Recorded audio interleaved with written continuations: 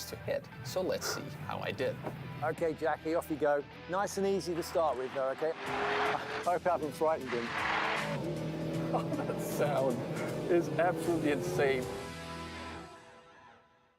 This is the world's fastest luxury SUV, so it's perfect for the multi-terrain driving you have to do in PUBG. But would it be a match for this iconic circuit?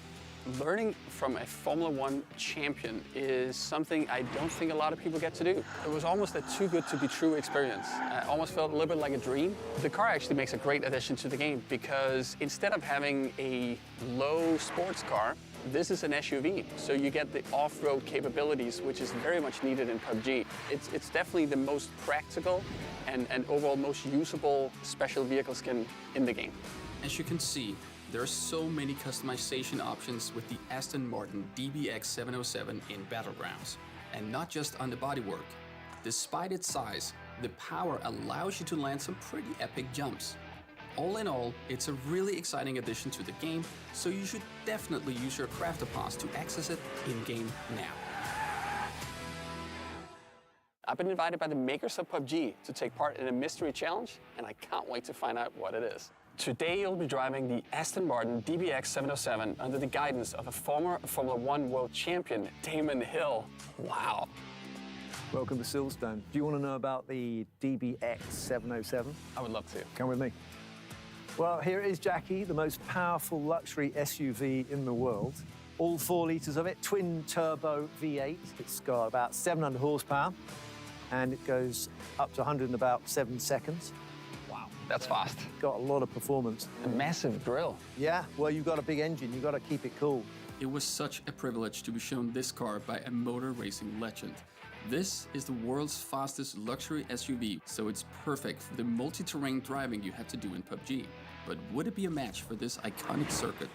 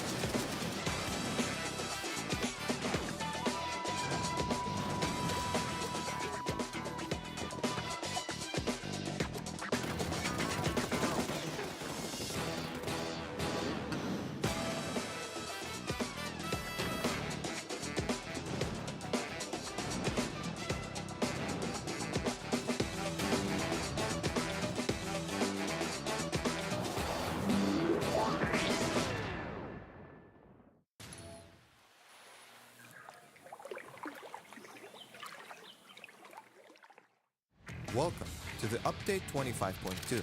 Today, we'll be walking you through some gunplay adjustments and a brand new feature that's bound to sprinkle a dash of vibrancy as well as a bit more wow into your weapon skin wardrobe. Let's start with the Dragunov. Previously introduced as a chance-based damage weapon that you might have tried on the 25.1 test server, it is now ready to make its live debut, with its damage carefully refined based on your invaluable feedback. By removing the probabilistic damage system and readjusting the damage per distance, the Dragunov is now ready to provide a variety of fair, dynamic gunplay scenarios. Now moving on to the AUG. It's time to restore equilibrium. We've heard your insights about its overperformance and recognized the potential imbalance. Initially, we did boost its power to encourage the use of 5.56mm weapons and catalyze a shift in the gunplay meta. However, in our pursuit of fair fight, we've decided to slightly reduce the AUG's RPM, which should be enough to align it more closely with other options in the game, and enhance the overall balance. Next up, let's swing the spotlight onto our upgraded weapon skin system. Meet Chroma, a feature allowing you to alter the color and visual effects of your weapons. Chroma includes changes to weapon appearance, attachments, death crates, and kill feeds. And if you possess the appropriate progressive weapon skin, applying this feature is as simple as clicking an icon. Update 25.2 has more to offer, so make sure to delve into the patch notes for all the details. And as always, we'll see you on the battlegrounds.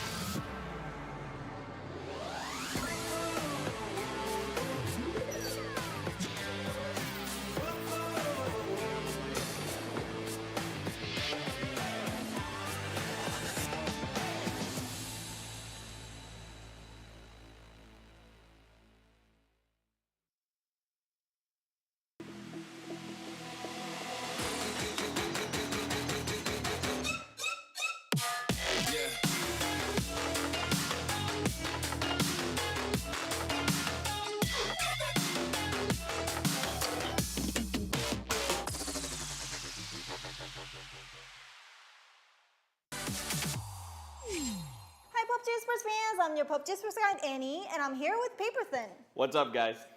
PUBG Esports News is back with PNC 2023 Seoul. So before we move on to PNC 2023, let's briefly sum up the PGS2.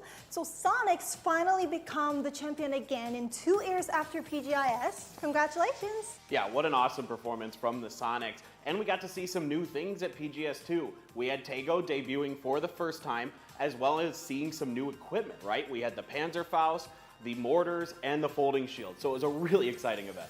And also in PNC 2023, we will have new maps and new features too. So bumping into PNC 2023, PUBG Nations Cup 2023 will be held in Seoul, Korea. Will take place in Sangam Africa Coliseum with crowd.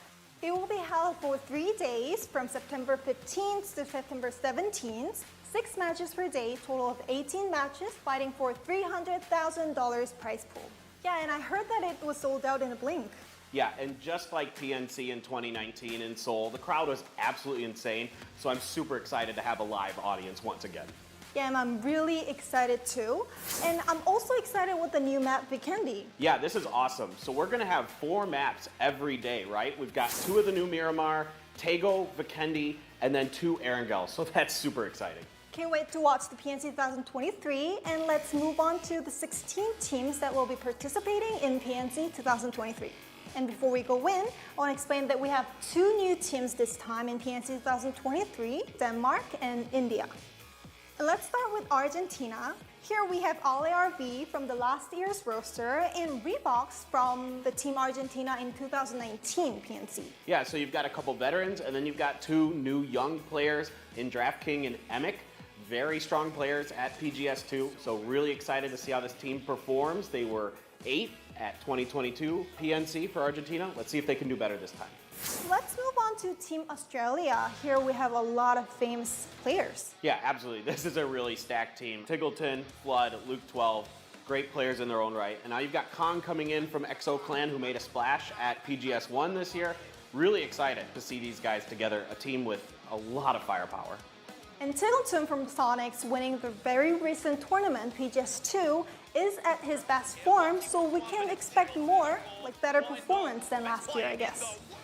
Next is Team Brazil, who ended up 3rd place in last PNC 2022, and the roster is pretty much same, other than Vinny. Yeah, exactly. This is a team that really impressed at PNC last year, just fell short on the last day.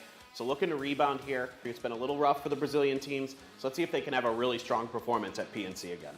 All the players haven't played in PGS2 the recent tournament, but let's see how they perform in the next tournament, PNC 2023. Next up is Team Canada, exact same roster from PNC 2022. Yeah, I'm actually expecting more out of these guys this year. I think they're a really smart team. They're veteran players. They've been around for such a long time in PUBG Esports. I really hope they can step up their performance this year in 2023. Next is Team China, which is thought to be one of the best teams coming into PNC. This time we have the change of the roster. So Xiao Didi had to drop out due to personal reasons. So Shou from 17 Gaming is replacing this spot. What do you think about this new squad?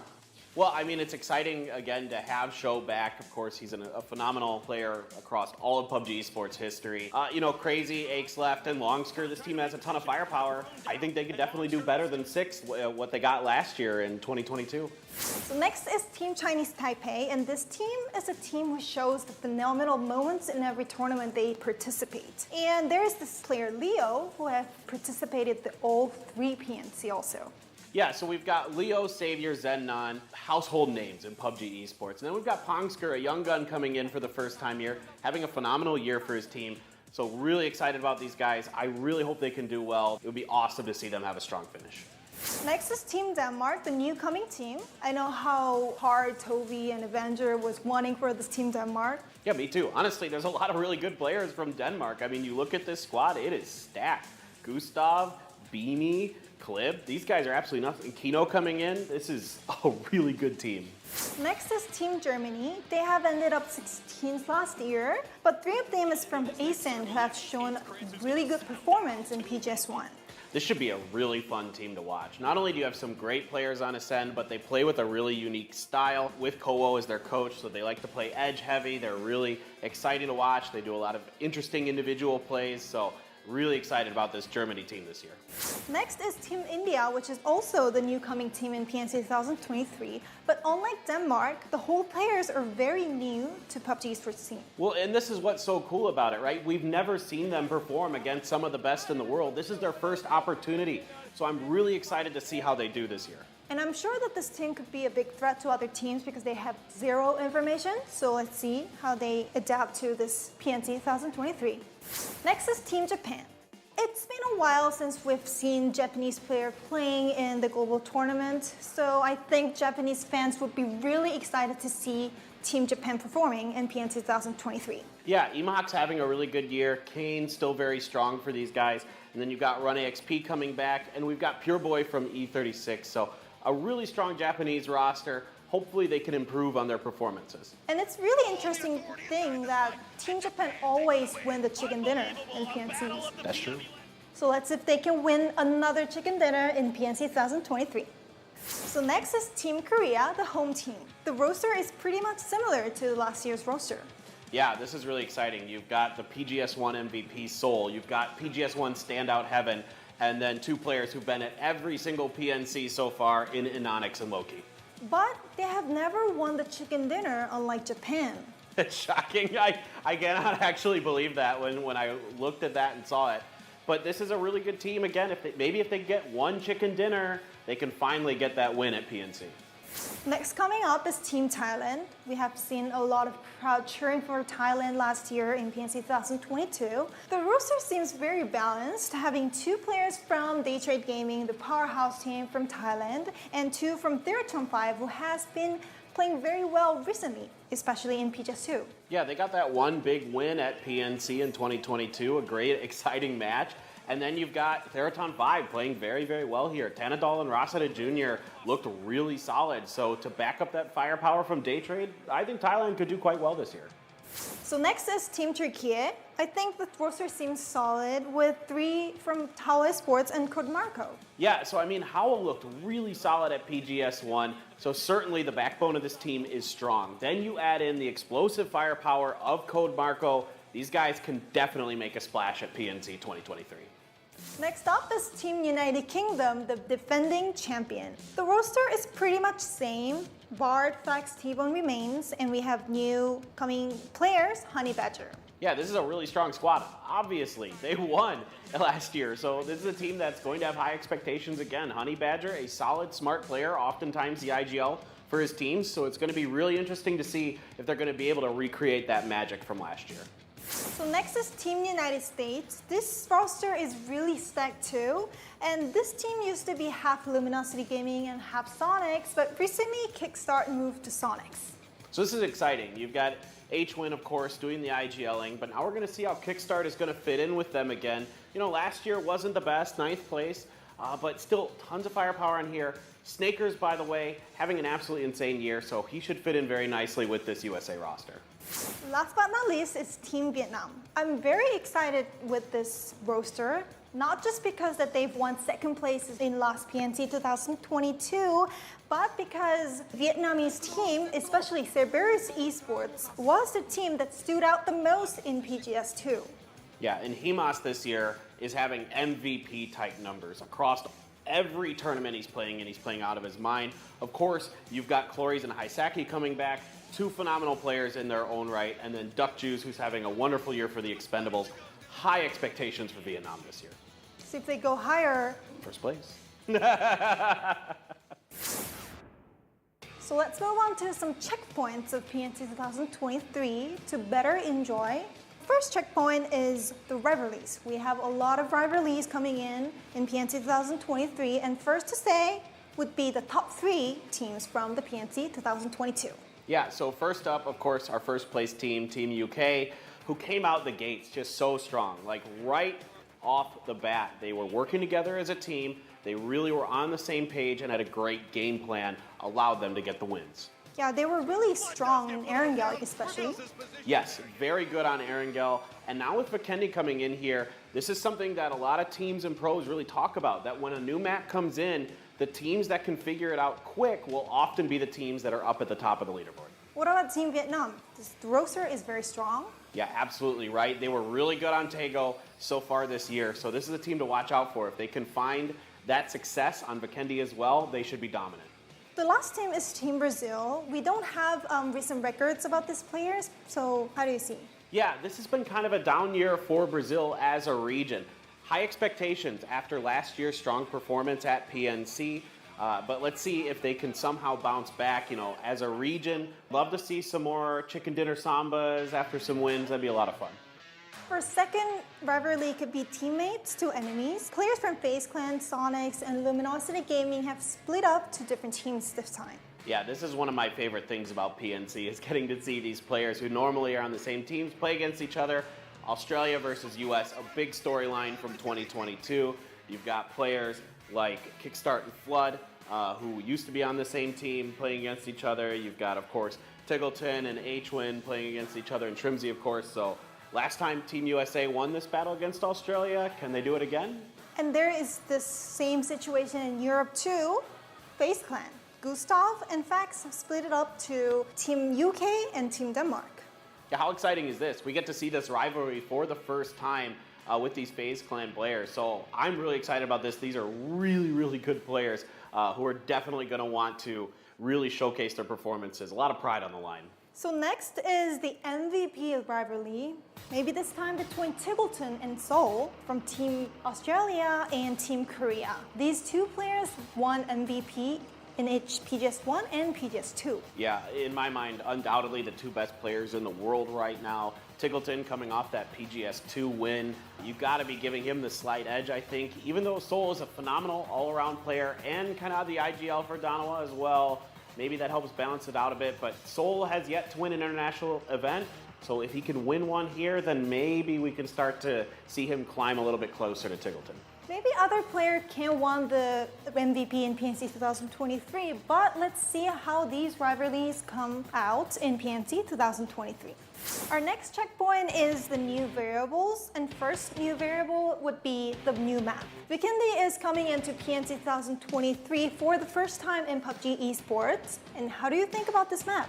Oh man, there's a lot going on here with this new map. Great map, but there's a lot of new features here. I mean, you've got the polar bears, you've got the secret rooms, there's the thermal scope. I mean, it's just crazy the amount of things going on here. The gondolas, so a lot that the players are gonna have to adapt to, on top of it just being a new map, learning all the new terrain and that kind of thing. And always be careful for the polar bears. Next, Miramar. We had a lot of updates in Miramar in 25.1 updates, so how do you think about the update? Yeah, there's a lot of really good changes here to Miramar. Yes, some of the terrain and the cities have changed a bit. There's zip lines now as well. You've got the big sandstorm coming for you, so you got to watch out for that. But I think players and viewers are really going to like these changes to Miramar. We also have new weapons coming out in 2023 PUBG Esports, and we have witnessed a lot of interesting moments out of these new weapons. Yeah, it seems like Tiggleton has really embraced the mortar. Obviously, we saw the incredible moments with him at PGS2. He's also been practicing a lot, I've heard. Also, Loki with the Panzerfaust, absolutely incredible. Some of the plays he has made. So yeah, players already making great use of these new items. The last checkpoint is the team seeking their first PNC title. We have to talk about Team Korea on this point. They were always good, but not enough to win the title. And I think the most important part for this was not winning a single chicken dinner. Yeah, exactly. This is a team that absolutely will want to win it here on their home country's territory. But a Korean team hasn't won a global tournament since 2019. It's been a drought for them. They've had a lot of strong finishes. So could this be their moment to finally break that curse of not being able to win some global events? So Team USA and Team China also would like to gain that title because they have been performing very well this year. But in PNC 2022, we had to witness the constant rivalry between Team USA and Team Vietnam, which came from PNC 2019, and also Team China hindered by Team Thailand in a lot of moments. Yeah, exactly. It's been a bit tough for them in PNCs in the past, but in this year, China wins PGS1, USA wins PGS2 with 17 Gaming and the Sonics. So you gotta feel like maybe this could be the year for one of these regions. yeah, if they can't avoid it, they should enjoy it. We've gone through all the information of the 16 participating teams and also the checkpoints to better enjoy PNC 2023. And based on all the information, we want to share our top 3 picks. Here's our picks.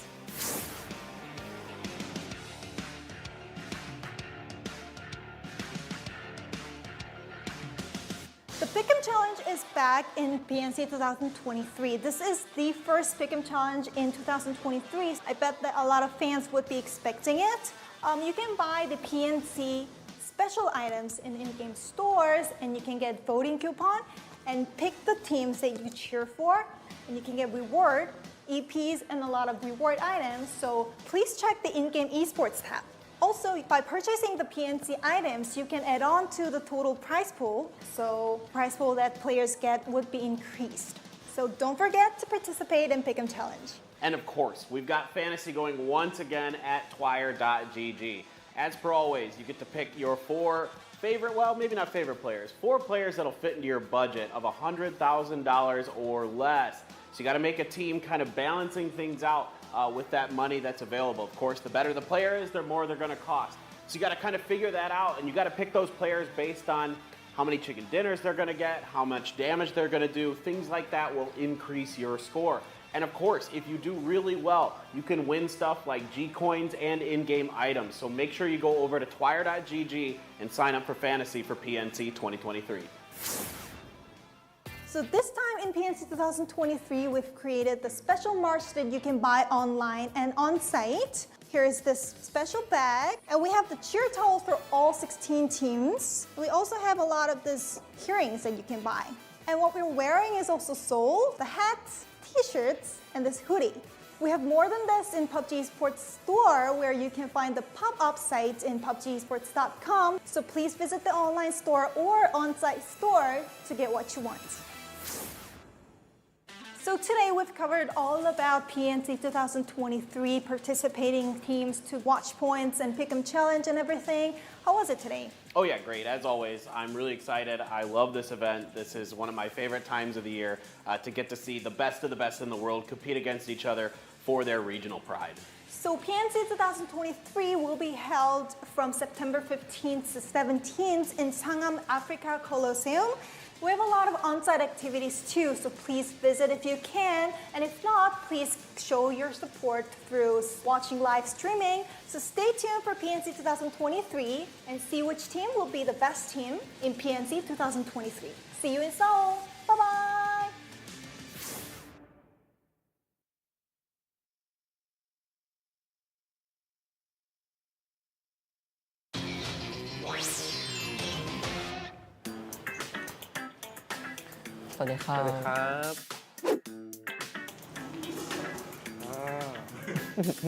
Xin chào. PCS 6 and PCS 7. But still, 3 members up. Only 1 member on the outside. Daydream. Australia, that runs right into Vietnam, who has been a problem for Viet. That's why he stepped back.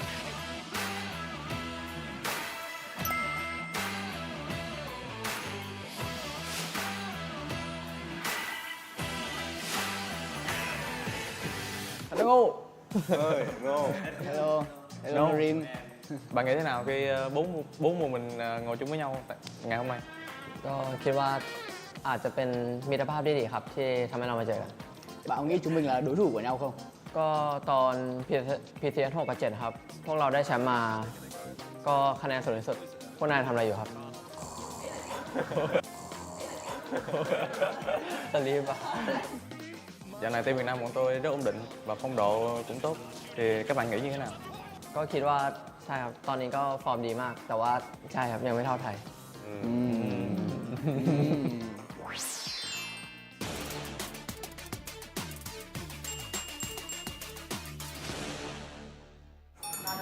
ครับ เฮ้ย หมอตา เย้มอต้า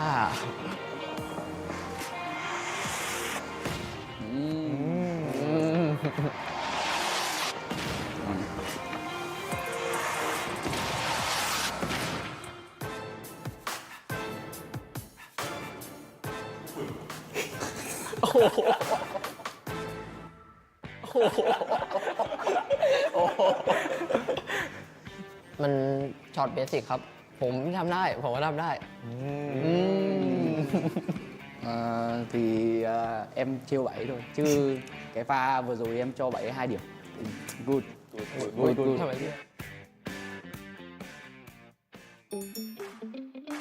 Making a push into a shack, and that just lets you know what's going on in life right now, right? Yeah, and again, this is just a split. Cerberus in a while. The fact that they've had that split, they pulled off that fight from the north.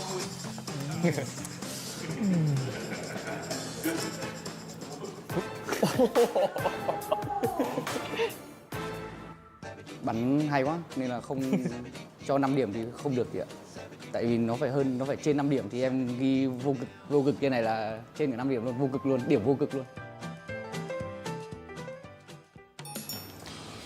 But before we do anything, that play behind the wall ain't gonna do him a whole lot. In the meantime, now Day Trade, a team that also hasn't got a whole lot going today, standing up against New Happy, finding the second as one as Nerys almost gets the third down. Plenty of damage goes away. Those find the third. Day Trade standing strong against New Happy.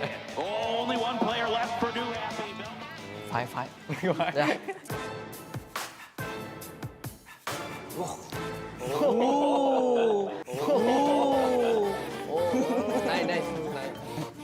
Lý do em cho 5 điểm là vì Naurin là tuyển thủ hay nhất của Thái, nên là những pha vừa rồi quốc đẳng cấp. Quá trên là điểm 5 luôn nên em ghi nhiều số 5. Tại vì không được cho hơn điểm 5 nên là em ghi nhiều số 5. ขอบคุณครับ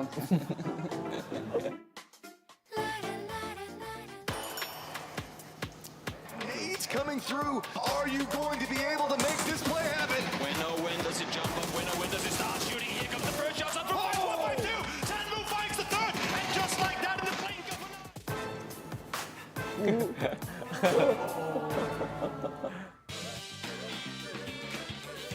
Naurin number one. Naurin number one.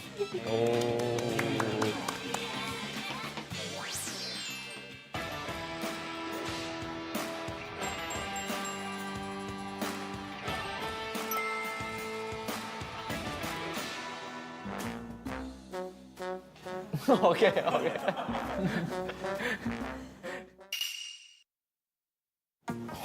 Để vào bên này. 1, 2, 3, 4, 5, stop. 1, 2, 3, 4, 5, stop. Ra thủ với này. 1, 2, 3, 4, 5, stop. Ông bật.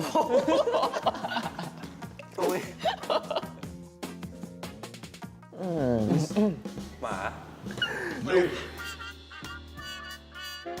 มีขั้วโลกหมาเห่าขี้เนี่ย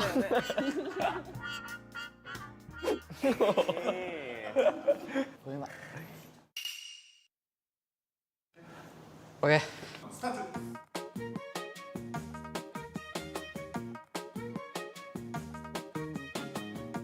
You know. Không suy nghĩ luôn, DBS. Phô. Cái nóng to lắm. Give me. Okay.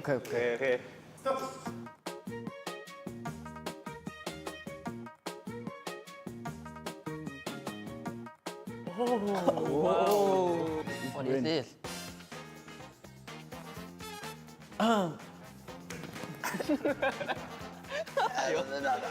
Cái kia rồi đó.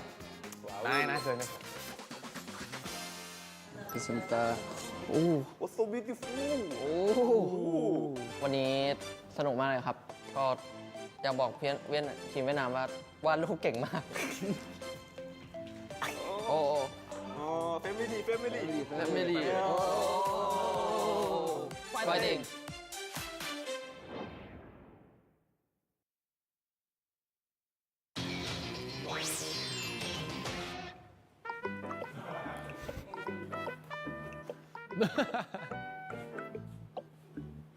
It's been a while. Good to see you. How are you doing, brother? Doing pretty well, enemy.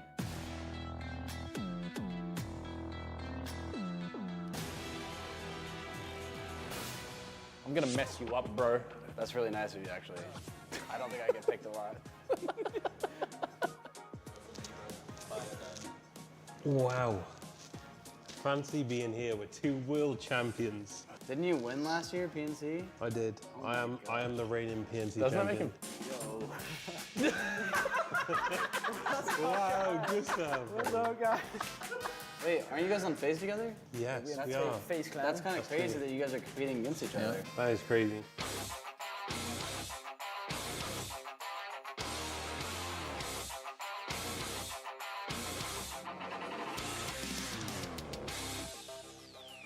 Gustav, Denmark is finally here at PNC.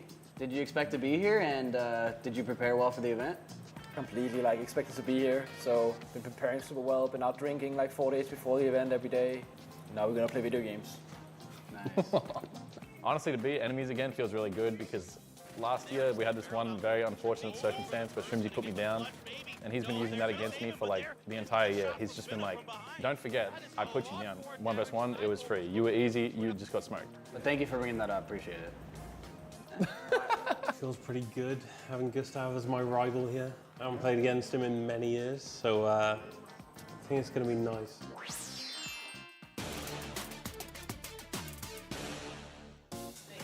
Oh. Oh.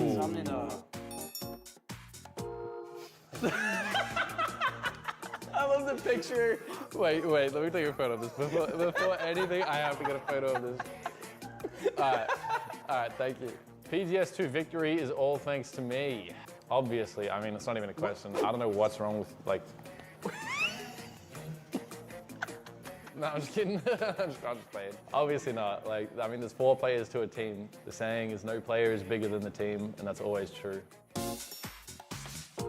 If I had to choose between teaming with Tickleton and H-Win, I'd pick H-Win.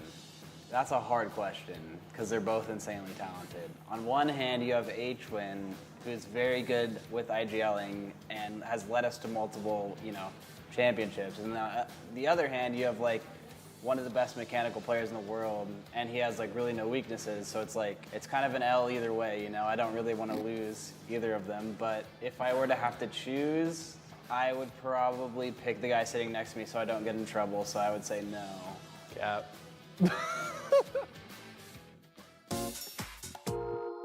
If the Danish team had been here last year at PNC 2022, the UK wouldn't have won. And I'm just gonna be honest, I think UK would have still won. Gotta give it to them. They played well. Not gonna sit here and lie. It's big true. I don't think like a Danish team would have done anything to the UK team last year. Last year, this year, or any other year, at any PNC ever, they will never win. Literally, what is Denmark gonna do? Like, all right, so Gustav's looks about his skills. It's big true. I think Gustav is a very, very handsome, good-looking guy, and yeah, I think his skills are a bit below his looks. So yeah, big true. I don't know if I look that good anymore. I've gotten a little bit fat in my face, not gonna lie. Used to look better when I was like 19 and 20. I think it's kind of like equal now. Probably used to be, facts used to be correct, but not anymore.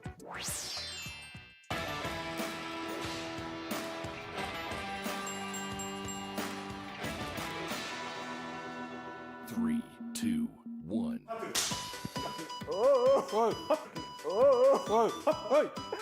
No! No! Holy shit. That's literally gonna be me. I'm just going to dude. Yeah, you're going like this. I thought. 3, 2, 1.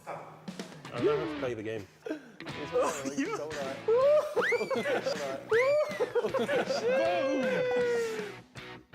At least it's Commonwealth Brothers. True. I mean, who I want? I mean, I obviously want Fex to win, but like, bro literally can't move. Like, he's just like a unit. He's just gonna stand still. What is Mickey Mouse gonna do to him? Mickey Mouse. Oh my God, bro, he's got big hands. 3, 2, 1. Oh, close. That was close. No, bro. Oh, shit. He's just so long, bro. It's over, bro. It's over. I can't believe I lost. I'm literally mental boon for the tournament now. Like, I didn't even push anyone. I just made them fall over. Simply smarter. USA. Australia. UK. Denmark. Fighting! Boom.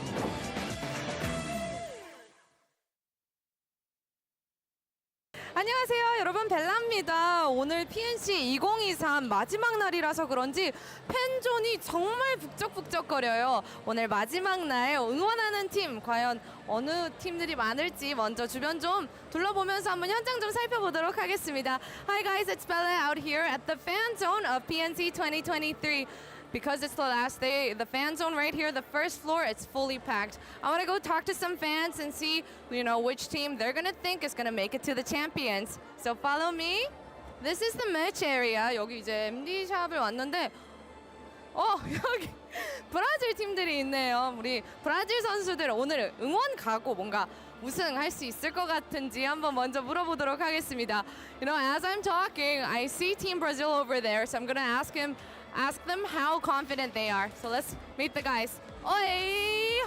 Hi guys! Hello! Sorry. Say hi to the fans.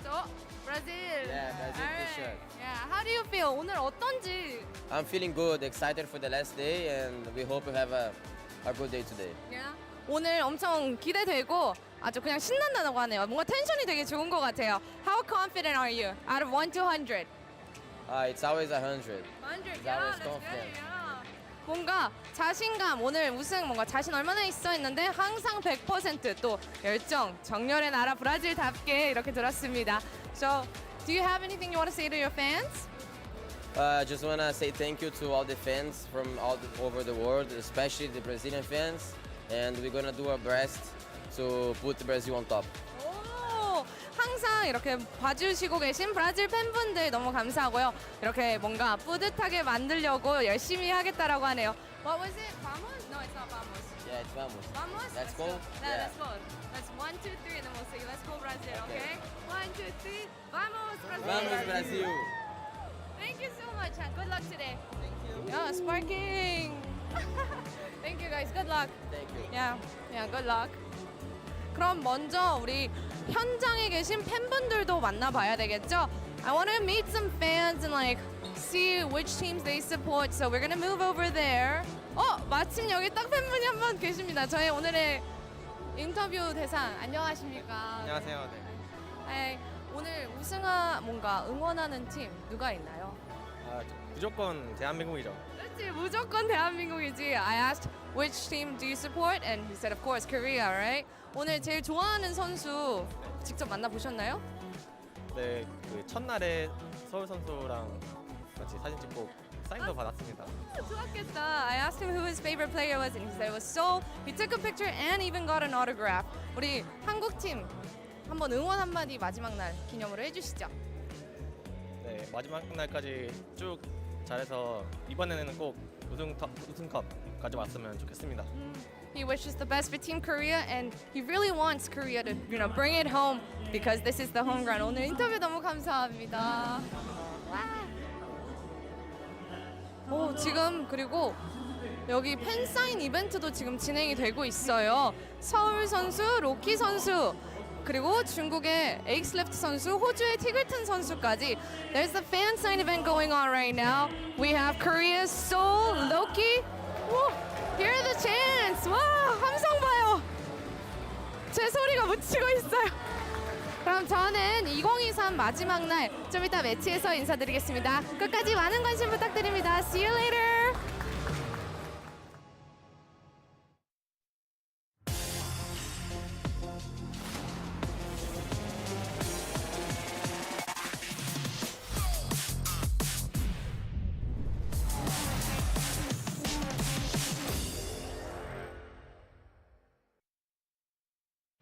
And welcome everybody to the final day of PNC 2023. It all comes down to this. 6 more matches to go to find out who will be our top team here for the year.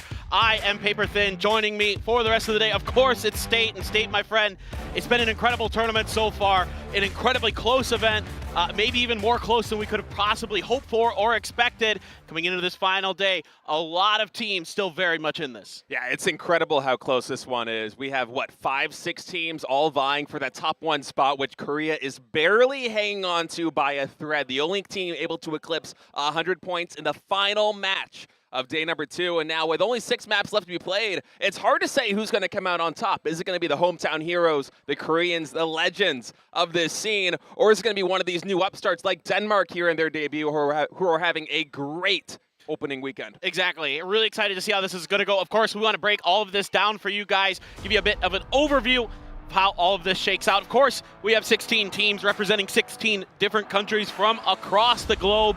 And like you mentioned, Denmark has been incredible in their debut, but a lot of other really strong teams still very much in this. Yeah, Vietnam looking mighty strong. Germany as well. They slowed down a little bit there on day 2, but picking it back up here as we look at the maps. Of course, same as day 1 and day 2. We're going to go to Miramar for the first 2 maps, then on to Taego. First time we're seeing Vikendi here is this weekend. We're going to see it for the 3rd time in a row. Will the Germans win again on Vikendi is what I want to know. And then we'll close it out finally on Erangel. And the way this thing has been shaken up, Paper Thin, I really think we're not going to know who the champion is until that final map. It really feels that way for sure. I'm really excited for that. And of course, the crowdfunding is going to be added into this prize pool. $300,000, top team gets $100,000 of it, so a third of the prize pool just going to getting that first place.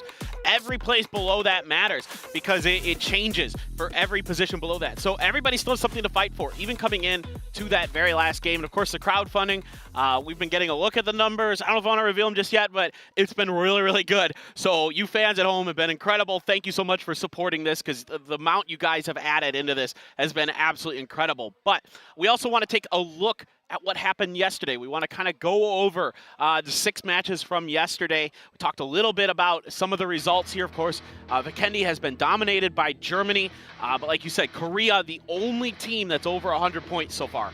Yeah, but still that lead, it's less than 10 points over Vietnam in 2nd place, who, the first 5 maps we played on day number 1, they were looking a little bit weak, quite not themselves, but then they turned it up with a 15-kill game to close out day 1. Day 2, they showed up packing some heat, and now 98 points in total. Denmark right behind them at 97, Argentina at 94, Germany at 91. We have 5 teams all over 90 points, and let's not forget that Turkey, they started day number 2 with 9 points. They got something like 50 plus in total. If any of these teams in the middle rankings were able to put up a day like Turkey did yesterday, they could also make a shot at that championship. Exactly. It's not impossible for a team to put up 70 plus points in a 6-game day, so you got to watch the middle of that pack to see if anybody from the early part of the day starts making moves towards the top of this leaderboard. But our top 5 teams right now, Korea has really kind of solidified themselves as a really steady, sturdy team. A little bit of some really impressive plays from the likes of Loki to get them deep into Taego yesterday. Of course, winning that final match in impressive fashion has slightly set them apart from the rest of the pack. Yeah, able to get their first chicken dinner at a PNC on day number 1 and doubling down on day 2, winning that last map in Seoul, Hamas, and DraftKings. These 3 players have been absolutely on fire so far. I mean, Hamas, it goes without saying that he is a legend in these kind of events. He's carrying the Vietnamese team, but also here for Team Korea, Seoul has just been so legendary, absolutely living up to the hype. And, in the home city of Seoul, Korea, he wants to live up to his name. He wants to deliver a victory for his fans, and he's getting his team closer and closer. Right. This is the namesake for this player, is this city. And he would love to win a title here for sure. It would be quite special for him. But Argentina, Vietnam, teams like this have something to say about it. DraftKings, particularly on day 1, was absolutely out of control. Was our best performer on day 1, I would say. And he has really kept it up. Argentina in general, a little bit of a slow start to yesterday, but picked it up towards the end. So they're very much still in this. There's a lot of confidence on that team right now. They could definitely get this done, but look, it's so close. It's 6 games, so there's that, normally maybe you think 5 games, it's like 50, 60 points is like the most anybody's going to put up. But with that 6 game in there, there's some big points available. But so far, we haven't really seen anybody go absolutely nuclear. It's been so tight, so close throughout most of this event.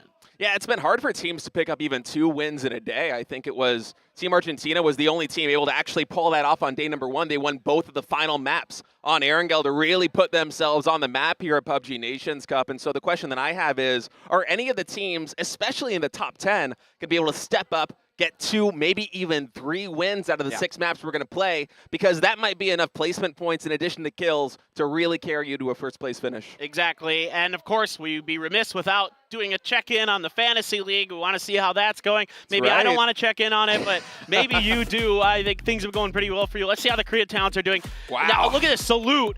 His 3 Danawa brothers have been destroying on stage, and he's destroying in the Fantasy League. Yeah, I mean, it makes sense. This guy, being a pro player, knows the ins and outs better than anybody else. I'm sure his internal power ranking of the players just supersedes the knowledge that any of us have on the caster's desk. At 323 total points, leading the pack there. Oh, no. I'm not too far behind him, Paperthin. I gotta say, 314.3. I saw on Twitter that Kalaris is just a little bit behind me, so I'm hoping to maintain that edge, but I need a big day today. I need Ice Hacky to go absolutely nuclear today. Luke 12, pick it up. That'd be great. Australia actually they had a really good day yesterday. By the way, we talked about Turkey, but also Australia had a really powerful day yesterday. They're right kind of back in the thick of things, so see if some of these players and teams can get it done. Loki, we both have. He's been really solid throughout all of this, putting up some really good numbers for Team Korea. So really kind of curious about how at the end of this, I think you pretty much got me beat at this point. I think it would take an absolutely bizarre day for you, Luke 12 just goes ham. Him and Singleton, they end up winning. Drop like a 20-kill day. Of course, guys, we've got an event. The Twitch drops. All you have to do is watch. Just connect your PUBG account to the Twitch channel, and boom, you just gotta watch and you get EP. Those are esports points. Go into the top right-hand corner of your screen in the PUBG Esports client, or in the PUBG client. You can get rewards there. You can get some skins. Of course, we'd love it if you participated just by buying the skins as well. You support the players, you support the event, and then the Fantasy League. Go on to twire.gg and see if you can beat State here, who's having a good run. Yeah, me and Kalaris and Salute. Yeah, all over Salute 300 points he's now. the real Chad right now. Yeah, I'm really hoping that I could edge him out here in the final day. You know, maybe Vietnam pops off and Moss gets some number of points up. You know, Loki, as we were talking about as well. Also been looking really good there for Team Korea, who, you know, they haven't been able to get a PUBG Nations Cup win. Up until this event, they never got a chicken dinner, as you were harping on. I mean, I didn't really believe that the first time that I heard that stat, until they told me. I mean, they had top results. You know, they weren't a champion, but they had podium finishes before, and it's like, how do you actually get that without the placement point of, you know, even one map chicken win? dinner, right? But here it's a little bit different at PNC 2023. Korea looking very strong. They haven't gone a day without picking up that chicken. Right. I don't know, maybe the home crowd is just really propelling them to a victory, because both times they've won, it's been electric. So, guys, we have a special surprise from you for Crafton, so let's send it down and see what they've got in store for us. Oh, wait, okay, hold on. Get a little bit. Wait, hold on. Okay, so we do have something brewing. I'm sorry. I spoiled a little bit there. Okay, guys, you got to check this out. Crafton's got something in store for us.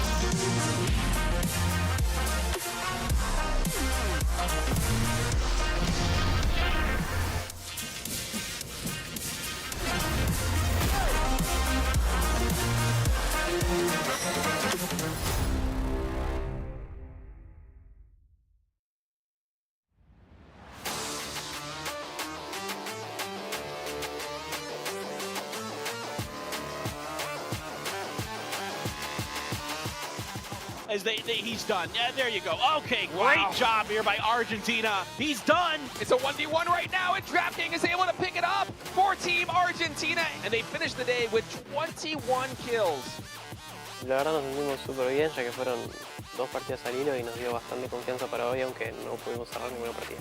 A nuestro juego no nos desesperamos por matar a ningún equipo, tampoco vamos a matar, y nos centramos en que si podemos cerrar la partida, la cerramos. each other's throats. And BD, oh man, Brutal angle there. 2 for Gustav. Can he find more? Brazil coming in, but Seoul is waiting with open. Looking for the finish, and they've got him pinned. They've got it done. South Korea. I think our biggest contester is South Korea, obviously. They have home advantage, they have the crowd cheering for them. El equipo más fuerte probablemente sea Corea del Sur. Sé que son todos demasiado buenos individualmente y saben jugar muy bien como equipo. 리더보드의 현재 서부에 있는 모든 팀들이 견제가 됩니다. 끝까지 긴장의 끈을 놓지 않아야 됩니다. Got Germany on the edge, and that is a lot of damage, and he is knocked. Yeah, perfectly timed. Right here, Hisaki on the HUD, and he with the crouch spray. And now with the circle starting to close in, he has to kind of start throwing these smokes, make something happen. To the sky, no, he turns around, and it's going to be Turkey finding a big win. I am very impressed with how Turkey managed to come back. They had a really bad day 1, and they somehow managed to win 2 games today, which is insanely impressive. 베트남의 발전이 들었습니다. 확실히 교전을 정말 잘하는 것 같습니다. 데이3에 이제 베트남 팀이 치킨을 먹게 된다면은 우승 가능성이 가장 근접하지 않을까. 그게 사실 마음을 좀 걸리긴 하네요. We're going to go into day 3 with confidence and just take it as it goes. Take it slowly, game by game, and not get into the head of ourselves. No, básicamente lo único que importa ahora es ganar, ya que estamos muy cerca de lograrlo y no tenemos otra cosa en mente. 지난 19년도 PNC에는 저희가 마지막에 끌어지는 바람에 정말 아쉬움만 가득하게 돌아가신 팬분들도 계셨을 텐데 올해는 꼭 그런 일이 없도록 꼭 웃는 얼굴로 집으로 잘 돌아가실 수 있도록 하겠습니다.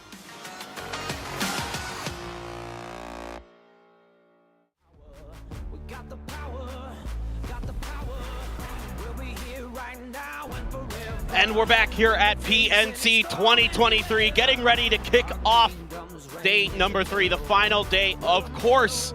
And we will be crowning a champion at the end of all of this. And again, we do have some special things coming up, so hold tight. I was alluding to that a little bit. So wait, you got to hold your horses a little bit. We're getting there. But we have a lot of awesome games to go through today. The teams have been incredible. The players have been incredible. What else is there to say? I can't wait to get into this. Yeah, pretty much everybody is stepping up, and I can't remember a PUBG event that I've casted where it was actually this tightly packed at the top of the leaderboard, where really any team can emerge victorious here. We have pretty much half the teams that are in the stadium ready to come through with big wins today and potentially become a champion. Right, and below, we've got the PGC 2022 Na'Vi skins that are ready. They are prepared. Got to get out there and get them. They are super incredible. You definitely don't want to miss out on those. Available for a limited time, so you want to make sure that you get in on to that action. Certainly an amazing team, an amazing run. I know I've said it before, but it goes without saying, the best run we've ever seen in a PUBG Esports event from that Na'Vi squad. So you want to commemorate that. You want to celebrate that because it was a lot of fun to see them just be that dominant. Yeah, and the skins also look very good too, so definitely pick that up. And as Paperthin was alluding to, we do have a little bit something special in store coming up here from Crafton. We're getting you there. You wanna work on it a little bit more slowly? I don't know how much we can give away. Like we know. We know a little bit. We've heard whispers. Yeah, that's right. We've heard whispers. We have all the in the shadows. Yeah. Actually, I didn't even know until today, until we came into the studio, that this was happening. Like, it was like, they were like, oh, by the way, we've got this new thing. And, like, you always know that, like, Crafton's got something in the works, but yeah, they're industrious, I'm really excited man. about this. I'm really excited about this. They're creative, and right before we get started here in match number 1 today, we're going to get a little bit of a sneak peek, a bit of a preview, so to speak. First peek at what they've been cooking up, and man, I can't wait. It's going to be a fantastic way to kick off what should be an excellent final day here. Exactly. We've had a lot of new things coming into this year for PUBG Esports. Of course, we've got the new maps, Tego and Vikendi. We've got some of the new equipment, like the folding shield, the Panzerfaust, all these kind of awesome additions. The mortars, God, how could I forget about mortars, right? Absolutely incredible stuff that we have seen. But now Crafton has prepared for something new, something that we're going to be revealing for the first time here at PNC 2023. So guys, let's check out this teaser from Crafton. Let's really see what they've got.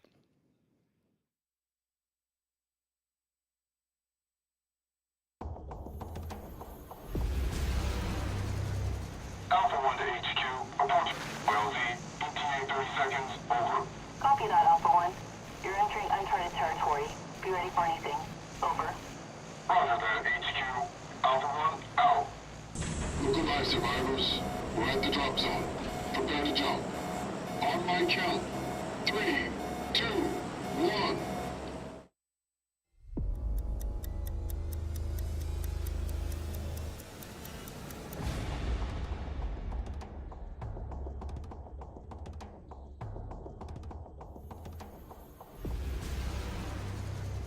Alpha 1 to HQ. Approach. LZ. ETA 30 seconds. Over. Copy that, Alpha 1. You're entering uncharted territory. Be ready for anything. Over. Roger that, HQ. Alpha 1, out. Look-alive survivors. We're at the drop zone. Prepare to jump. On my count. 3, 2, 1.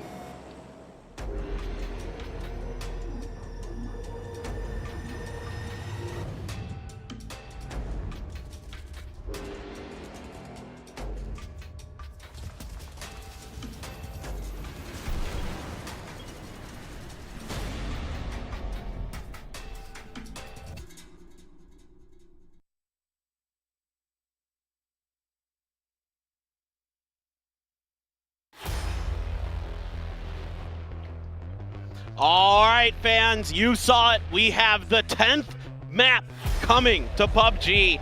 By the way, if you want to see that video again, or you missed it, or you want to go back and watch it, you can check out PUBG social media, and they will have links, and it will be available online for you to watch again. Not a lot revealed there, a little bit of jungle action, maybe. Yeah. I'm kind of curious to see where that one's going to end up. I like the art style that we saw there. And, you know, any map that Crafts and delivers are just masterpieces. So I cannot wait to step foot on that 10th battleground myself. But paper thin, looks like we're getting ready to get the ball rolling here on day 3 of the PUBG Nations Cup 2023. After 6 more maps, a champion is going to be crowned. Will it be the hometown heroes of South Korea, or will it be one of these other nations on stage? That's what we are going to find out here. Of course, ladies and gentlemen, it is Miramar first. The Dusty Dunes is where we begin the day. Let's get into it. The final day begins now.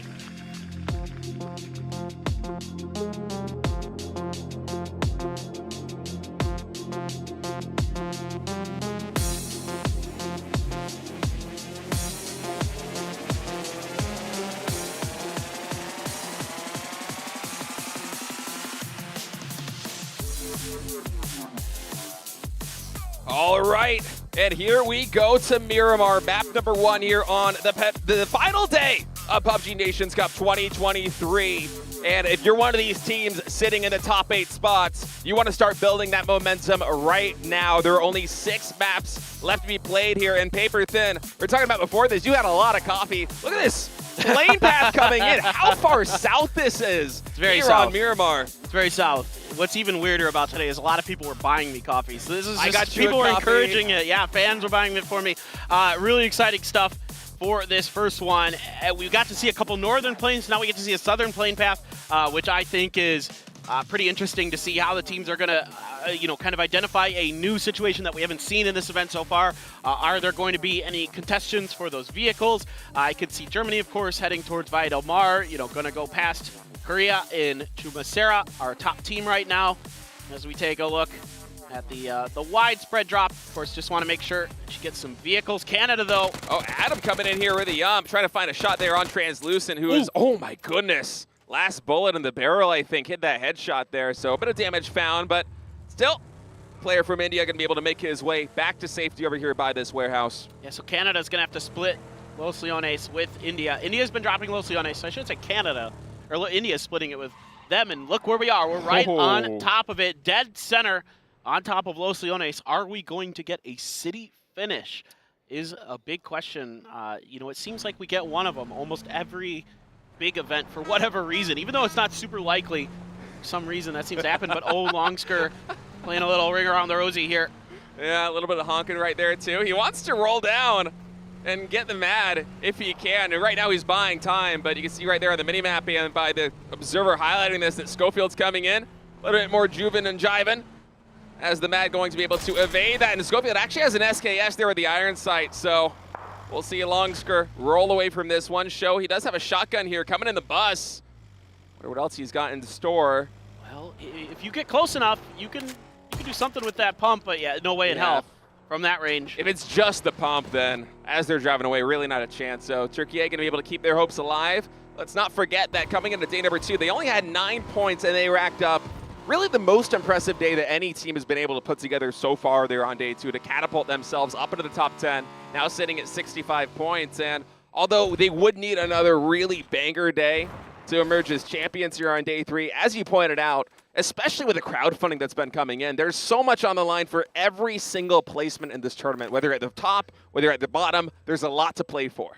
Yeah, exactly. And I mean, here's the thing, like, I was talking to the Turkey players after the event yesterday and, you know, gave them congratulations, of course, because they just had a stellar day. And, you know, they were like, yeah, if we could have just avoided that, you know, really bad first day, we'd very much be towards the top potentially right now. And I said, I think you guys could still do this. I mean, I think if you guys have another day like that, but we've got an interview first with Mika from Germany. Actually, let's hear what he has to say. Our biggest enemy is Korea, obviously.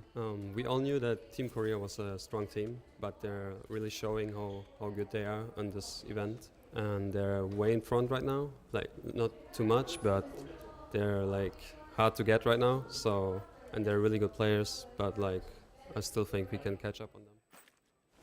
Yeah, Korea, definitely the team to beat right now. All eyes are going to be on them as we start day 3 here, the final day of PUBG Nations Cup. In Germany, you know, they were really hot there in day 1, slowed down just a little bit in day 2, but they've been so consistent overall, map to map, picking up wins when they need them. And this edge style that they've been showcasing really from the get-go has been netting them a lot of placement points, a lot of Riley kills. Yeah, Germany is... They're crafty. They're so fun to watch. Again, my favorite team to watch just purely from like a macro perspective. The way that they approach the game is so unique.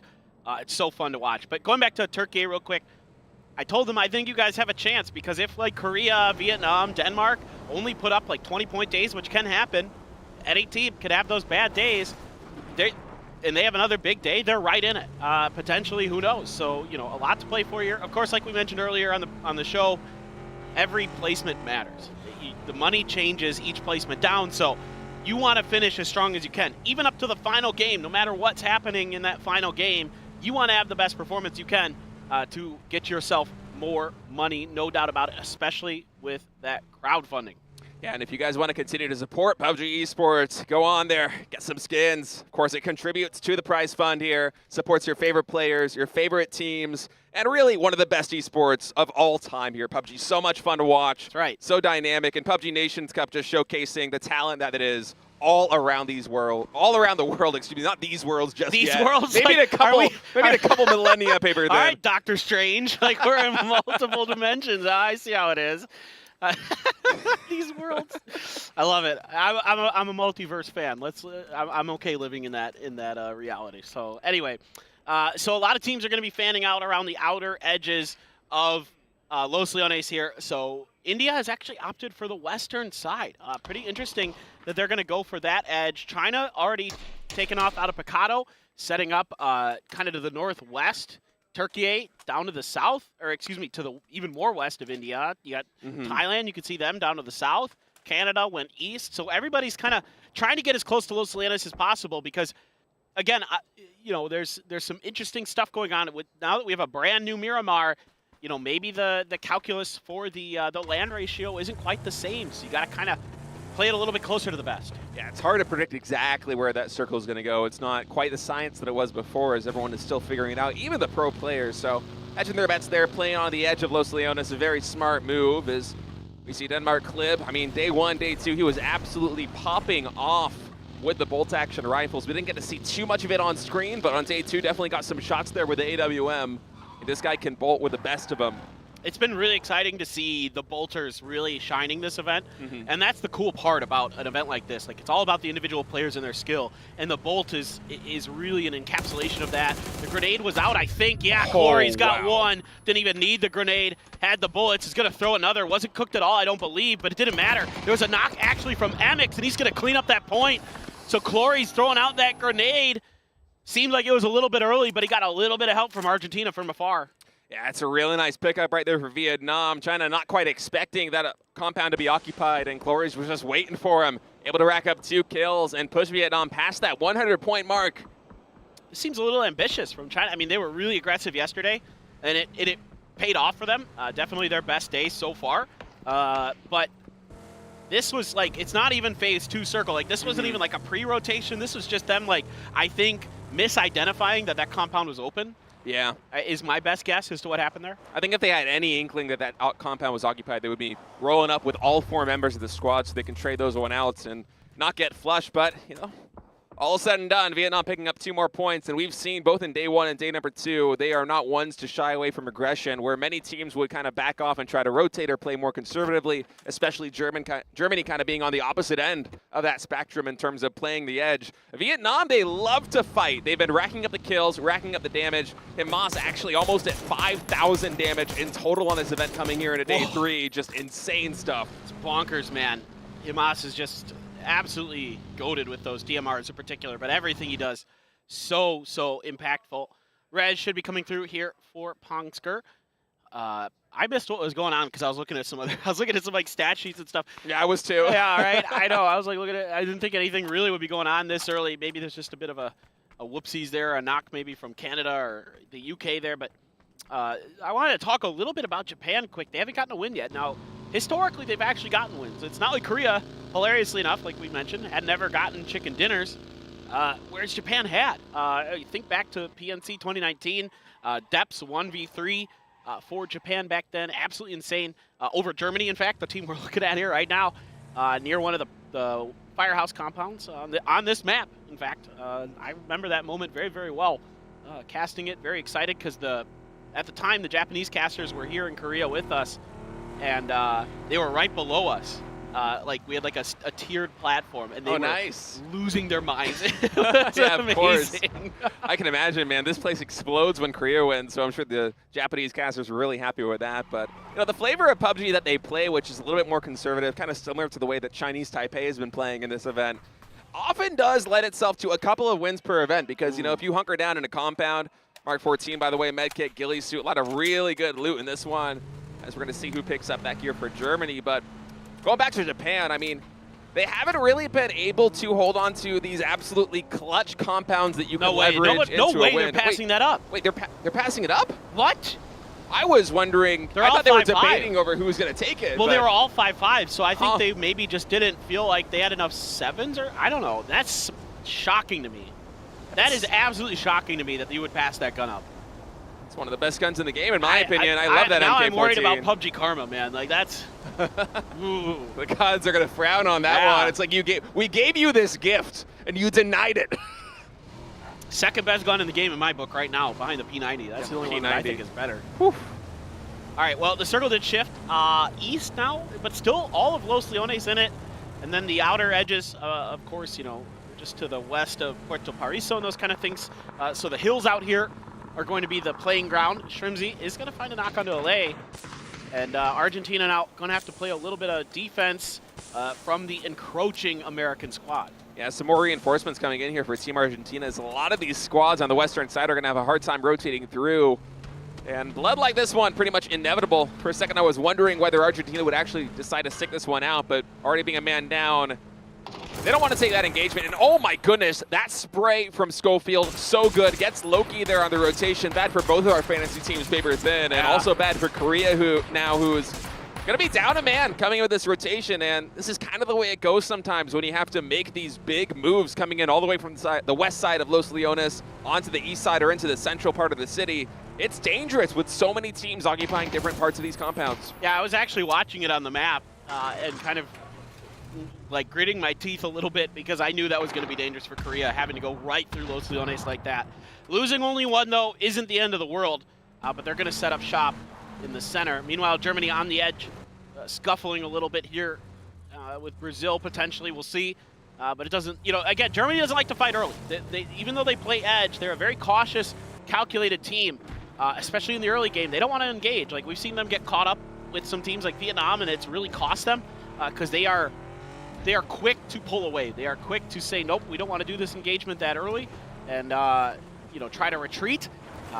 Sometimes it works, sometimes it doesn't. That's the nature of the game, and Germany right now not really getting too invested with Brazil just yet, although I do see a couple cards from Brazil maybe drifting in the direction. We'll see.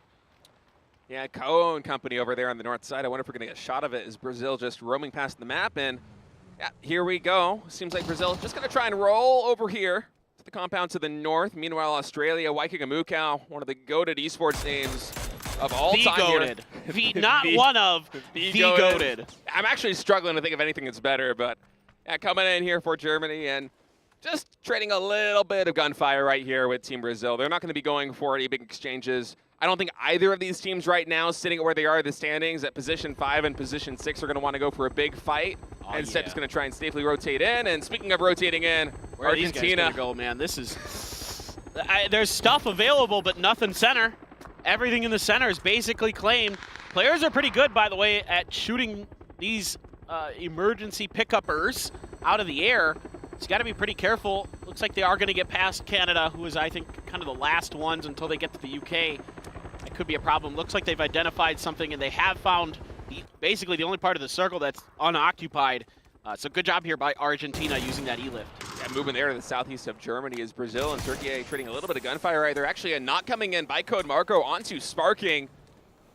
Opening salvo is fired here for Turkey, who's looking to continue their hot run here after day number 2, where they racked up 50-plus points. It's a big loss for Brazil early. Sparking, the superstar.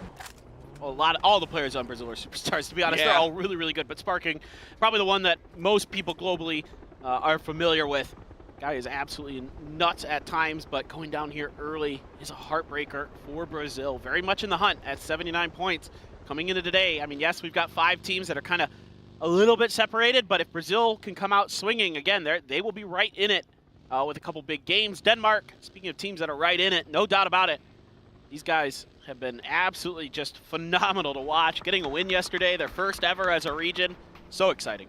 Yeah, and I mean, it's their debut here at PUBG Nations Cup, and coming into this on day 1, we were expecting Denmark to really show up, but maybe not quite like this. Being in contention in top 3 actually right now is Germany and Brazil continuing to square off. Oh, a nice angle there as it's Chris and Micah able to get a kill on Brazil as their woes continue right now. 2 men down. We'll see if Germany, oftentimes they don't want to go for these early engagements, but this is a rare opportunity to mouth up some early points. And the top of this hill is really dangerous. You can be seen from a couple different angles. So for Brazil getting stuck here, you're going to have to rely on the cover of this shack. Pray to God no one has a blue zone grenade close to you. There's a knock from Keenan. Like I said, multiple angles. That's Canada from the hills to the east of Los Leones that is getting that knock. And you basically have to plant yourself in this shack. Pray to God that no one's going to be able to get any utility in there. Yeah, Nate going to come here and get the flush as that Molotov. Oh, for a second I thought it went in, but no. Then he's going to go, okay, in fact, he's going to throw a nade of his own. Looks like it's on the other side of that rock, so Micah for now is okay, but the pressure really on Vinny. Germany wants to clean this up before they rotate on.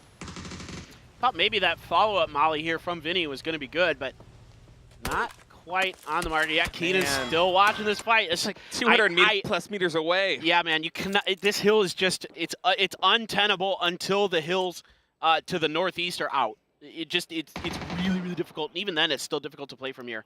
There's not a lot of great exits. So the top of it can be safe at times, but now Denmark paying the price. Yeah, Savior with a 249, able to get Keanu and Gustav as well. A lot of good picks there. And Brazil behind all this is going to be eliminated, but man, Denmark kind of falling apart, running through between a couple of good clubs as the Americans also able to take them down. Argentina, Germany, Korea, Vietnam smiling to themselves, seeing Denmark getting wrecked in the kill feed early. Just beamy left now for the Danes. Savior looking to recover a little bit of ammo, going to make sure there's a DBS available. Again, you'll see a lot of players do this, set up for potential pushes when they're holding locations like this, but this one's on the edge. There's a couple teams, the United States might be trying to make an entry into here. Their breaches have been decent, but sometimes a little bit off here on this initial spray. Pongsker can't find one, repeaks for another. He's got backup from Savior. They're gonna get the flush, going for a third, and he's gonna find it, and the United States is wiped out. We saw it on day 1, we saw it on day 2. Chinese Taipei so good at defending compounds such as this one, and the crossfire there, absolutely massive. Just cleans the USA. They get rinsed out of this lobby, and now it's just Beamy here for Denmark. Last hope, he's able to find one. Gets the knock there on the Xenon with a good headshot. That AUG very trusted and true. Looks like he's trying to rotate around and potentially get the flush here. Would love to pick up at least one more point in this lobby. But instead, he's brave, man. He's going for it. He's waiting for Savior to peek. He's got to fight it now, hoping that they would push that angle there, trying to pre-fire a little bit. Not going to be able to do so. Didn't get caught by the stun too much. Now going for another decent damage, but he's on low health. The repeak wasn't good enough. Finally, the flank from the side is going to take Beamy down. Chinese Taipei holds firm once again. And I love to see the M249 just absolutely popping off now as Germany fighting Turkey a little bit over here on the western side, still outside of the circle. I could pop you some tires as well, as China also has been bogged down in this kerfuffle. 2 players left for China. On Team Turkey, they got 2 apiece as well, but with Germany having oversight like this, it's going to be hard for either of these teams to rotate out of this vicinity. Yep, exactly. So this is kind of what I'm talking about. You can play these hills eventually, but you know Germany has the backside of it safe, so they can fall back, do what they got to do. Australia dusting it up. Actually, Tiggleton ran over Shinboy there after getting a knock onto him. Did get knocked himself. Dukju's going to fall for Vietnam, and I don't think they're going to be able to stop and pick him up. Chinese Taipei has him under their sight lines. Australia here trying to recover their superstar player, one of the best in the world, if not the best in the world right now, Tiggleton. Finna, though, not much he can do, and the reinforcements have arrived, and it's a great grenade from Waikikimukau that finds the knock. Let's see if Australia can recover. But Vietnam's right behind him. Glory's with another good spray, has been so good on this, and they're going to rain down on the party that Australia was setting up after that fantastic nade on the second deck. Glory's now going in for the flush. Haisaki coming in from this angle. Oh, finds Savior with a quick shot, but the knock comes through. Actually from the UK, Fexa and Vardar getting on this action. Yeah, it's a third party here. The UK needs points, and they know it. So they're going to swoop in and try to claim some. This has bought enough time, I believe, for the res to come through onto Tiggleton. Honey Badger trying to harass Chinese Taipei. Savior, the only one on his feet for that squad, and Glory's there. Nothing he could do. A little bit lucky with the timing on that grenade. Was in the invulnerable state, I believe, or just missed, not sure. Doesn't matter. Still going to be cleaned up anyway. And Vietnam is falling apart. Just one player left. Haisaki, the lone survivor right now for Team Vietnam, as he is entrenched around Australia and the United Kingdom, plus TPA Savior, who is not going to survive, gets shot down there in the blue. Chinese Taipei eliminated 13th out of 16th here in this lobby. As Australia, they really want to salvage this situation. Now the circle just going to perfectly center up on this one. Thailand holding the main compound in this area, the best defensive position, arguably. And a lot of teams still outside of the circle are going to have to fight for the edge. Yeah, China is just in a really tough spot, along with Turkey. Not much they can do. Keenan here tapping away with an AK, finds a headshot onto Unforgiven, looking to spray down Salman. Salman, nothing but a vehicle, and that is it for cover. And I don't think he's going to have much hope there. Amali was coming his way as well. Doesn't seem like it connected. Probably would have burned him down by now. China falling apart. Show trying to do what he can to survive a little bit longer, but not much hope here for the Chinese squad. No, very deep in the blue with the circle getting ready to close in again. Turkey now eliminated from this lobby, and it's very worth noting that Vietnam, behind all of that, their last player was eliminated. So Korea alone right now in the top 3, still surviving with 3 men up at 107 points. A rare opportunity for them early on in the final day of PNC 2023 to add to this lead. Still no kills for them. Germany, in the meanwhile, has a bunch. Argentina is going to try to take a bit of a fight to them, see if they can soften them up on this high ground, keep them from doing critical damage. But instead, wisely, it's Chris, the veteran, one of the all-time greats in PUBG Esports history. So smart. We've seen so many clutch plays from him, able to avoid disaster. And Onyx and company, though, going to be pushing up the hill. Heaven there for backup. Seoul going to play the anchor position from behind. Seen Mika, I believe, just for a moment. I don't think Korea wants to overextend. No, they want to wait until the right moment to strike here on Germany. They don't know exactly what the lay of the land is there on the top of the hill, and so they're going to be waiting for Seoul to come in.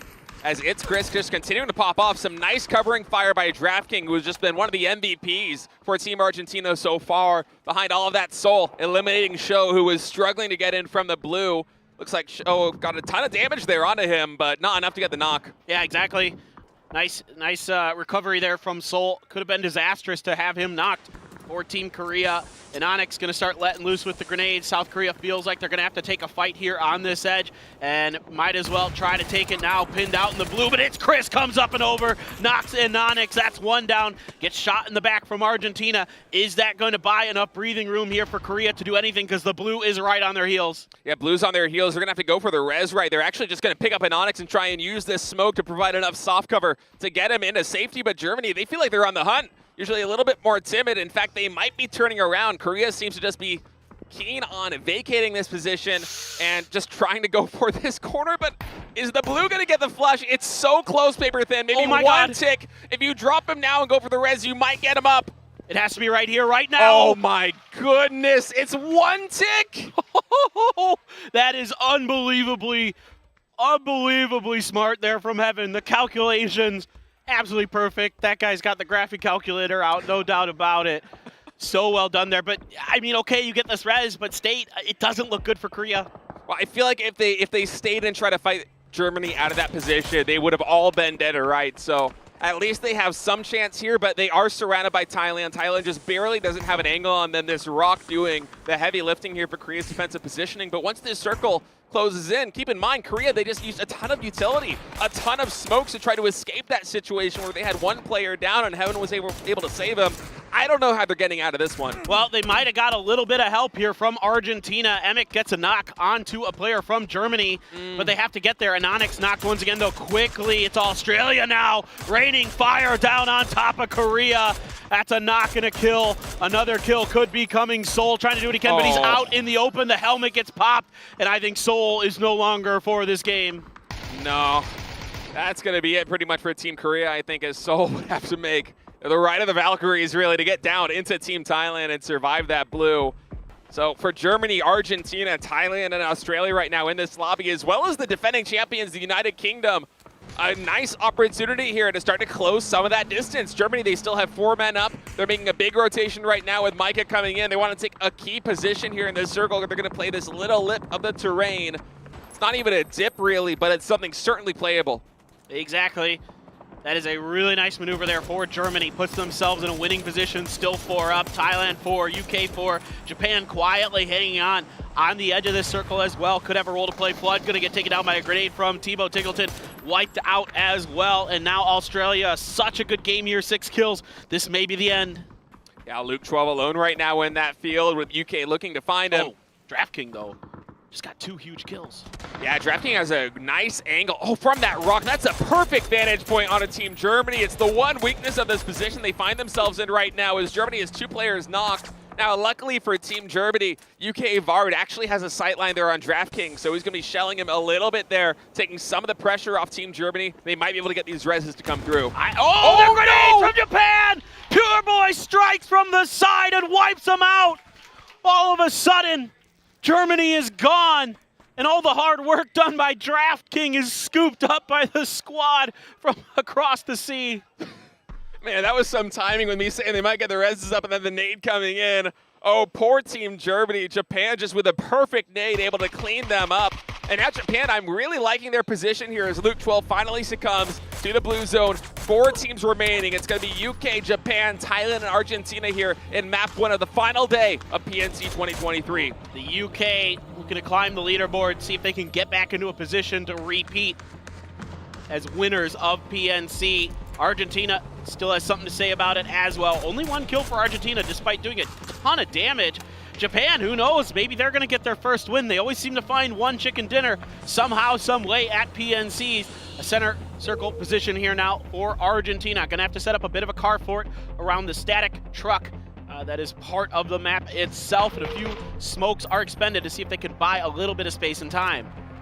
Now, the angle that the United Kingdom is coming in from here, unless they're able to get some big knocks on a Team Thailand, this could be precarious as they don't have very much hard cover to be found, and even the slope of the terrain, it's not that substantial, so instead they're going to be fanning out. T-Bone actually is going to be able to find, looking at the mini-map, a crate to use as hard cover and potentially get some loot. And now Thailand making a play, Fex with a spray down, able to get 1 headshot, but no knock just yet. Repeats and he gets 2. Rusted and Poochills both going down. Thailand right now in a lot of trouble. And they're doing damage across the road. T-Bone hitting Argentina hard in the side. Now he turns his sights down onto Thailand. They are falling apart, and that grenade just barely comes up short of Emic. But it's Japan once again. Kane strikes, takes down Argentina. Japan is on a roll with these grenades. Man, from across the street, these nations have been so clutch for Team Japan. They got Germany, they got Argentina. Now they're one of the full 4-man squads up here, but the United Kingdom, they've been looking so strong. 11 kills in total right now in this lobby, and it looks like it's time for Japan to start to plan a move. Exactly, Japan's gonna have to find a way to get in, and they have found the corner of the crossroads. It's gonna be their spot. UK wants to eliminate Thailand from the equation, and they do. A good grenade there, and now you've got a straight up 4v4, the tremendous firepower here of the UK versus the tenacious Japanese squad. T-Bone right now manning the forward position in a 1-3 split. UK, they have Vex, Honey Badger, and Vard kind of fanned out on the northern side of this circle. Japan clustered all the way down into the southeast. You can see Vex trying to find exactly what the position is of his rivals. 50-50. Yeah. 50-50. It's a coin flip according to our winner chicken dinner percentage meter. I tell you what though, I've got concerns here for Japan. This UK team has 13 kills already. They're really feeling it. I really like the position of Team UK as well. They're able to reinforce T-Bone. It's now a 3-1 split with Vex being the anchor all the way to the northwest. And T-Bone, if he's able to find an anchor, or not an anchor, excuse me, a position, an angle on this Japanese squad that has crossed the street, it could be very dangerous for Team Japan. Now you see Imhak, he's trying to get the lay of the land and find out exactly where UK is set up and how they can utilize this terrain. T-Bone doing the same thing, gathering some reconnaissance on the United Kingdom side. But as you said, it's a straight up 4v4. United Kingdom, though, with 13 kills, they are on a roll, paper thin. Yeah, exactly, but I'm seeing some helmets missing for some players on the UK, and Specs has been spotted. This kind of dangerous angle that he had flanked out for has been identified by Japan. Now, are they going to be able to deal with it? And again, a lot of utility expended by both teams, but I saw a few frags still floating in the backpacks of Japan. Kane thinking about letting loose with a smoke here. Eventually, Japan is going to have to push into this next circle, but it looks like they're going to want to wrap more towards the western edge based on these smoke placements. Japan has been so clutch with the nades in these last moments here of map number 1 on the final day. We'll see if they can do it again if they have a frag in the pack. Now Run, he's trying to find an angle here with a Mini 14. The smokes from his teammate Kane, able to give him a pathway through the road. T-Bone looked like he might have gone through with a peek there, but instead it's going to be Japan clustering together. It's a straight up 4v4 over this hill. I don't think the UK realizes that Japan wants to take a fight right to their faces. You can see they think they're going to try to swing to the western edge with those smokes over to the other end of the road. Japan maybe going to try to surprise them a little bit here, come up underneath their noses. The UK doesn't have a ton of info just yet. Now they're starting to kind of figure it out. T-Bone watching a little bit, has swapped over to that Scar up close and personal, and they're going to try to counterflank Imhak. A lot of pressure potentially going to be on him. Worth noting that a lot of players on Team UK very low on ammo, so they have to be very careful in terms of how they take these fights. They have to hit that blue and, zone. There's 2 blue zone nades right now on T-Bone. He's forced out of his position. It's doing a ton of damage. Will they be able to find the angle? And yes, Honey Badger actually fighting back against 2. Imhak and Run. That's a huge play here for Honey Badger. Found it, perfect timing. That's another one for Vex. Just Pure Boy left now for Japan. He's gone. The UK has done it. A big-time win for them, coming in here to the final day and shooting right up the leaderboard. And look at this player cam, man. They are cool as cool can be, but what an impressive win. 17 total kills with a chicken dinner. Paper thin, starting today. You were mentioning that these teams on the lower rankings in the pack, if they have a big day, like the UK is setting up for, they do have a chance of coming back and becoming a champion. And now, the reigning champs, the United Kingdom, with a full 4-man squad, putting up 17 kills on Miramar and climbing all the way up, ready to join the likes of Germany, the likes of Denmark, Argentina, Vietnam, and Korea at the top. Exactly. This is huge now. The UK, the lads, they are on one to start the day. 17 kills to boot in this one. Absolutely just crazy good stuff from them. The way they controlled those zones, the damage they were putting down. T-Bone absolutely nasty with that position, with those 5.56 guns. You'll love to see it. And then that big flank there at the end. Fex, Honey Badger getting involved. Phenomenal stuff. Yeah, man, I was really worried for T-Bone once those blue zone nades came through, but his teammates were able to carry the load as Japan just focused on his position, and instead it's going to be the UK taking a clean win. And man, I don't even know who the man of the match from that one is going to be. Every single player on Team UK stepped up. I think maybe T-Bone, but we'll see, yeah, because it was all over for them. They were having a phenomenal game. Of course, in the early part of the game, China made a bit of a whoopsie. They kind of reached out a little bit too early and paid the price. Chinese Taipei shows their strength once again in defending these compounds. Doesn't give an inch over to the United States despite their tremendous firepower. Yeah, Pongsker and Savior just absolutely clutched there in the defense. And for Team Korea, with Vietnam and Denmark out early, we were looking to see whether Korea can compound their lead, but instead they just get caught between a rock and a hard place there. Team Thailand in a fortified position. Germany dominating the top of their hill means Korea exits with only 1 kill and no placement points in this one. 1 placement point. 1 placement point? No, thank you. I think they got 7th. I thought they were out a little bit earlier than that. It but felt yeah. like it, right? Yeah. No, I mean, but the weird thing was a lot of teams got caught up fighting over like Los Leones and stuff, so it thinned out the herd a little bit early. Also, Argentina, that early move they made with the emergency pickup really got them a lot deeper into this game than maybe they would have gone otherwise. So you got to give them a ton of credit for the timing on that and the decision and the patience to make sure they found a spot that was open. Yeah, the emergency pickups, both for Argentina in that game and Team USA, either on day 1 or day 2, they've been so cool. We've seen some very creative movements. Honestly, fantastic play calling from a variety of different teams representing their countries and regions in this event, as we really are looking at the best in the world that PUBG has to offer. Exactly. It's so awesome, man. What a way to start this out. I love it. 17 kills.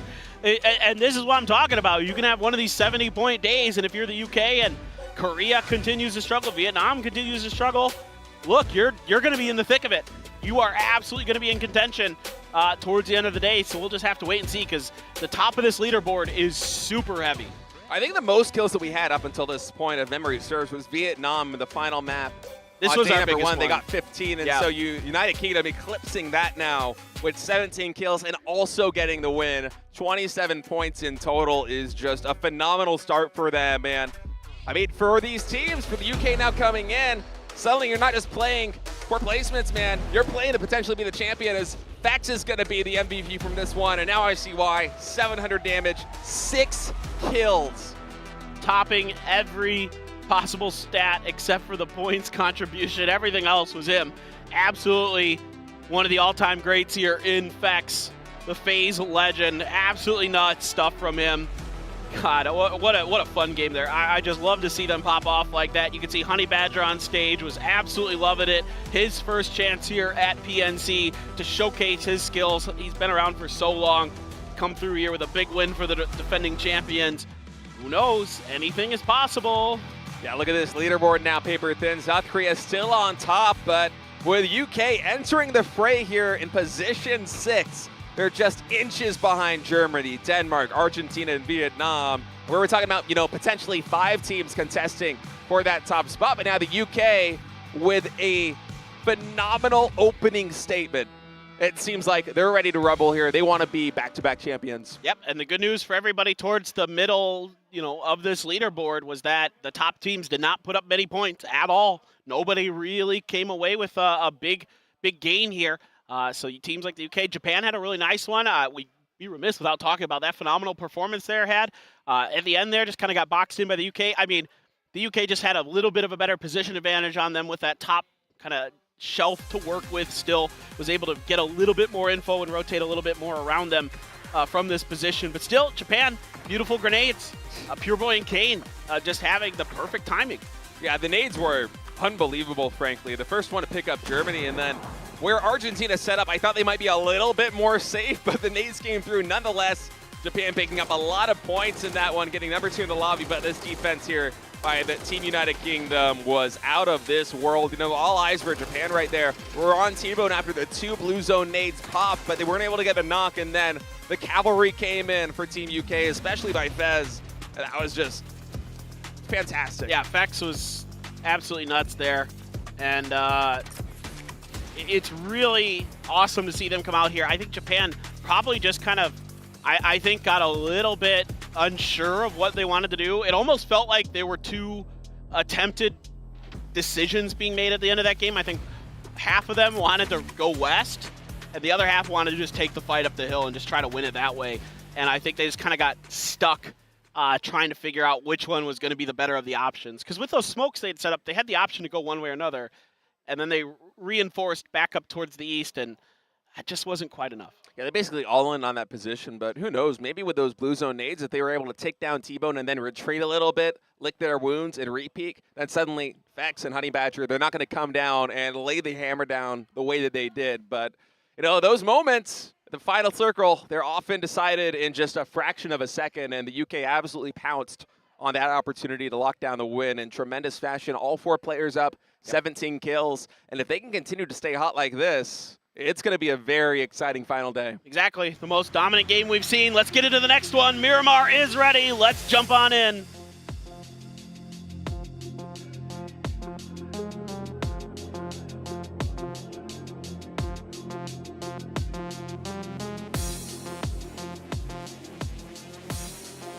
Back to the dusty dunes of Miramar, as Paperthin loves to say. Plane takes to the sky, and we'll it's see where the Kalaris. circle takes us. Oh, No, he's the one who says it. I don't want to take credit for that. All right. Well, I could. You know what? Never mind. I'm taking credit for it. Take that jab at him, man. Screw Kalaris. I saw him tweeting about saying your fantasy team's in the dumpster, so Man. he deserves it. It's karma. Coming back to pay. Yeah, it is. Anyway. This plane path coming in right from the Eastern Islands all the way up to Alcantara. We'll see where players drop. We haven't had too much hot action here in day 2 and starting off in day 3 on Miramar, and we'll see if that continues to hold true. Yeah. China got a little bit unlucky with their early rotations there by Los Leones, but I'm not expecting them to make the same kind of mistake here on this map. Well, they had to try something, and there weren't easy rotations to be made, so they thought maybe they found a lane through Los Leones that potentially could be safe. Didn't really work out. The only other thing I was curious about was, with that very southern plane path, Turkey had to drop close to China, and my suspicion there with China is they learned their lesson from previous events that teams like South Korea and others will try to mess with some of their drop spots near Picado. So I think they fanned out a little bit early to make sure that nobody was going to be able to do that with Turkey dropping so close. But this time around, because of the more fair plane path, they don't have to worry about that situation. So it looks pretty safe. Ooh, look at this. We get a Western Circle. Let's go. Near El Pozo. We haven't had one over here yet.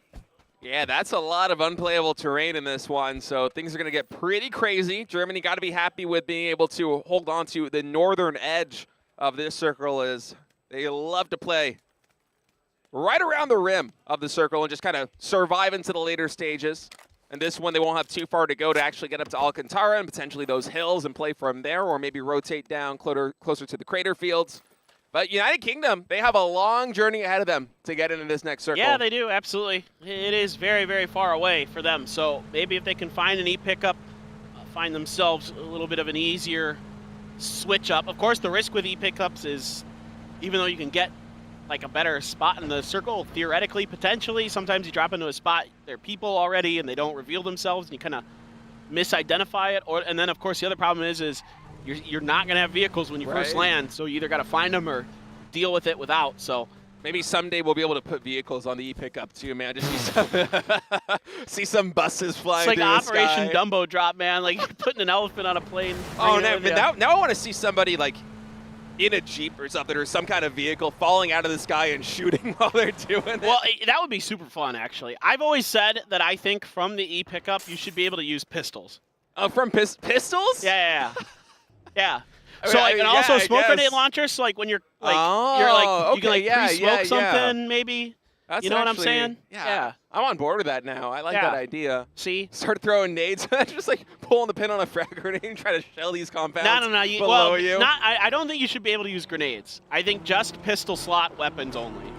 All right, well, Team Australia rolling up here on Brazil a little bit. Haven is going to vacate this premises. Viking Amukau cresting that hill is going to see if he finds an angle, and unfortunately from this slope, he will not have one, but with a 4x bolt, would have loved to see him get a chance to at least take a couple shots, but instead, Brazil just be nice and safe, moving down into this compound. Yeah, exactly. Nothing too scary for Brazil there. It flirted with disaster maybe a bit, but at the end of the day, Tiggleton, I would have liked to have seen him see what he can do with the VSS. Not a gun that he's usually a 5.56 kind of guy. Well, nobody's really a VSS kind of guy usually in these I pro lobbies. I know. It makes me sad. But it makes sense. It just doesn't do enough damage. It's fun, though. It is super fun. And it's fun. so quiet, man. It just is. You can't hear where that thing is shooting from. Yeah, man, if I'm playing pub lobbies, I just like to shoot at people's feet. Like, not quite to hit them, but just so they don't know where the bullets are coming from and just What is wrong cause with some you? paranoia. Well, I can't usually You're get a killed. psychopath. I'm not that good at the game, but if I can cause a mental trauma to my fellow players, I'm having fun. Yeah, okay, confirmed. Psychopath confirmed. Hey, it's PUBG, man. What are you going to do? It's what we live for. It's true. Psychological warfare does work in this game. I will say you can do things to mess with opponents and definitely kind of make them second guess their decisions. China, though, not going to be interested in taking an early fight here. Once again, the USA going to show their force on this Prio compound, which again, a lot of teams are going to want compounds like this because of the way that circles usually work in this area. That compound in particular tends to be a bit of a circle magnet, so an early stake claimed for the USA.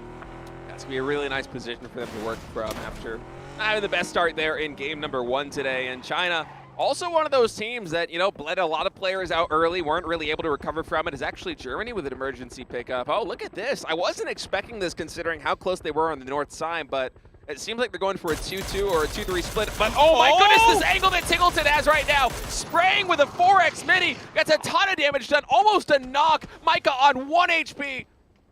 Tiggleton, so nasty with that mini 14. I think I am not remiss in saying that he is the best with that gun in the world, and you just saw why right there, folks. Those are not easy shots. It's basically an AR in his hands, man. Just tap, tap, tap. Crazy fast. That is unreal that he can almost get a knock like that.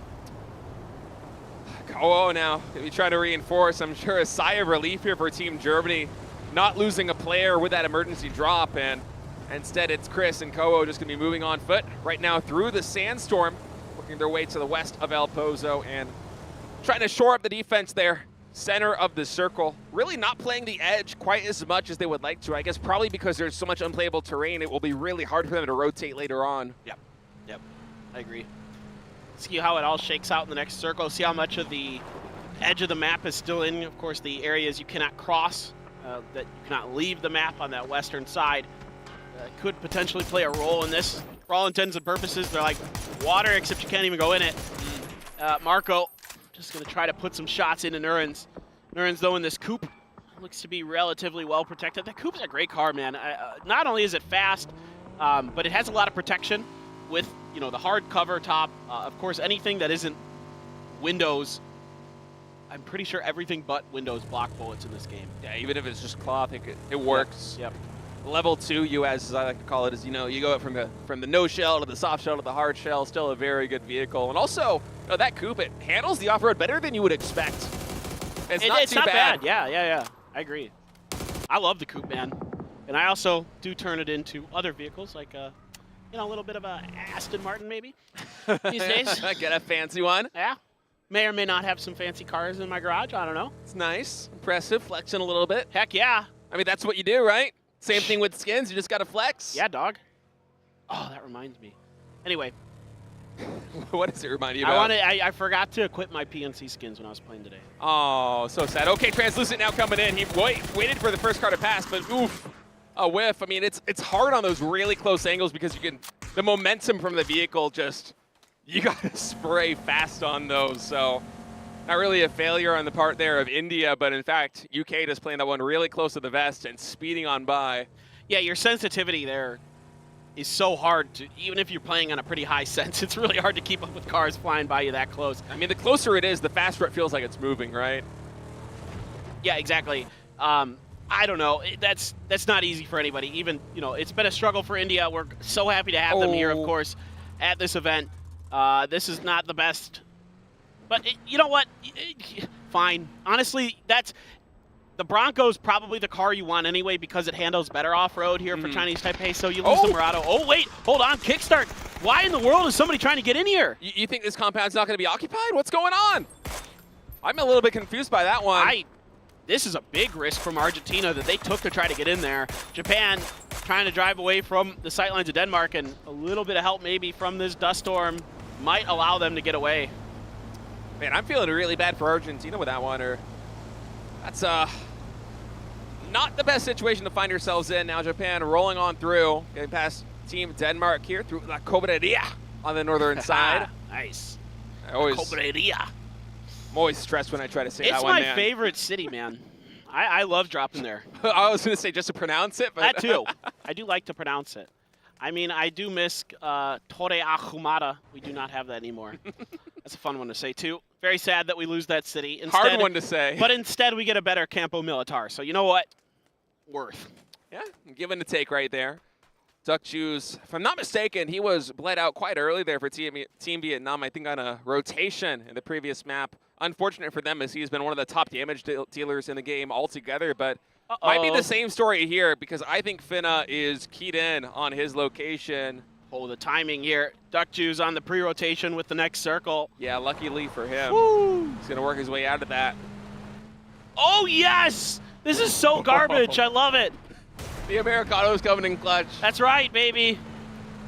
The fans buying me coffee is bad circles to bear, and I love it. Fans bought you coffee, I bought you coffee, staff bought you coffee, and they all know. They all know. Everybody knows. We've been rewarded with this. And That's right. Thailand's going to be really happy with this one, too, man. Looking at the map feed, they are quite centered. T-Bone trying to come in. That spray looked really good, but the angle, I guess, probably hit a bit of that hard shell on the vehicle, so not too much damage on Team India. Okay, we're going to have some street battling here between Team China and Team Vietnam.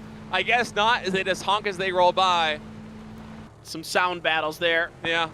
Now, teams are going to want to go more towards the west of Pozo because of this circle. I don't know why Brexco might have...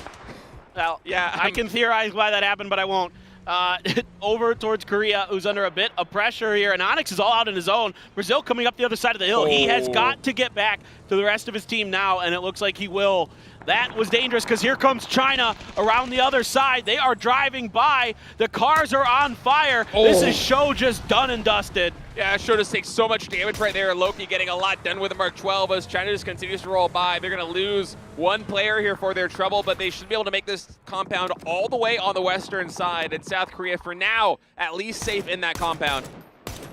Loki trying to keep Brazil in check around the edges here, letting the rest of his team deal with anything that might, if there was some reason that China might try to come back and revive Seoul, Show, we know they won't. We can see it on the map, but Korea has to be at least cognizant of that possibility. Argentina tried to do something very unorthodox there. Meanwhile, Canada is just decided to take on India, and they are going to... Oh, it's Honey Badger! No, I take it back! Yeah. He just stole all those kills. Salmon, though, tries to flank Canada. Doesn't work. Adam maybe Resable, but Honey Badger there just probably made Canada very unhappy. All by his lonesome. It was a 1-3 split there for the UK. And if Honey Badger also gets out of this alive, I mean, that's so many more points for the United Kingdom, just absolutely stealing them from Team Canada. And these are the kind of plays that can make a champion. That's why the UKs are the defending champs, is they get value out of pretty much any single situation. Now Honey Badger going to be able to reinforce his teammates. Another hair in his, not hair in his hat, feather in his cap? Feather in his cap, my goodness. Hair in his hat? Yeah, I hope you, well, I don't have hair in my hats, but there are other reasons for that. All right, well, Turkey and Germany just kind of splitting this compound right now. Brexco seems like he's been taking a lot of damage up there on the top of that hill. Turkey is keenly aware of it. Chinese Taipei now going to be making their way past the USA, who has just remained firmly planted in this prio. They don't really seem to be interested in moving until they have to. Maybe want to backfill some positions. I think that's wise. So Brexco, he's stuck. He's stuck. That's why they punched him, I think. Yep, nope, I've seen this. So I've had this happen to me. I'm not even kidding. I've been in this exact spot. You can't get out. I've literally had this happen to me. I've been up on this exact mountain, and if you get stuck in here, you are actually stuck. We have tried throwing grenades in there to get people out. We have tried punching like they did to get people out. I haven't found a solution. Maybe they can. And now Honey Badger going to be chased down by Canada. They wanted some revenge for those kills being stolen. Yeah, they finally got it. Keenan there picking up the final kill as UK going to be retreating, working their way to the south side of the circle. Canada going to try and soften them up as best they can, but that's a hard angle there on Feck. Still able to land a couple of shots, and now Canada all the way on this south side is going to have a lot of room to cover to get back into the circle, and Vietnam also making a really big play. Seems like they might actually be trying to crash the compound here for Team Thailand. They're coming in. Hamas takes a ton of damage. Not knocked just yet. And in the meantime, Vinny going ham. Germany also getting on this action. The kill feed is popping off. Yeah, everybody having to dive for positions. There's a lot of flat terrain in this Phase 3 circle as it does shift away to the west of Pozo. And Vietnam is struggling. They are on their last player, and he is on a sliver of health. And if that grenade is close, he is done. It is. He's taking damage. He's gone. Rossiter Jr. is going to claim the kill.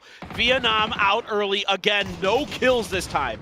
Yeah, Vietnam with a really rough start here on Miramar. Hopefully they can turn their favors around as we move through the other maps here on the final day of PNC 2023 as the United Kingdom looks to get even more points right now fighting Canada, but instead it's going to be Finna who cleans up Fex, eliminates the UK. They will not double down with another big day, but they still get 3 points on the board. Yeah, Canada there really wanted revenge, and they got it. And that's a phenomenal play for them to keep the UK in check, keep them off the top of that leaderboard potentially. Shrimzy's got a FAMAS. The USA here scooping up some level 3 gear. Vinny, Brazil, gone.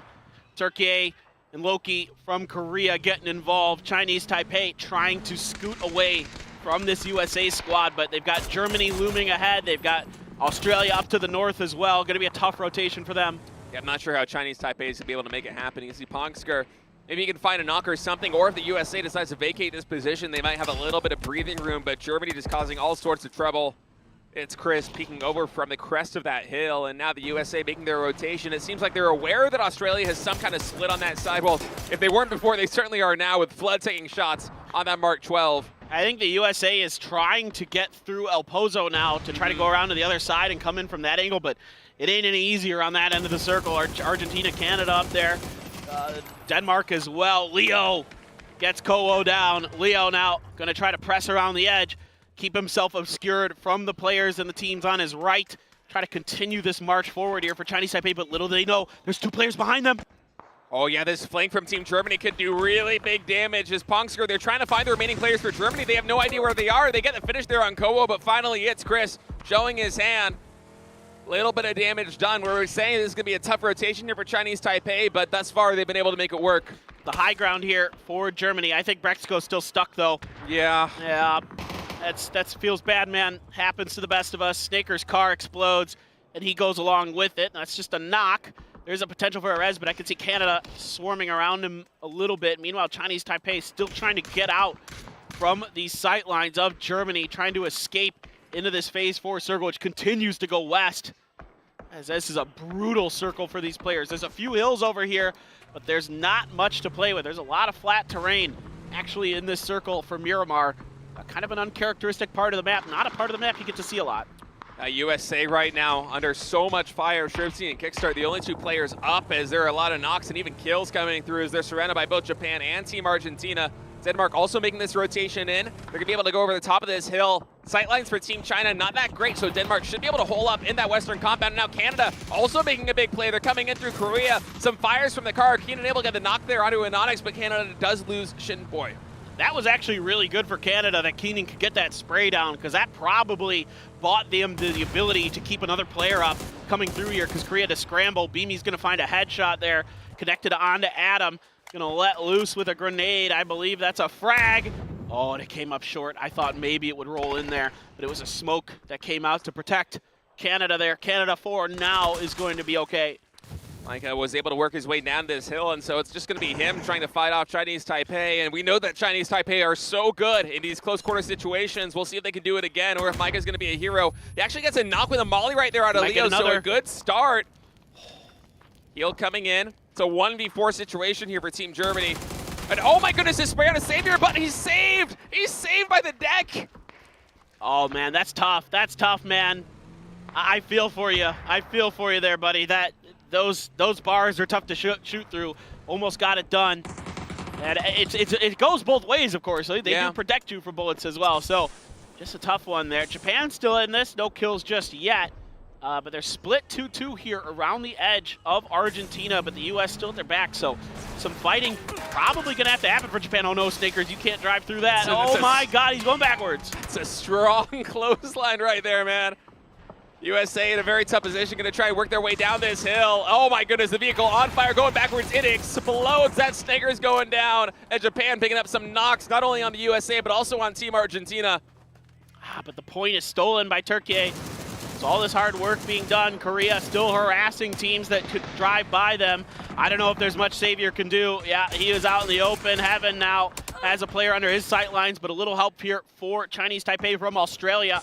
It's going to keep them alive, at least for now. Zennan is just going to run over Savior. There was no real hope of saving him from that angle. Denmark still harassing Canada on their western flank, and now the angle here so good for Seoul. Just one more shot. He doesn't get it. Can't believe he didn't find it there with that angle, but it's tough with all those vehicles as South Korea is trying to get some more points. They had a slow start in game number 1 today, but already 5 kills as the circle going to move even more down to the southwest, and now here comes Seoul. He has a nade in his hand. He wants to find Chinese Taipei with this one. Will he do it, Paper Thin? He's got it in the window. This could be the end. That's Zennan down. One more, as the player Leo has to abandon. There's no hope. And Korea is going ham. USA eliminated on the backside of this, and it is going to be the finish there. Big time points, 8 kills for South Korea. They're starting to pad that lead a little bit. Already 16 points ahead of Team Vietnam, who is out of this lobby, and they might be able to compound that with an even bigger win. Right now, they're holding on to the southeastern side. Nobody really threatening them as Australia moving in. Looking at the map feed into Turkey's position. Canada and Denmark, as you see on screen right now, still battling it out. And Australia as well, just trying to make something happen here. But Turkey with the frags, trying to find Luke 12. Yeah, you can see a couple members of Australia on the minimap getting into vehicles, trying to see if they can keep the backside covered for their teammates. Look at Korea. They're starting to push out a little bit. They're getting some confidence here. They want some more kills. They want to clean these edges out if they can help it. Canada has no choice but to make a move, and already under the sight lines of, I believe, Loki there from Korea, so they have to change directions. Yeah, they're going to go up into this hill, and luckily for them, it's at least vacant now as some more shots coming in from Team Japan, who's been getting a lot of kills so far here today. Get the first one in this lobby. As MX going down, Argentina going to try and find this rock, but unfortunately there are a lot of sight lines, and that's them getting eliminated by Australia and Team Japan.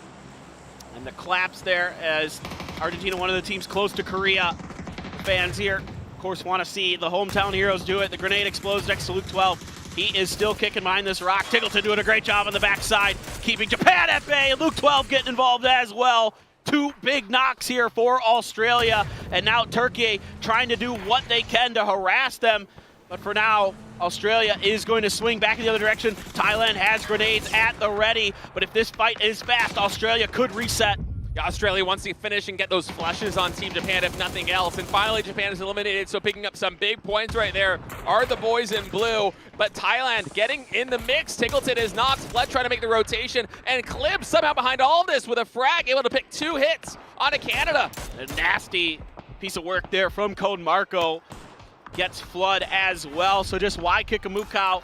And the P90 here for Loki could prove devastating. Luke 12 behind that tree. Laza trying to keep their kill at bay, but Loki onto the Mark 12, doing some serious damage. Sets one down, setting his sights now onto Australia.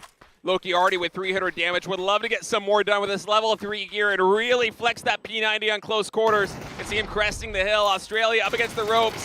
Heaven gets one, and that's Australia eliminated. South Korea popping off, and this stadium is starting to erupt. 125 points on the board, already 13 kills, and we have many teams left. It's a dominant game here for the hometown favorites. Grenade out for Longsker and China. They still have a role to play into this. Hitting Cliff decently into his backside, but no knock just yet. Keynote down for Denmark as they try to find a way to get in here to this next circle, but China doesn't want any of it. Aches left, gonna try to flush some Denmark players out into the open here for his back-end teammates. A grenade up and over. How well is that cooked? He got a lot of damage. If it just been cooked a little bit more, he could have gotten Klib.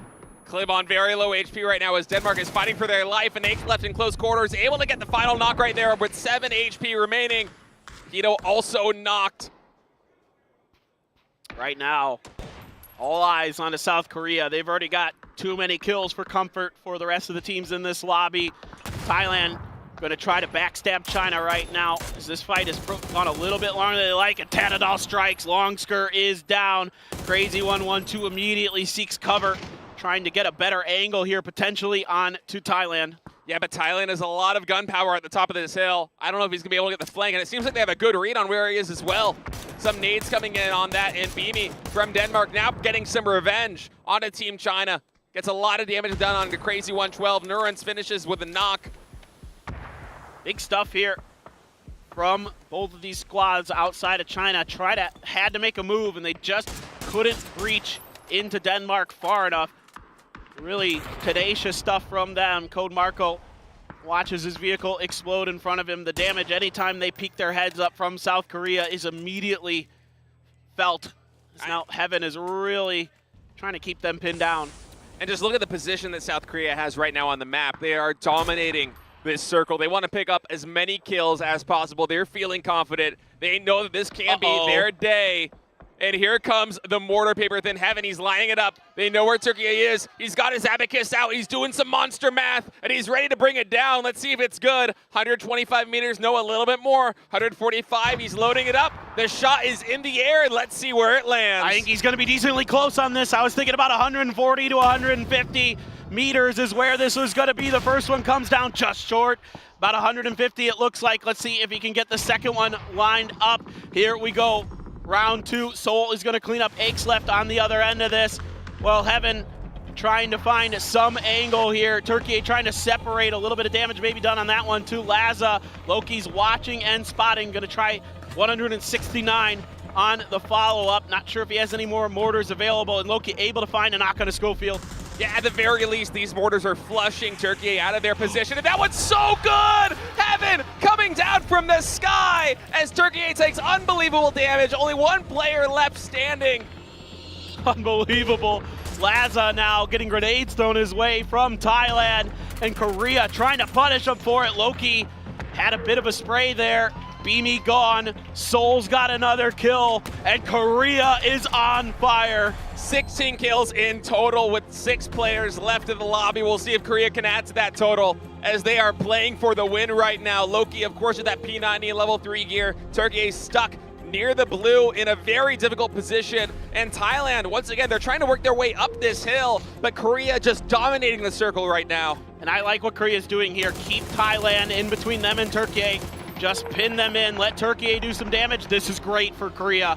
Letting all these teams fight each other on the outside. You've got plenty of kills. Now just get that win. Nurens responds with a grenade. Code Marco's dead. He's gone. And now we have a 4v potentially 4. Loki up and over. Has Nurens tracked, but Nurens able to get behind the Bronco. Thailand finally able to get the knock, but oh no, another knock comes through, and Nonix and Loki just popping off right now. And when the crowd is going wild as Thailand is just getting mopped up, the P90 Seoul with a last spray able to deliver a win, and South Korea pulls a 20 bomb in Game 2 on Miramar. Final day of PNC 2023, and South Korea right now the favorites to emerge with this one. 139 points on the board. Unbelievable play.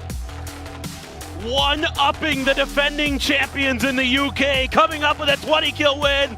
And Korea firmly establishes themselves as the team to beat here at PNC 2023.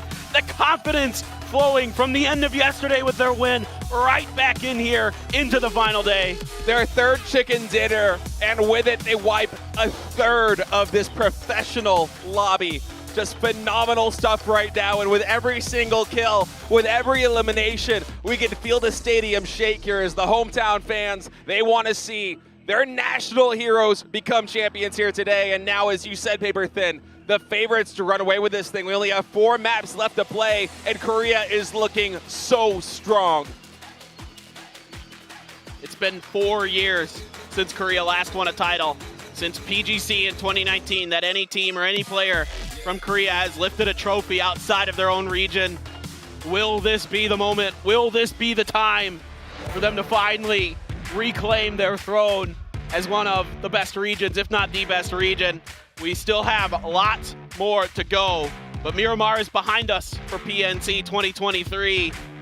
And what an explosive couple of Miramars we've had. Yeah, UK picking up, what, 17 kills, and then Korea coming back in game number 2 after a very quiet start to drop a 20 bomb. I mean, the domination that we're seeing by some of these teams, you can tell that they have their eyes on the prize. Everything is on the line here the final day of PNC 2023. This is can't miss action with legends from countries and regions around the world going toe-to-toe. I can't wait to get back into the action, man. I already want to fire up game number 3, game number 4. I do not want this to stop. Exactly. And the great thing about this for Korea is they were proactive in this game. They didn't sit down. They could have turtled a lot harder in this game, played it a bit safer. But again, the confidence is here. They're starting to find these weaknesses on the teams. They're starting to find the confidence in their own abilities and their own reads on the game and absolutely just slaughter. I mean, look at this. Look at the way that they're fanned out on this particular map. I mean, it's insane. And then they're able to quickly recognize that they have an opportunity for mortars, put that into use these folding shields. I mean, everything is clicking for them in terms of their mental, their physical, it's all there. They're utilizing everything in the PUBG arsenal to the best of their advantage, and I gotta say the play calling, especially in this game, was just so fantastic. They identified exactly where the other teams are. As you said, they noted their weaknesses, and that's why Korea from, what, like 1 or 2 circles even before the end, were just dominating the field. They fanned out completely across that. Everyone was gathering key information, and that information was a critical part of their success. 10 placement points, that first place win, and 20 kills. The biggest win of the night. I mean, it just keeps getting better. I didn't think we were going to top that UK game. I thought that was the best that we were going to see. I mean, with how close most of these games have been through the first 2 days, to see 2 back-to-back just absolutely nuclear performances from these guys is incredible. You can see coming in the final day, these teams want it. They're hungry. They know they need these kills. They know they need these points. UK tried again here in this game with Honey Badger reaching out and kind of stealing some kills underneath Canada's noses, but that ended up biting them in the back as Canada got pissed and came right after them. Yeah, they got their revenge in the end, but the big thing to note for me is we look at the man match. Oh my goodness, 1,000 plus damage from Seoul. Absolutely legendary stuff. Holy cow. But, you know, on top of that 30-point win, Paper Thin, we gotta say, Argentina, Germany, Vietnam, the other teams vying for that top spot shared 1 point amongst all 3 of them. It's and brutal. So for Korea, not only is that a big dub on its own right, but also their toughest competition didn't do much to close the gap. That's brutal for those other teams. They gotta hope that Korea will struggle on the next couple of maps so they can get back into it. That's the only thing you can think about right now, is to keep Korea down potentially. Now, we have seen Korea struggle a bit on some of these other maps. In Vikendi, even though they've been getting that center drop spot, they haven't been able to make much of it. Ooh. And the placement points, the kills, all in Korea's favor. No one is stopping them. No one is topping them currently. Yeah, this is the first time that we've really seen a team start to pull away in PNC 2023, but we have 4 more maps ahead of us and some crazy ones too. We're going to see Vikendi for the 3rd time ever later on, and you know, maybe Korea can keep it up. Maybe they can keep adding in these kills, but as you said, they've struggled a little bit on the newer maps, and so it's not set in stone just yet. Denmark, Vietnam, Argentina, and Germany especially have been looking strong all event. Germany on Tego, on Vikendi, they've been a force to be reckoned with. They haven't been defeated on Vikendi yet, unless I'm mistaken. And so for Korea, they can't let off on the gas pedal. They got to keep it going. Right, exactly. And that's what I'm curious to see if they're going to be able to do. It seems like today the name of the game is kind of like go for kills, go for fights, see if you can win them.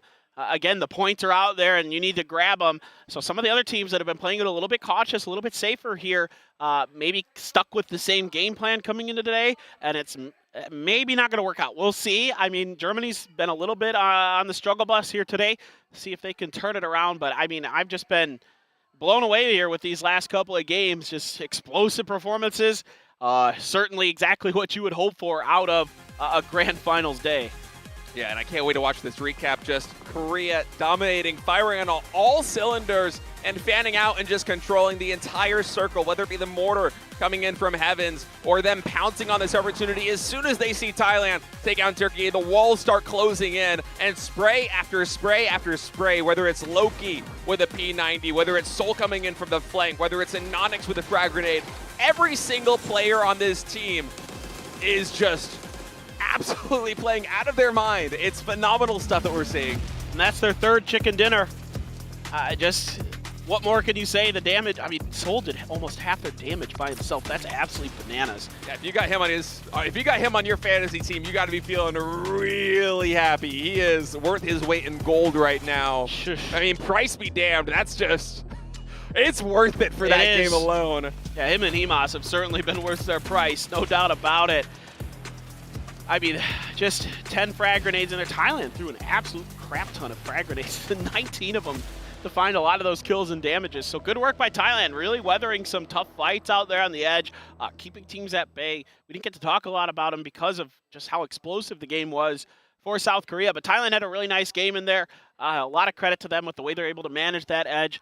What a fun circle, what a fun game, and what a fun way to start the last day here at PNC 2023. Yeah, the Americanos are certainly paying off, man. That's We're right. getting some fun playing pass. We're getting some fun circles, and I couldn't wish for more. It's just been so much action. This is exactly what you wanted here coming into today.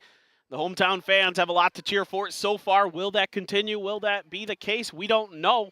Like you said, still 4 more games to go, and the next 2 maps are wild cards. We've seen a lot of kind of weird stuff on it. Vikendi, will we get to see a different circle this time around? Both have been right in the center, but we don't know. Guys, but we have an interview ready for you. A player from Vietnam down on the stage with Bella. Let's send it down to her. 전 세계 PUBG e스포츠 팬들을 위한 축제. 안녕하세요. PNC 2023 마지막 날을 맞이해서 스테이지에 나와 있는 호스트 벨라 아나운서 동수왕입니다. Welcome back to the main stage here at PNC 2023. Today is the last day where we're gonna announce our final champions.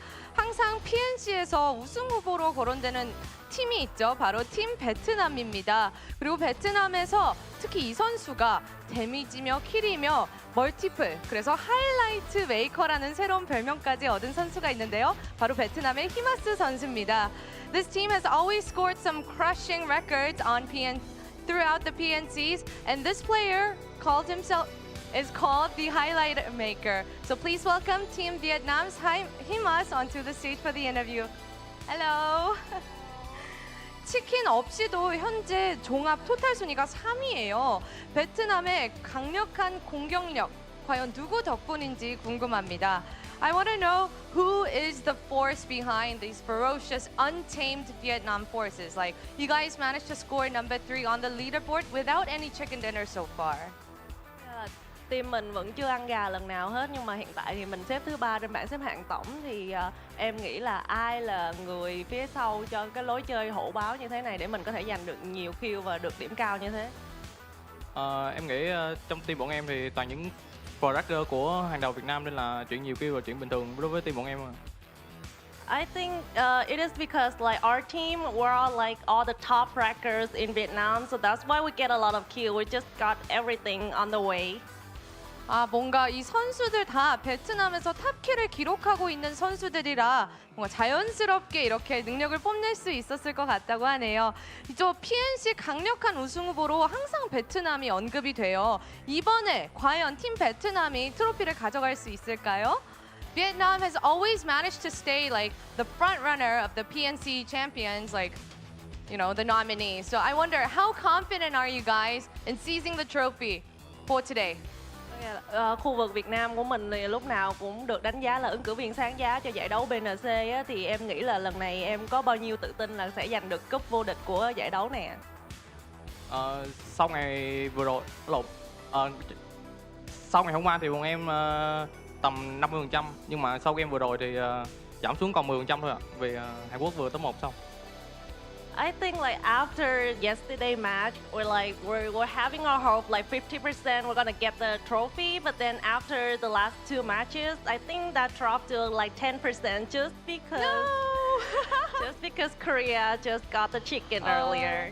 어제까지만 해도 50%로 그래도 자신 있었는데 방금 매치를 2번 하고 한국 팀이 너무 잘해서 한 10%로 떨어졌다고 하네요. 이제 그래도 베트남을 견제하는 팀들이 있어요. 그럼 우리 베트남을 견제하는 팀들에게도 한마디 한번 해볼까요? But I'm sure there are some teams that have their eyes on Vietnam. So what do you have to say to the other teams? Nhưng mà chị nghĩ thì vẫn có rất là nhiều team về chừng team Việt Nam của mình, nên là em có điều gì muốn gửi đến các đối thủ của mình không?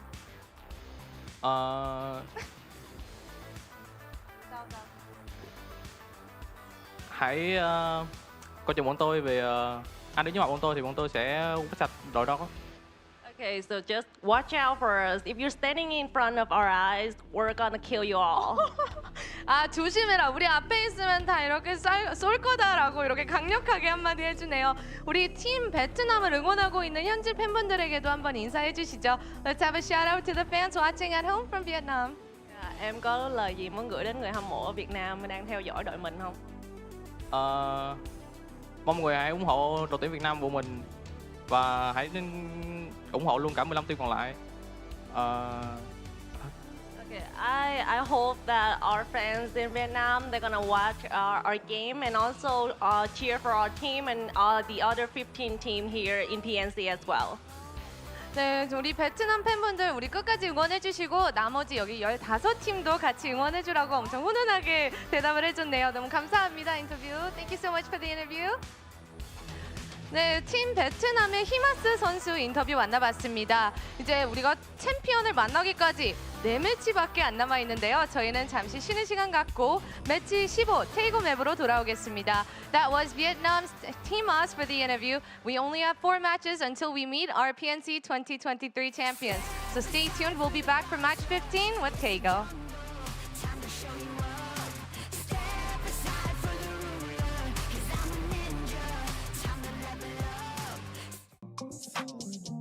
Opportunity for the young, happy seeing the young, synergetic soul. Feeling safer in everyday life, hey, see mine, safe for soul. With the innovation, you with the exciting, futuristic soul. Inspire the bird, tradition and technology, leading global soul. Stand up for the world, Fair City soul. I've been invited by the makers of PUBG to take part in a mystery challenge, and I can't wait to find out what it is. Today you'll be driving the Aston Martin DBX 707 under the guidance of a former Formula One world champion, Damon Hill. Wow. Welcome to Silverstone. Do you want to know about the DBX 707? I would love to. Come with me. Well, here it is, Jackie, the most powerful luxury SUV in the world. All 4 litres of it, twin-turbo V8. It's got about 700 horsepower. And it goes up to 100 in about 7 seconds. Wow, that's fast. Got a lot of performance. A massive grill. Yeah, well, you've got a big engine. You've got to keep it cool. It was such a privilege to be shown this car by a motor racing legend. This is the world's fastest luxury SUV, so it's perfect for the multi-terrain driving you have to do in PUBG. But would it be a match for this iconic circuit?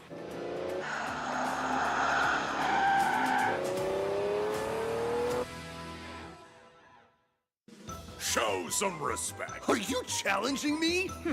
A tough nut to crack. Now, shall we fight? My turn.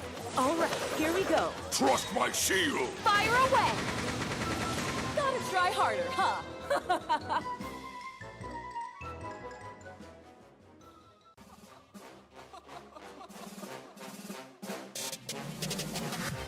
I'm not catching fades anymore. Gotta keep my hands clean when they come for the ball. Keep it smooth cause I roll off in a taxi. Put my feet up, I'm relaxing. Singing Figaro with no accent. While I pull strings from the streets in. Do it all with a straight face, I'm the kingpin. Top dog, top flow, boss mode. I'm the kingpin. Showstopper, top dog, God five. I'm the kingpin. Showstopper, top dog, God five. I'm the kingpin.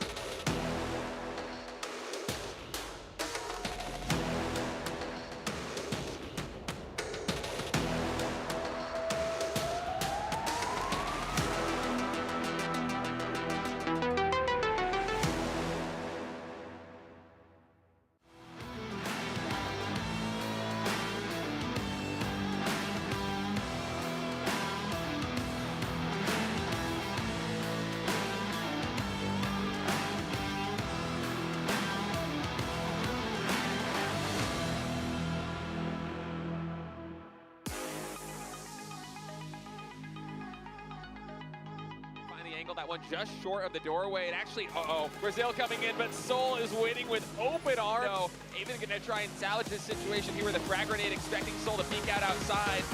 Haven actually getting Heaven right there with that frag. Second frag, we'll see if it's good. It goes over the rooftop. It actually lands on the other roof, so not able to get up and over to go for Evan. Seoul around the corner, just too fast for Haven to react to. There's another one there, that grenade in hand. Back up, Seoul, and he knows it. Really happy with their start. Oh, what the? Okay, well, Vietnam is going to get right up close and personal. They can barely see each other inside of this. Highsacky's got one. Xavier here trying to do something, but Highsacky finds another. And Vietnam able to come through this sandstorm with 2 kills. Yeah, TPA Xavier trying to actually get something done there, but Gustav's going to hear these vehicles. Is there going to be a grenade flying in? No, he doesn't have any, so he's just going to go up and over. Such a brutal angle there. 2 for Gustav. Can he find more? Torres, no, can't get the spray under control. Man, China, they're just playing so aggressively today. I love this action from them. They get the opening knock. Molotov's coming in. That's Lagerster getting that shit destroyed. And oh my goodness, Canada, try as you might. Give somebody crash. See if we got the crash right now. Ace is going to try and get at least 1 flush, get some more points. Actually, doesn't go for the flush. He wants more. Okay, there we go. Oh my goodness, Ace win! Unbelievable! Oh my word! And H-Win knows it. That's one of his teammates there that he's taking down.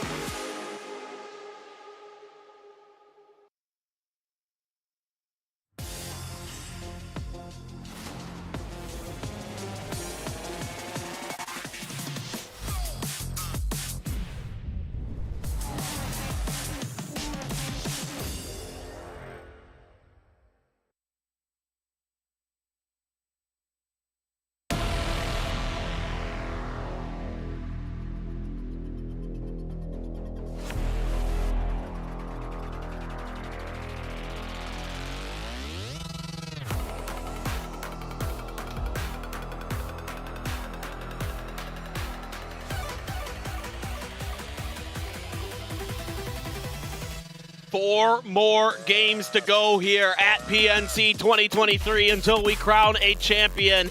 And South Korea has taken a commanding lead after a 20-kill chicken dinner sets them apart from the rest of the pack.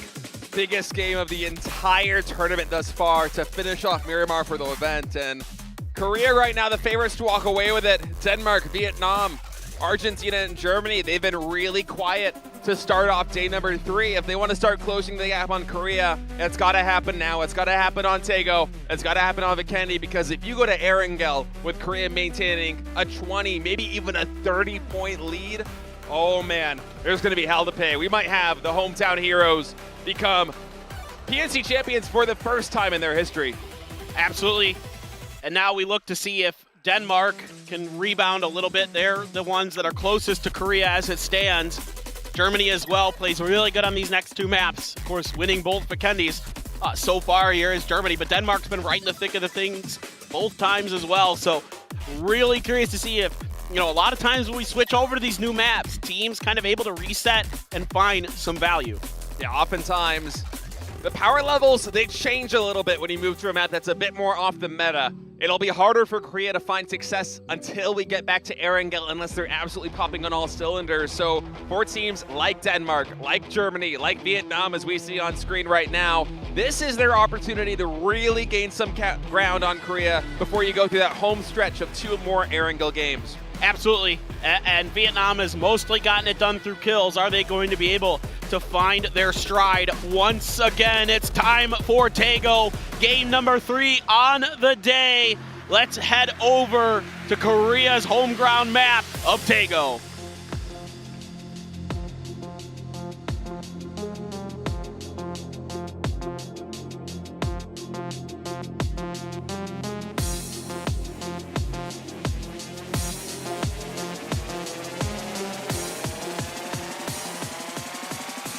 The plane takes to the sky, and it is time for us to go on Taego. Last time we're going to see this map here at PNC 2023.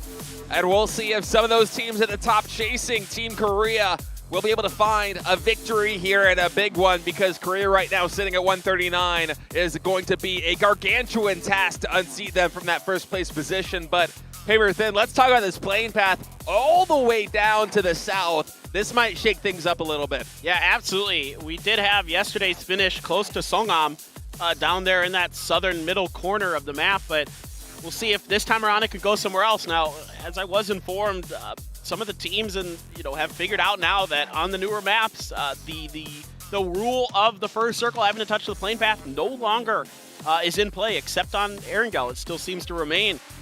So you do have to be a little bit wary here on these hard shifted plane paths, that maybe this goes up to that northern island, for example, and all the teams are scrambling to make rotations. I don't know. We'll see what the circle wants to do, but all eyes are going to be on South Korea looking for Yongchon as their drop spot, but they have a ways to go as it was far off the plane path. Rybox going for an aggressive 4x spray with this AUG. Can't find the initial shots, but Turkey out in the open here. What the hell? They're trying to pit maneuver him. They're trying to keep him out in the open. This is so brilliant from Argentina, keeping these players underneath this Rybox shot sight, but it is just not quite enough.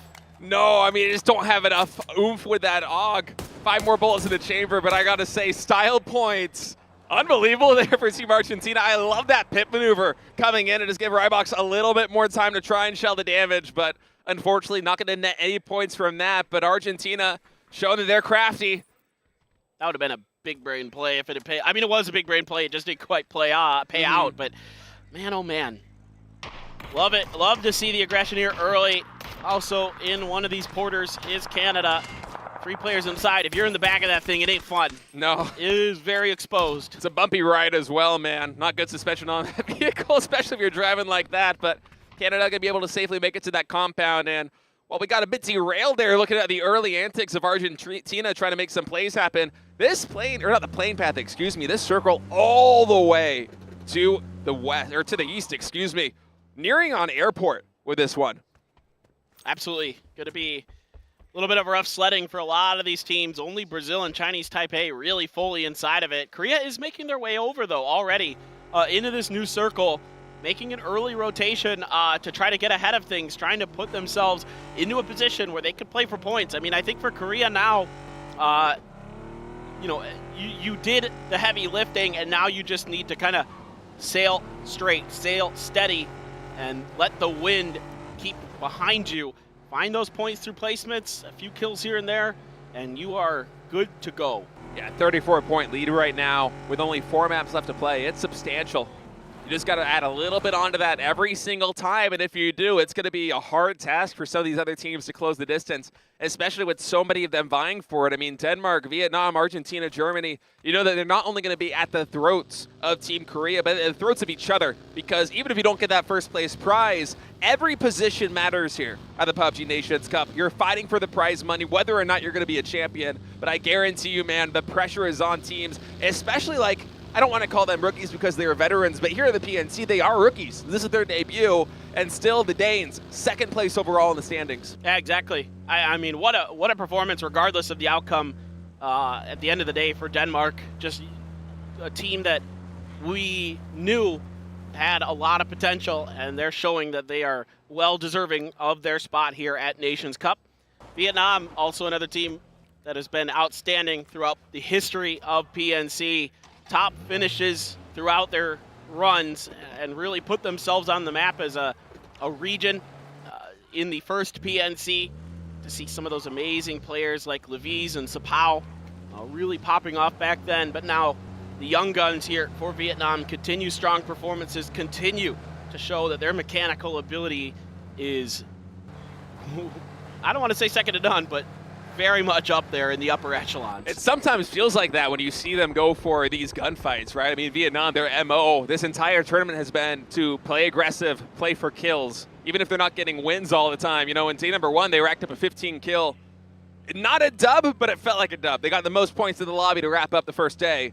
And Vietnam, if they can start to bring more of that to the table here, as we move on to Taego, as we move on to Vikendi, and finally Erangel to close out PNC 2023. There's a lot of opportunity for them to slowly chisel away at the lead that Korea has constructed. And now USA coming in with a bit of a wily move, coming with an emergency pickup to start to close the distance on this circle.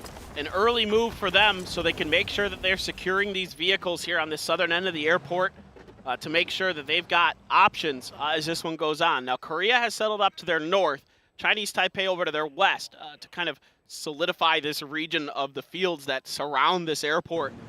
So for now, the USA, I think, in a pretty good spot. I really like what they're doing. I think this is a really well-calculated move. Another masterstroke here from Hwin on this call. And let's see if now the USA can turn their day around and rack in some more points. Feels like oftentimes when we see the USA on screen, it's bit of funky rendering there, but looked like it had a windmill on it. Wind-powered vehicles. Yeah. Not quite a sailboat, but pretty close to it. But it feels like every time we see the USA on screen, I mean, they've had some really big moments. They absolutely have the skill and the play calling to back it up. Just some things have not broken their way. And as you said, I like this position they've set themselves up in on the south side of the airport. They're really posturing to get some points on the board with that one.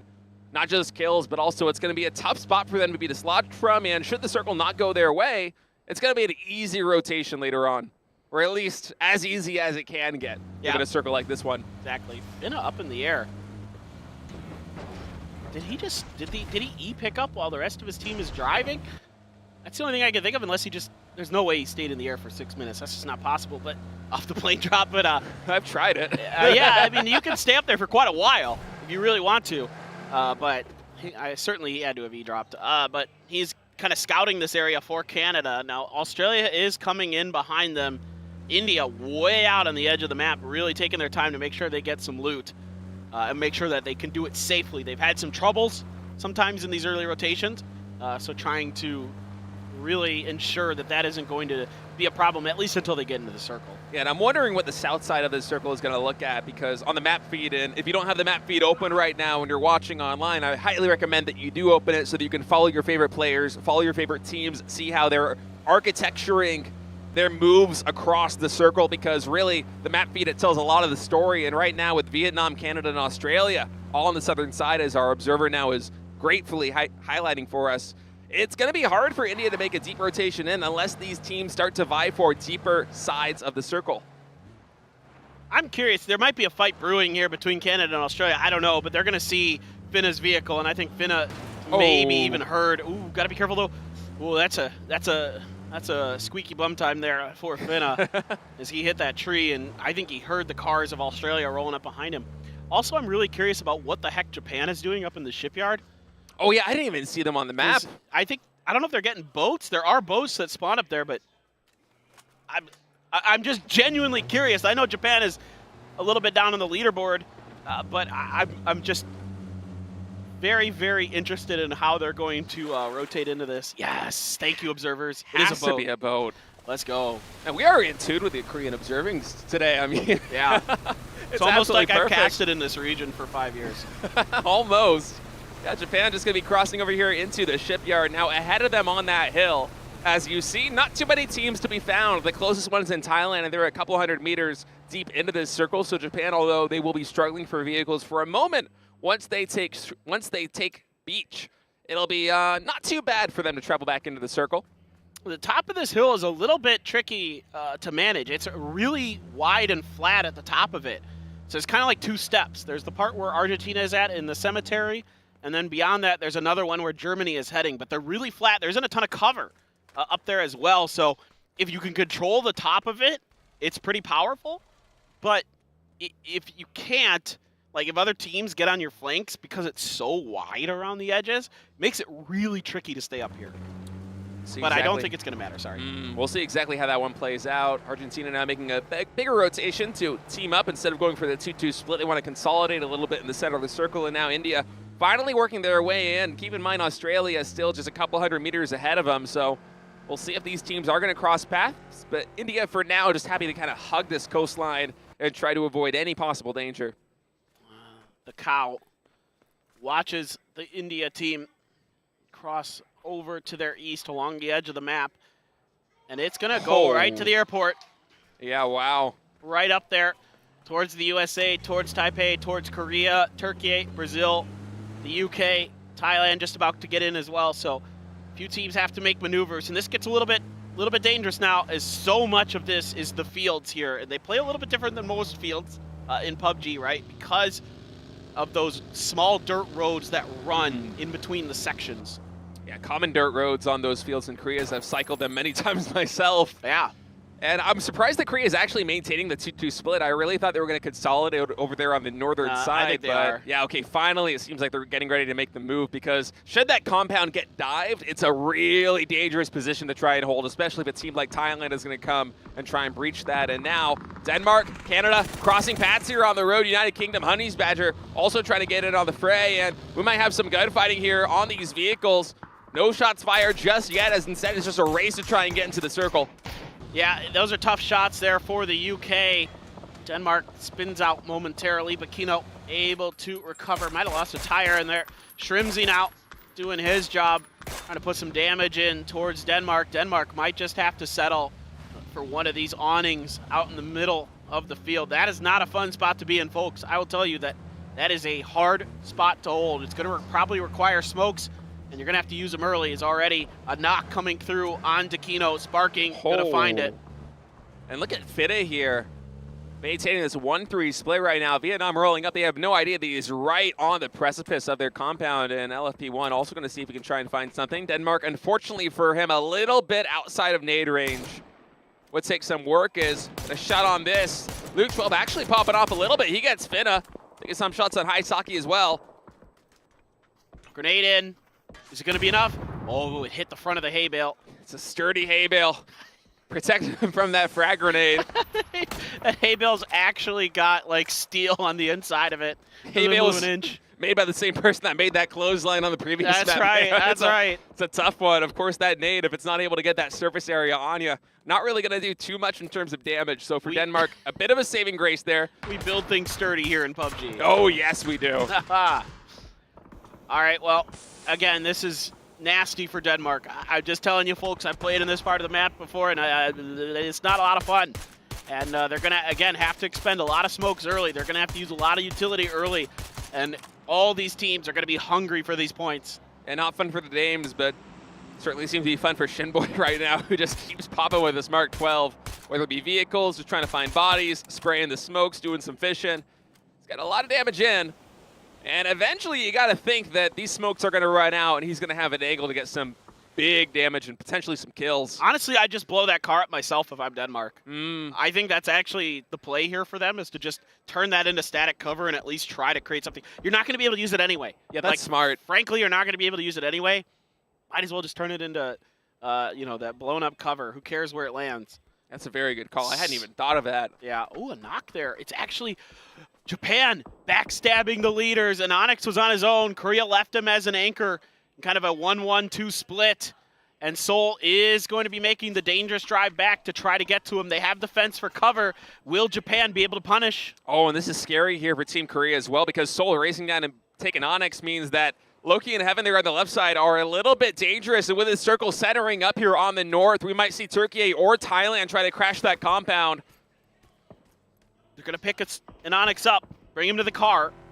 Now, there is time to do this, but will they be given the opportunity? They move him back to the car. I mean, all it's going to take is one shot and an Onyx is dead. In the back of that truck, certainly not. He could not get away with this. There's no way. Soul's doing his best to try and drive through, taking that jump very carefully, and Onyx getting closer and closer to bleeding out. Now Vietnam, they don't have an exactly idea of what this situation is, but Korea might have done the impossible and evacuated an Onyx in a situation. He's 1 or 2 ticks away from falling here, slowly going down. He pops off, and then Seoul comes in. Oh my goodness, what a save by Team Korea. As you said, Paper Thin, one shot would have spelled the end there for an Onyx, a critical part of the puzzle here for Team Korea, but instead they're going to keep their full 4-man squad strong. It's just everything coming up Korea today. They are, I mean, even in that first game, even though they didn't rake in a lot of points, they were still able to get that last-second recovery on the edge of the circle. Seems to just be potentially Korea's day.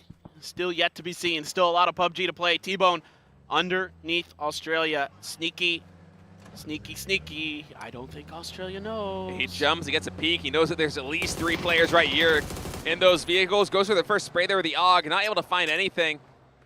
He's suspecting that there might be one Australian that's hung back and is not actually evacuating, but no, in fact, Australia, they are just consolidating over there into that compound. They're going to be rotating around the side. They do not want to contest with the UK in this moment. Denmark, you know what? All things considered, where they are and how they're like still kind of in okay shape, not bad at all. Australia on the outside looking in. A lot of teams here on the southwestern corner, so see if Australia can maybe identify. There is some room to maneuver up towards like the north and the west, potentially for Australia. So if they can get some good sight lines, they have a little bit of high ground up there, so the information should be decent. Korea City is very large as well. Their mini airport kind of up there on the northwest.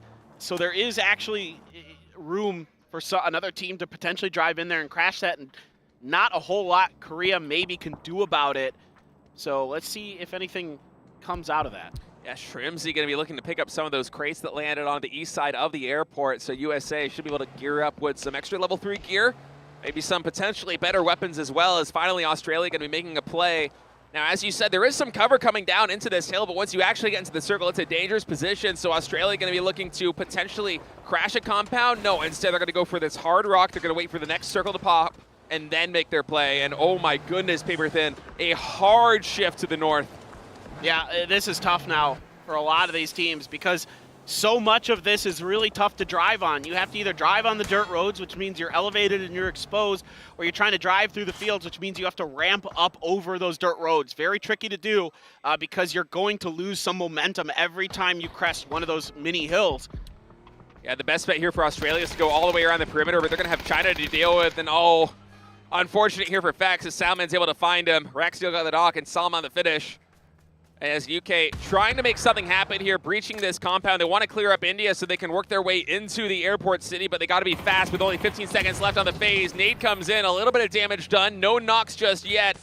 Raxiel, will he get revived here by Unforgiven? The clock is ticking, and oh my goodness, T-Bone with one of the quickest sprays there on Translucent gets a knock. Now Honey Badger coming in.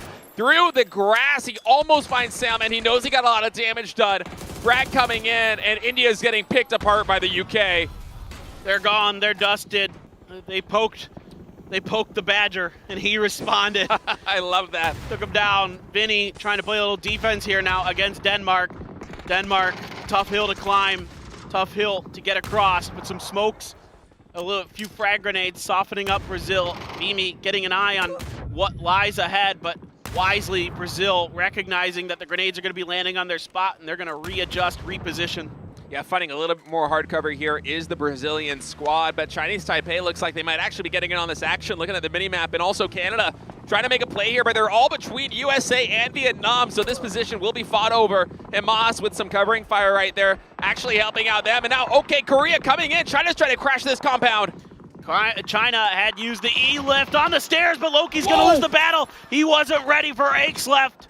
The superstar from China takes him down, and this is what I was talking about. This is a tough compound to lock down with 4 players. There's just too many buildings, too much space. China able to find just enough room to get in, but now the blue is here on top of the knocked Sparking. Clib out in the open, though, and he is going to take a lot of damage. It's actually the blue that's going to get the knock. It's going to be the finish from Clib himself because of the blue, and there isn't a lot here that Brazil or anybody can do. Chinese Taipei is completely, firmly looking in this direction and making sure that no one's coming from their south angle. Yeah, but now finally Chinese Taipei has to make a move into the circle the same way that Germany does. They're going to be taking this dirt road, but as you said, it's so dangerous. It's Chris gets knocked and then a run over by the teammates. I mean, he was dead to rights regardless. And then another headshot comes in. Aches left is popping off, whether it be Loki, whether it be Koho. He does not care. Just out of the frying pan into the fire here.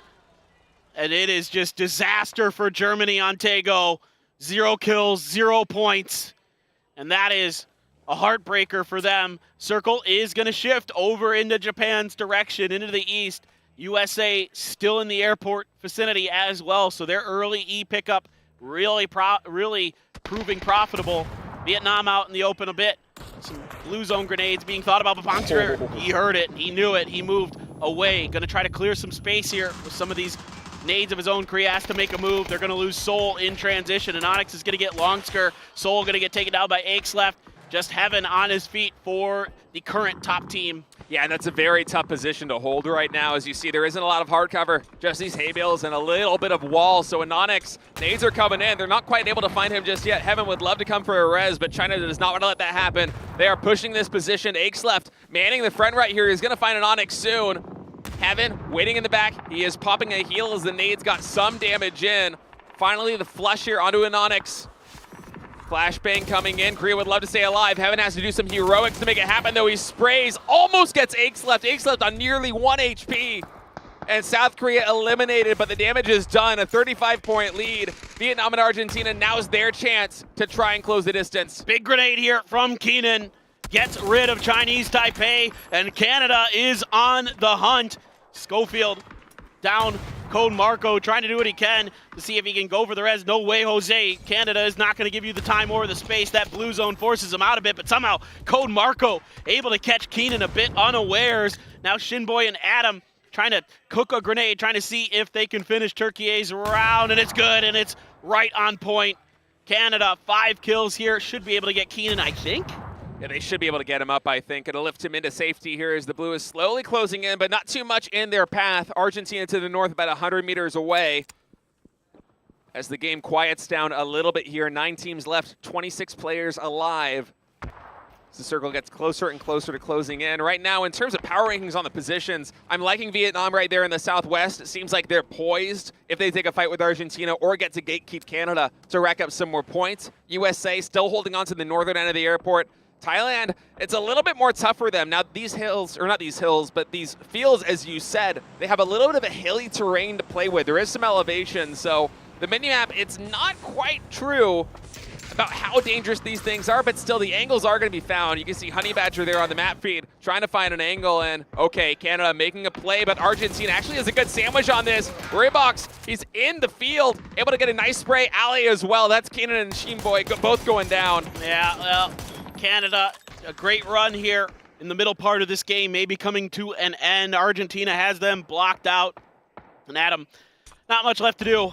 Maybe just let the blue go down. But you know what? This is PNC. Maybe he'll go for it. I'd like to see him try. And Argentina going to eat a little blue themselves. And Adam is looking for maybe a kill. If he could get a knock in somebody in the blue, he could get a nice little point out of it. But Rybox is playing with fire there on the edge. And Adam thinks better of it, thinks maybe they can get some placement points potentially. I don't think he's going to get in, though. It's so close. 1 tick, 5 HP. Adam with a perfect read right there is going to try and crawl in. Vinny's in a bush, does not know that Adam crossed that road. So there is chance for Canada to pick up 1 more point here. Bit of a replay there is Australia crashing into Thailand. A couple big kills here from Nurens and Puchils. Just a 2-man left in this squad, and not a bad decision here from Australia to make a go for it. Nurens and company really making them pay there as they try to crash in, and yeah, not much you can do. And speaking of, we can see Puchils down in the bottom left hand of your picture-in-picture there. And Nurens picking up so many kills on that hold. Well done by Thailand. Him and Puchils are going to try to hold down the fort now in Vietnam. They're surrounded by the USA and Argentina on both sides of them. A little bit more hardcover to work with, fishing with some nades, trying to find DraftKings, but they will not be able to do it.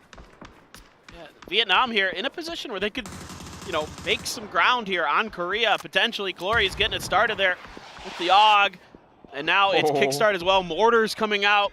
H-Win trying to dial it in here for the USA, see if they can pick up a kill. They've had some knocks, haven't been able to get any points out of it. Argentina under so much pressure from Vietnam up close. The mortars from down range just missing Rybox, just missing that flush.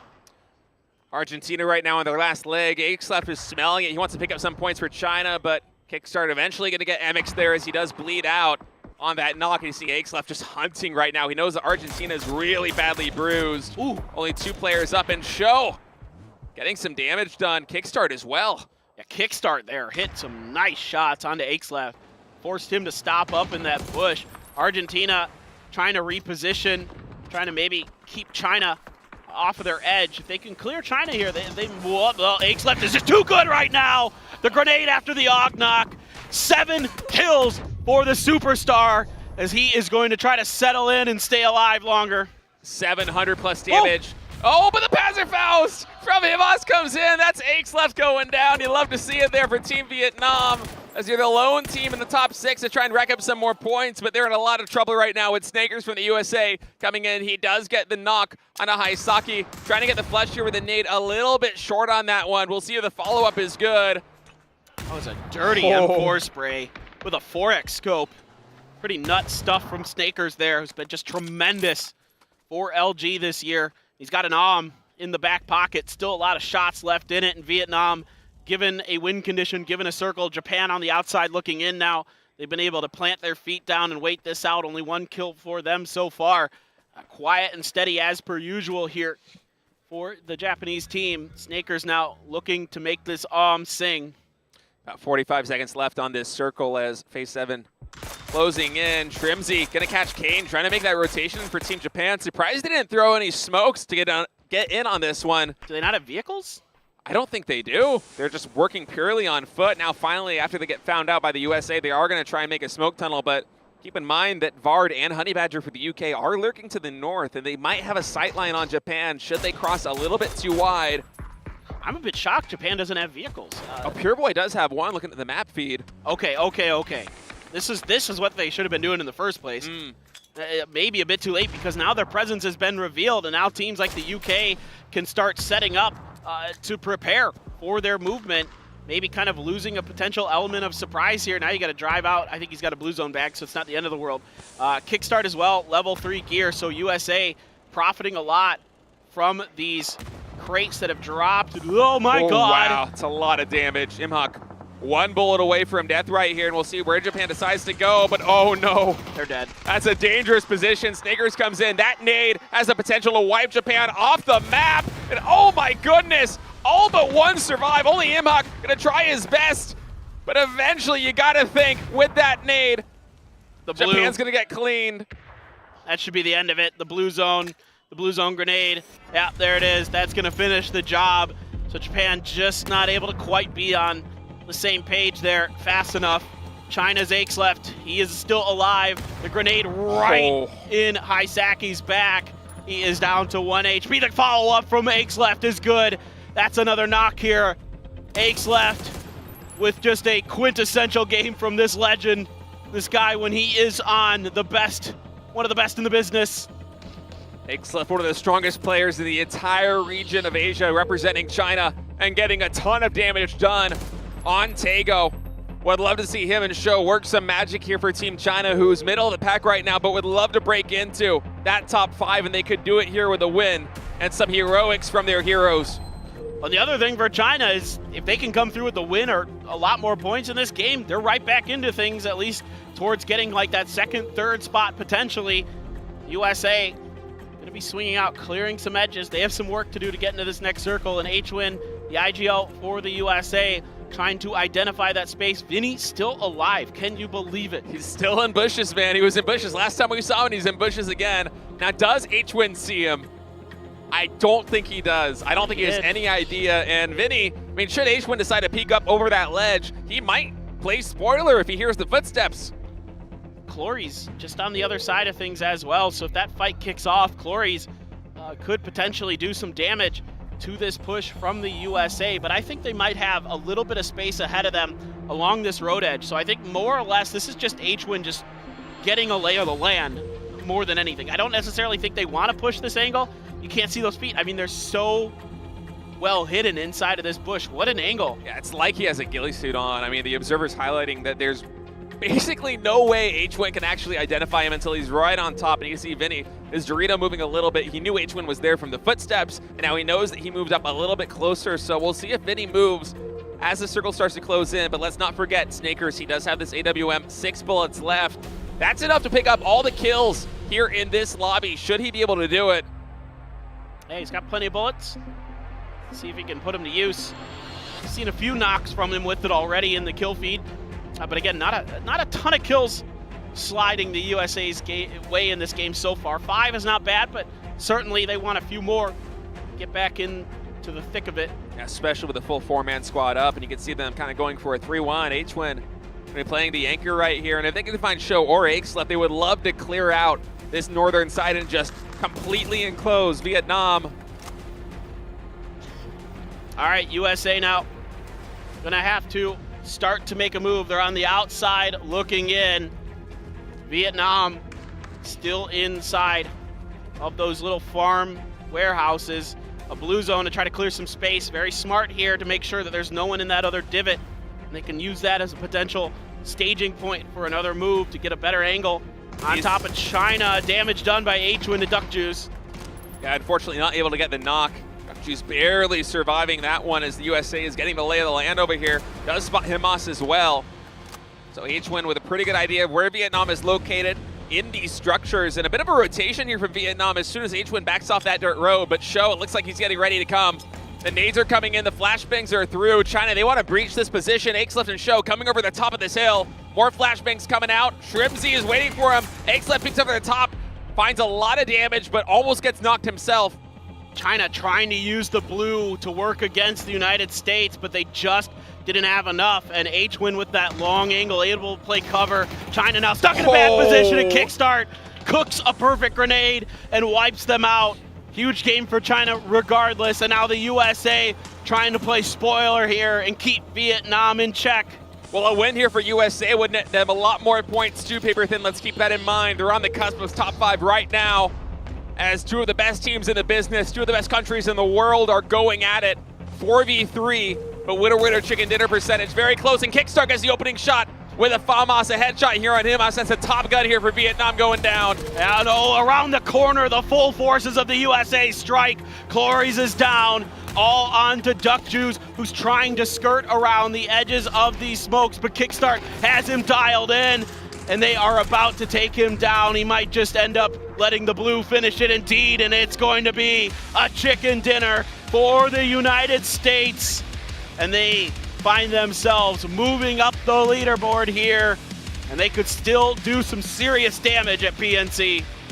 Yeah, a much needed win there for the United States as they got so much damage done. Almost double-digit kills as well as they continue to climb the ranks and throw their hat in the mix. And, you know, Korea, they didn't get too many points in that lobby, but they still have a substantial lead, considering teams like Vietnam, Denmark, Argentina didn't come up quite as big as they could have. But for these teams in the middle of the pack, the United States and China especially, a very big game that's going to make the contest at the top for that second place and potentially even the first, should these teams pop off in the final 3 maps. Very interesting. Yeah, no, this is still kind of interesting. Not just kind of, very interesting, because Korea hasn't run away with it. You know, if Korea wins another game, then yeah, it's done. Just to be honest, it's just done. But they didn't. They only got 3 points in that one, so certainly there is room for another team to get hot, to catch fire, and to catch the hometown favorites. And it feels like we have maybe 7 or 8 teams that are in position to come and catch Korea should they be able to deliver back-to-back wins. If they win 2 out of the next 3 maps, then they certainly can close the distance, and USA off to a great start and trying to make that happen, as we've seen highlights from them pretty much all event. But the points were just kind of lacking behind the skill that we know they have and the play calling we know they have. And finally here, Ontego able to deliver a substantial win and start closing the distance. Yeah, and again, think back to the very early maneuver they made with that very early emergency pickup to find the corner, the southern corner of the airport to themselves. And that is such a brilliant maneuver. You know, we've seen some emergency pickups for them not quite pay off, but that time definitely does. And by the way, you definitely want to run over your teammate there. That's because there's no hope of picking him up anyway. Yeah. You might as well just end their suffering. But man, Aches left in this game, dude. Oh boy, he was on one. I want to see how much total damage he got done, because it feels like the damage was even more impressive than the kills. He was just getting so much done, whether it be with the AR or with the grenades, because I mean, he was just absolutely popping off. It was just him and Show for the longest time there for Team China, and they were causing so many problems for every team in their vicinity. And Japan, again, I think if Japan makes this move sooner with this vehicle, instead of kind of messing around with attempting to just do it on foot, I think they were trying to sneak underneath the other team's noses. That's tough to do at this level of play, and it doesn't fool anybody, and immediately identified by the USA and thwarted. And then eventually they try to load up in the US, and that is also thwarted. So well handled by the USA, top to bottom, 19 points total, 17 for China. Show and Aches left, 12 kills between the two of them. Yeah, China got a lot done there, as well as the USA, and both these teams that were, if I'm not mistaken, below top 8 coming into this one, really throwing their hat into the mix of it. I mean, both these teams have what it takes to get top 2, or as we said, if they really pop off in these final 3 maps, they could be champions. They could pass over Korea. It is not all said and done yet. Yeah, no, it's stranger things have happened. I mean, look, you can win back-to-back games. We've already seen it in this event. It's doable, and if you do that, you know, that's potentially 40-plus points in your back pocket that all of a sudden will flip the script going into the final map. We'll just have to wait and see if anybody's got it in them, as Taego is also now done for this event. Kickstart, huge damage, huge kills. Man of the match, well played by the superstar, now of the Sonics. Yeah, no question about that. 6 out of the 9 kills that the United States had on nearly 1,000 damage. A well-earned man of the match for him, as he puts USA back on the map here and back in contention for some of these really top-ranking spots.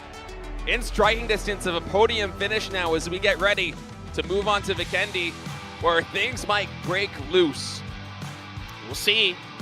Vietnam here, able to come a little bit closer, I suppose. 31 points now. A little bit. It's a little bit. It's going to take some wins. Yeah.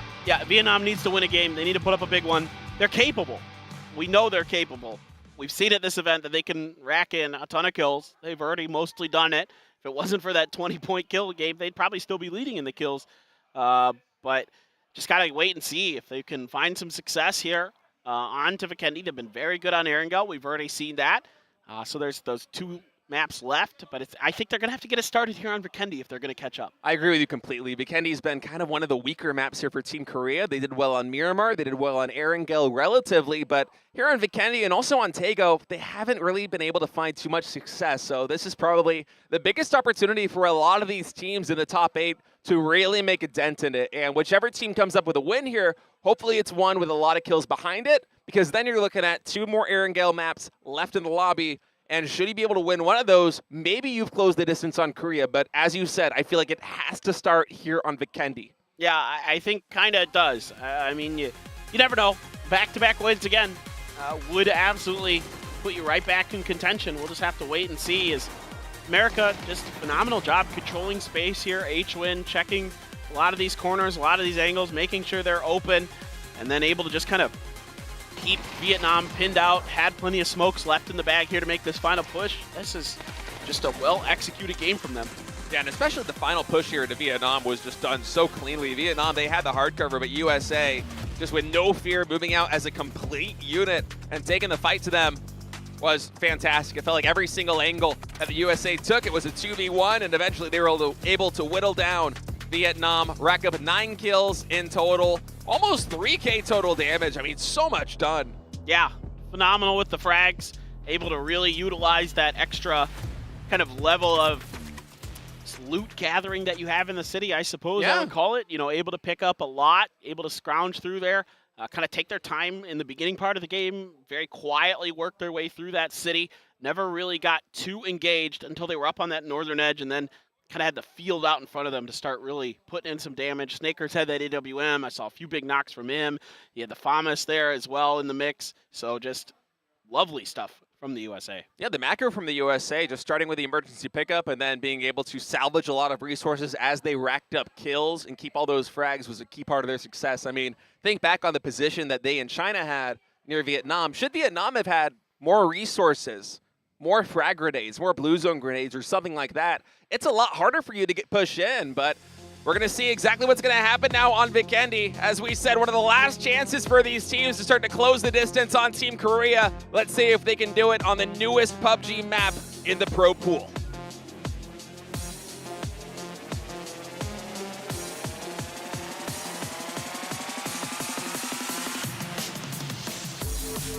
And away we go. And it's another southeastern plane path here on Vikendi, right over Decamesto.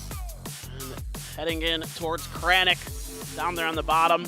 Winery, Naznova, Bavilka, all down there underneath the plane path. No bears. Sorry, fans. It doesn't seem like the players are really interested in, you know, trying to duke it out. Yeah, I'm not a fan of the neutral camps, unfortunately. I was really excited to see some more bear play and some more gondolas, you know? Get those IR scopes. Yeah, man. Peer through them. I mean, Well, IR and scopes, the other they thing seem is, busted. the other thing is those caves can sometimes have level 3 gear. Not Yeah. sometimes, they usually do. So like, and you can drop right on the caves. I don't know if like maybe people just don't try it, but I can tell you right now, you can absolutely do it. Oh, Canada's got to be real careful here. Oh, Keenan's got a gun. Yeah. Keenan's got a gun. Keenan's gonna save the day there. They've got guns. Get out of there. It's like rock, paper, scissors. Car beats foot and gun beats car. So India's got to run away out of that one. Besides that, doesn't seem like we have too many hot drops or early engagements there on the map. A little bit of shots being taken on there by Denmark, as you can see on the mini-map as we wait for the circle to pop. And another one that's really close to the center. I feel like every single time we're playing on Vikendi, we're coming right down the pipeline here in the middle. All right, this time around, we pray for the northern or eastern shift, though. No western shifts. Yeah, we feel like, or I feel like we've gotten a lot of non-snow in the final circles. Am I mistaken about that? I mean, certainly yesterday, No, one of those neither last of them had circles. snow in the end. Yeah. Yeah. You're right. They've almost been in the exact same spot, like both games. Oh no, Nerd! Oh my God! Thought for a moment he was gonna get that Panzer to connect, and Salman doesn't even have a gun. It looks like he's just trying to. he's got a bike though. Let's go! Get out! Okay, I love it. Now I'm rooting for him. Go, Salman, go! Do a flip. You can see Unforgiven's laughing. They're all laughing. They know. Doesn't have a gun, but he's got a bike. This is amazing. Yeah, I mean, Vikendi is so much fun, man. I love this map. I'm so excited that we have this in the Pro Pool. I've loved Vikendi since they first added it. Before I had these facelifts with, you know, the gondolas and the bears and everything like that. It's gone through some really fun iterations. Yeah, it's a really good map now. The VSS there can actually be identified by Puchils, but it's going to keep him from really doing any further damage to Canada, it looks like. Now, in Dino Land, there is more of Thailand. You know, they've bought their tickets already. Canada has not yet purchased them, maybe trying to sneak in through the back door. Yeah, sneaking in, not paying their dues. The Shin Boy leading the charge. No helmet, but it does have an M249. And just recapping quickly, Germany, we've played on Vikendi twice, and Germany has won both times. They seem to have a very good read on maybe just the center circles, but it also feels like their rotations on this map have been so clean. And even in the interviews heading into PNC 2023, they were talking about how comfortable they already feel on Vikendi, how they think they have a good read on this map, and they think it could be a big opportunity for them to pick up a lot of points. Yeah, dude. It has to start here, right? Like, Yeah. So they're also one of those teams where if they're going to catch up, it has to start here. I'd say if you have 90 points or more, in theory, in the absolute craziest, wildest PUBG you've ever seen in your life, yes, you could maybe catch Korea. It's very, very unlikely. I'm just going to be honest. It's like less than 1%. No tires on that. But if you're over 100 points, it's also very difficult, but doable. Again, Korea has such a tremendous lead, though. Any points they get just feels worse and worse and worse for the rest of these teams. You know, it's hard to target a team if you want to hot drop them or something, if you're one of these other teams, to try to stop them, but even that's so dangerous because you're basically, even if you beat Korea in a straight-up fight on a drop spot and you take all of them down, so much fighting early, potentially. Oh, they're getting out. Marco? Oh, he spun out. Oh, he hit a tree or he hit a something, tree? yeah. Okay. He hit a tree or he spun out, and that might be, a line for Pongsker. He didn't go for it. I'm surprised he didn't. I would have. Yeah, that's the kind of angle that I would feast on that one. I mean, I would end up like hitting the tire or something, but I would still go. That's the play, though. I mean, you should hit the tire in that situation. If you can spin him out in the open like that, he's dead. Surprise of all surprises, Australia back up on these towers. This has been what they do at the beginning of these games. They get information. A lot of times they've gotten kills out of it as well. So this time around, Korea's not going to mess with anybody early. They're not going to be taking fights. We saw them sneak up on Denmark. They're very aware this time of Australia getting up on that tower. So better start onto Vikendi for Korea compared to yesterday. Yeah. You got to hope if you're Vietnam, Denmark, Argentina, or any of these other teams, frankly, in the top 8, that Korea, at some point, their compound gets crashed and they lose that fight, because not only do you need to pick up a big win, but that 30-point game Korea had earlier on Miramar just really sets them apart. You want them to slow down, and you want to have a really big dub. But as we said, there are a lot of teams in top 8 that have a chance to make it happen. Let's not even go back to Turkey yesterday. They put up a really big day after a dismal start on day 1, and it can just happen in a couple of games that you rack up nearly 50 points. Yeah, totally. It can very well happen. Let's see if anybody's got it in them. Denmark just exploring, getting vehicles, checking what's out around them. But for now, it looks like they're going to just head back into that compound. This is North Center. Zenon tracking Turkey. This started earlier with Pongsker letting them pass. Was this all part of the Keikaku here for Chinese Taipei, part of the plan? Oh, yeah, Pongsker actually taking some shots from long distance to try and flush Turkey out. Maybe trying to set up for Zenon to find an angle on somebody. I think he barely saw Code Marco, and yeah, he did. Actually going for the spray down here with the M4 and a red dot sight. That's a really tough angle, but he was able to find a couple body shots. He had no frags, though. Yeah. If he had frags, that might have been a very different story. Sadly for Zenon there, not able to do enough with just the guns. He had 5 mollies, though, which is... He had 5 mollies. I didn't catch that. Yeah, man, he had 5 mollies, which is just not what you want in that situation. Great for clearing out buildings, not so great out in the open. Not going to be able to really take players down low like those frag grenades. Ken Duckjuice out here for Vietnam, a little bit ahead of the rest of the team, and the rest of them trailing behind as Australia's at a 2-2 split, it looks like. Out there, Argentina out to the east, so a quiet, slow start here. Feels uncharacteristic. Yeah, the game's been really popping off, but I guess Vikendi is one of those maps that there is a lot of architecture to play around with in terms of trees and hills and rocks, and with a circle that's, you know, kind of as fair as this one, right in the middle. Not surprising that we have a game like this one where, you know, every team is kind of able to just find their own little section of the map, their own slice of the pie, so to speak, until that next circle pops. And I'm hoping, oh my God, we're still on the bike. I love it.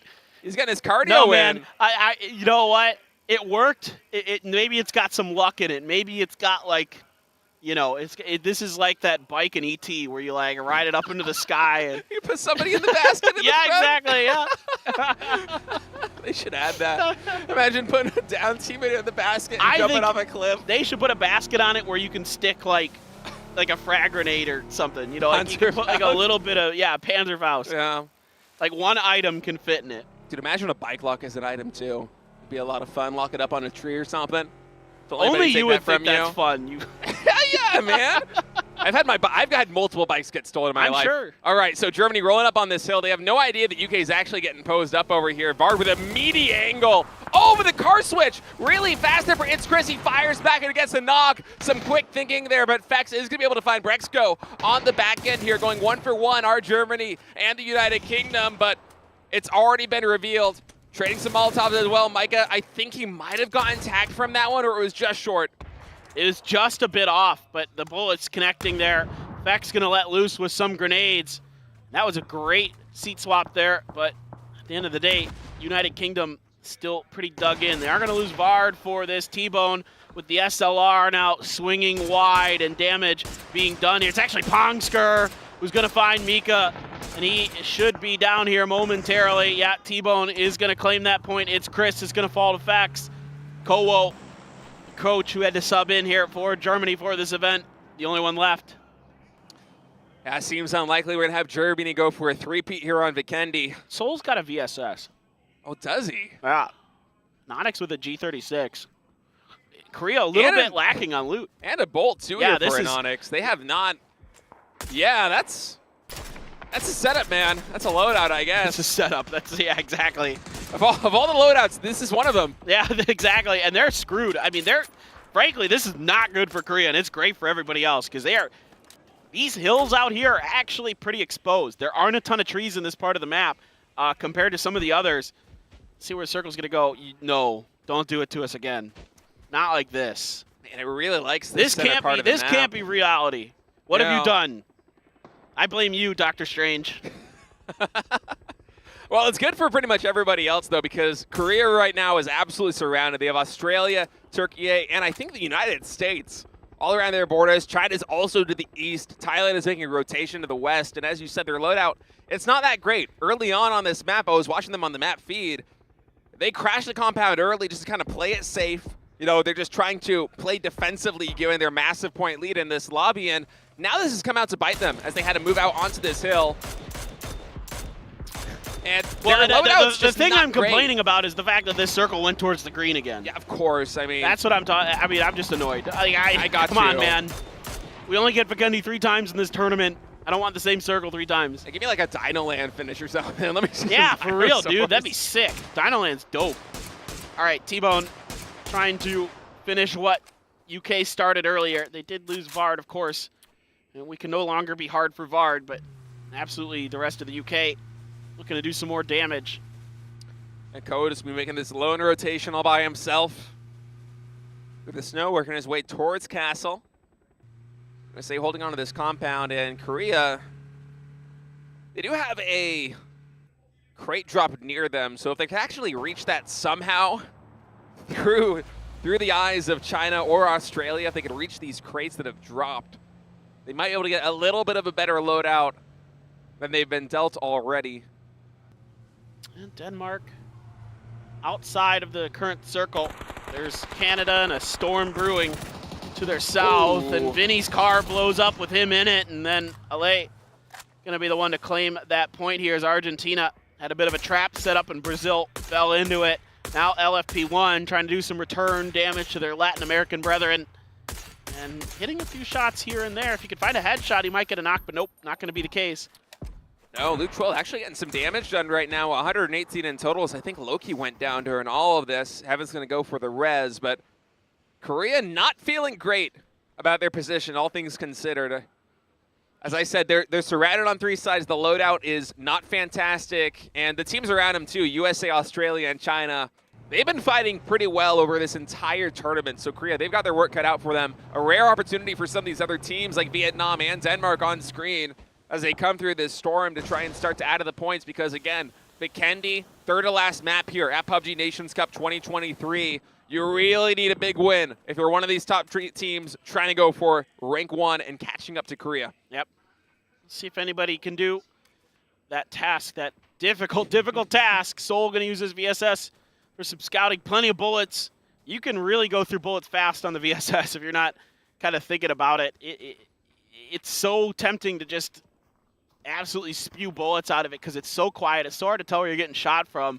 If somebody's taking those shots at you with it, the bullet drop is disgustingly bad on it. It's so difficult to navigate how bad the bullet drop is on the VSS as well. But I mean, I'm happy I get to talk about the VSS, but Seoul certainly not happy to have it. Great sprays here from Thailand. Nurens, Tanadol combining to get Kino down and out, and more damage put in as well to the others. But it seems like Denmark going to make a crash and maybe out of the frying pan into the fire. Turkey right up ahead.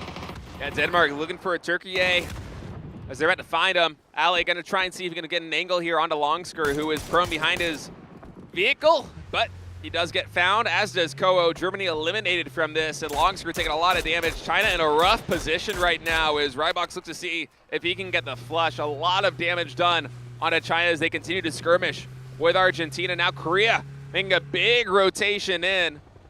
Not too many people in their path. Luke 12 does have an AUG, but not a good sight line on them. Well, the center of this circle is open in more ways than one. Not only are there not a lot of teams here, there's not a lot of stuff. So, you know, yeah, okay, Korea can find a shack and a spot, but, you know, what good does that really do you here?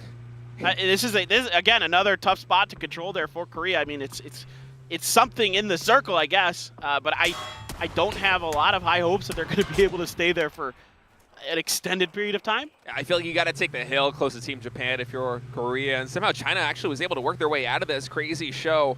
Yeah, and Aix left, I believe, all surviving that skirmish with Argentina, now rotating around the map, and yeah, they are going to go for this hill. This hill's much better. Yeah, it's a very good position right here. Not quite as center as what they were originally gunning for, but after they got the lay of the land, they knew that was not something that would be holdable, especially with all these teams surrounding them. Well, I think this map is so new that they didn't even really know exactly what the center of this circle looked like. They're like, nobody's shooting at us. Yeah. We could just keep going. Oh, wait, no, there's a reason nobody's shooting at us, because no one wants to be here. It's like the terrain is so bad. Well, Canada making a move right now into the circle, getting closer and closer to Denmark. Finna right now, the pole position. He's actually going to be anchoring this as Canada continues to steam along. Denmark's right ahead of them, and Denmark for a moment there looked like they were just getting ready to bail out of this position in their vehicles. I'm wondering whether they're actually going to stick it out and go for a fight, but no, instead they're just going to run for it. But that gives Canada a great chance to try to get some knocks. But luckily for Team Denmark, Vietnam is popping off. A couple of big knocks coming in, and actually Shinboy getting flushed. Yep, absolutely. Tough stuff now as they lose one of their best players here. Canada, Keenan, a long-time PUBG veteran. All these players on Canada have been around basically since the start of PUBG Esports. Very, very smart players, but they're about to get Hisaki. The grenade is out. It's right at Finna's feet. He is down. Hisaki can't get the spray up and over the hill. Looks to get an angle onto Adam. Adam's got an MP5 here. The gun's a bit of a laser beam up close and personal, but it didn't matter. He wasn't ready for the repeat from Hisaki. Absolutely tearing him apart. Just Keenan left now in the back. He's getting shot by Cloris. Tries to pop up, and he is going to go down. Canada falls. Code Marco gets Keenan, but Hisaki gets 2. Yeah, Vietnam got a lot of work done right there in that skirmish, and those are the kind of kills that they need to start chipping away at this lead that Korea has accumulated over the past couple of games. Luckily, they're going to get all 4 players up as there aren't too many players in their vicinity, and if they can hold on to that, yeah, I don't know where Korea's heading to now. I mean, their hill, yes, it is out of the circle, but there isn't too much terrain here. Yeah, you can really tell the inexperience on this map. I mean, it's the first time it's debuting in professional PUBG here at PNC 2023 as Korea's trying to make the rotation in. Now Fex with a brilliant headshot, able to get LFP1 and confirm the kill. Brazil also scrambling, but they're going right towards Korea.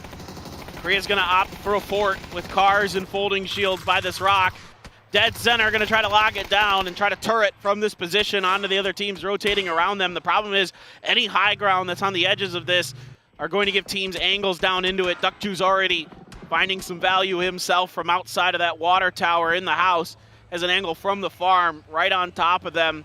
I think those are potentially shots from Chinese Taipei in their direction as well. I mean, yeah, okay, Korea, you've got position, but you've got to hope that things get so spicy on these edges that you can survive. And I guarantee that Duckjuice from Team Vietnam is going to be communicating to his teammates that he actually has this angle on Korea, because they're the #1 spot that you want to take out right now is Code Marco with a great spray, able to get Sparking down. That vehicle gets blown to smithereens, and Snakers, nice tapping there with the SLR on that 6X. Actually, H-Win helping out a little bit too. Schofield's going down, so Turkey taking some damage here. And USA is going to hear the Mads vehicle, and they are going to look to, if it drives at them, shoot at it, but yeah, no, it didn't. I think Turkey realizing there's no hope here to recover and defend off the USA, so they're going to have to sacrifice Schofield. Unforgiven gets a kill onto Show off screen, so, you know, points for India, very happy to see it. We're happy to have them at this event. We know it wasn't the result they wanted. Translucent gets a kill onto Luke 12 too, so you know what? Things are going well, and now Aches left. Drives right next to Korea. There's a bolt there for Korea out in the open. Loki gets a kill on a grenade. please flush that. Oh, didn't get it. Oh, I thought he had it, man.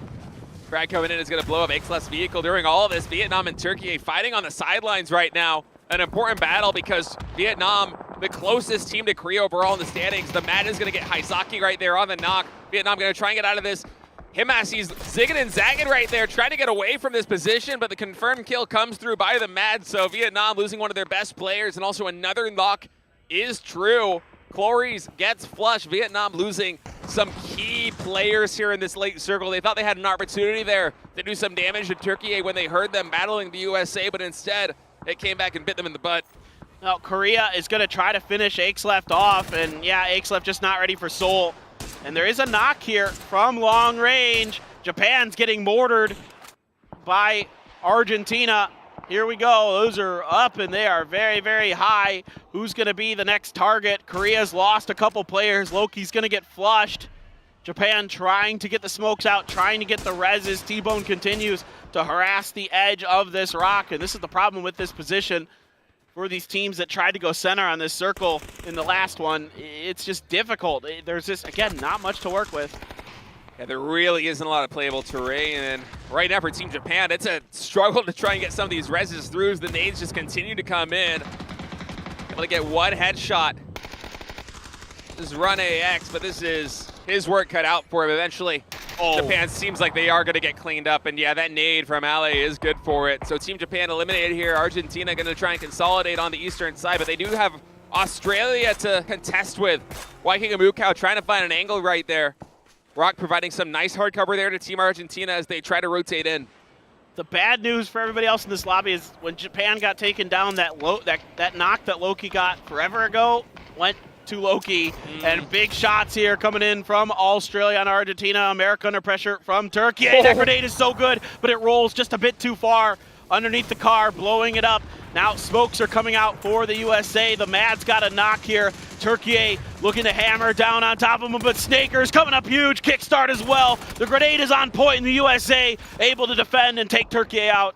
Yeah, kickstart coming through in the clutch for Team USA again. As you look at the mini-map, Chinese Taipei, the United Kingdom, and Korea all trying to get in on that action. And now Australia, Singleton holding off Argentina in a 1v2 situation. He's able to win it out with a sliver of HP remaining. Some heroics there by the True Blue crew. Absolutely nasty stuff from Tiggleton. A beautiful play from him, but now the USA torn asunder by the players around them. Urasida Jr. trying to connect with that Car 98, just can't quite find the shot. See if he's going to give it another go. And yeah, there you go. He finally finds it. Waikiki-Mukau, Australia taken down between the UK and Thailand. Brazil also eliminated during all of this action as it starts to quiet down a little bit here. Korea, they have moved onto the eastern edge. You see Seoul with a VSS headshot from that range, able to take down Rossington Jr. with a bolt-action rifle. You love to see it. Now, grenade's going to come in. That is a long shot, so a little bit out of range here for Team Korea, but the knocks coming through. Confirmed kill there with a frag by Seoul on Rossington Jr. Korea gets another point. Check that off your bingo card, man. You got the VSS kill. It's a rare one. Oh, you love to see it.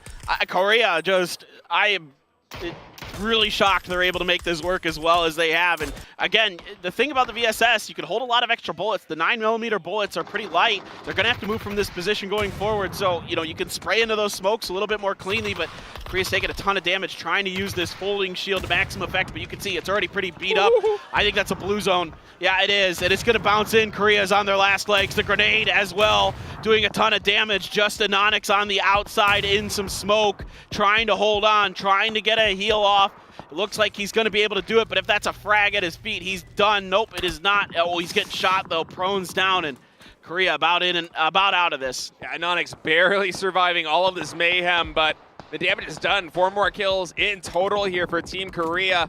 The placement points, too. Yeah.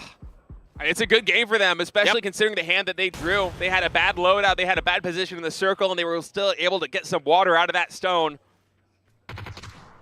Well, Tanadol just trying to figure out exactly how he wants to use the smoke. Finally going to cover his teammate in the back because Chinese Taipei is putting pressure on their western edge, and Zen Nan still going to get the knock on a Puchil's. Honey Badger, a little bit of damage ticked in towards Nurens. And for now, Thailand outside looking into this next circle, and Anonix is just holding firm, but the UK knows it. They're not really interested in letting him get any further in this one.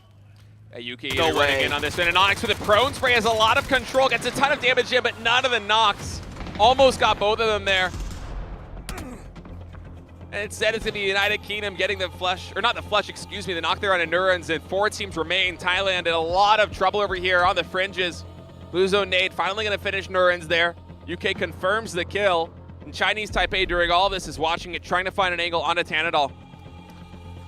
Well, now if you're fan of Korea, you're hoping that Vietnam doesn't come through into this and get the win, but they've got a decent chance. Chinese Taipei, of course, with the best chance, but honestly, Vietnam, they're so wily, they're so strong individually, they could turn the tide of these battles at any moment. Don't count out the UK with their 3 players. They're having an outrageously good day already, looking to add on to it.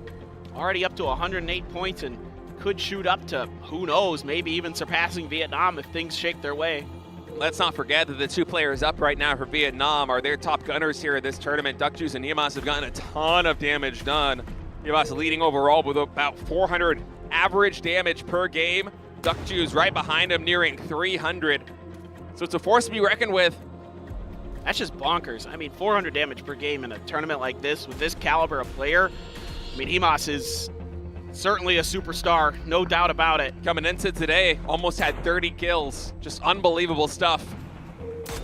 He's just, he is one of a kind.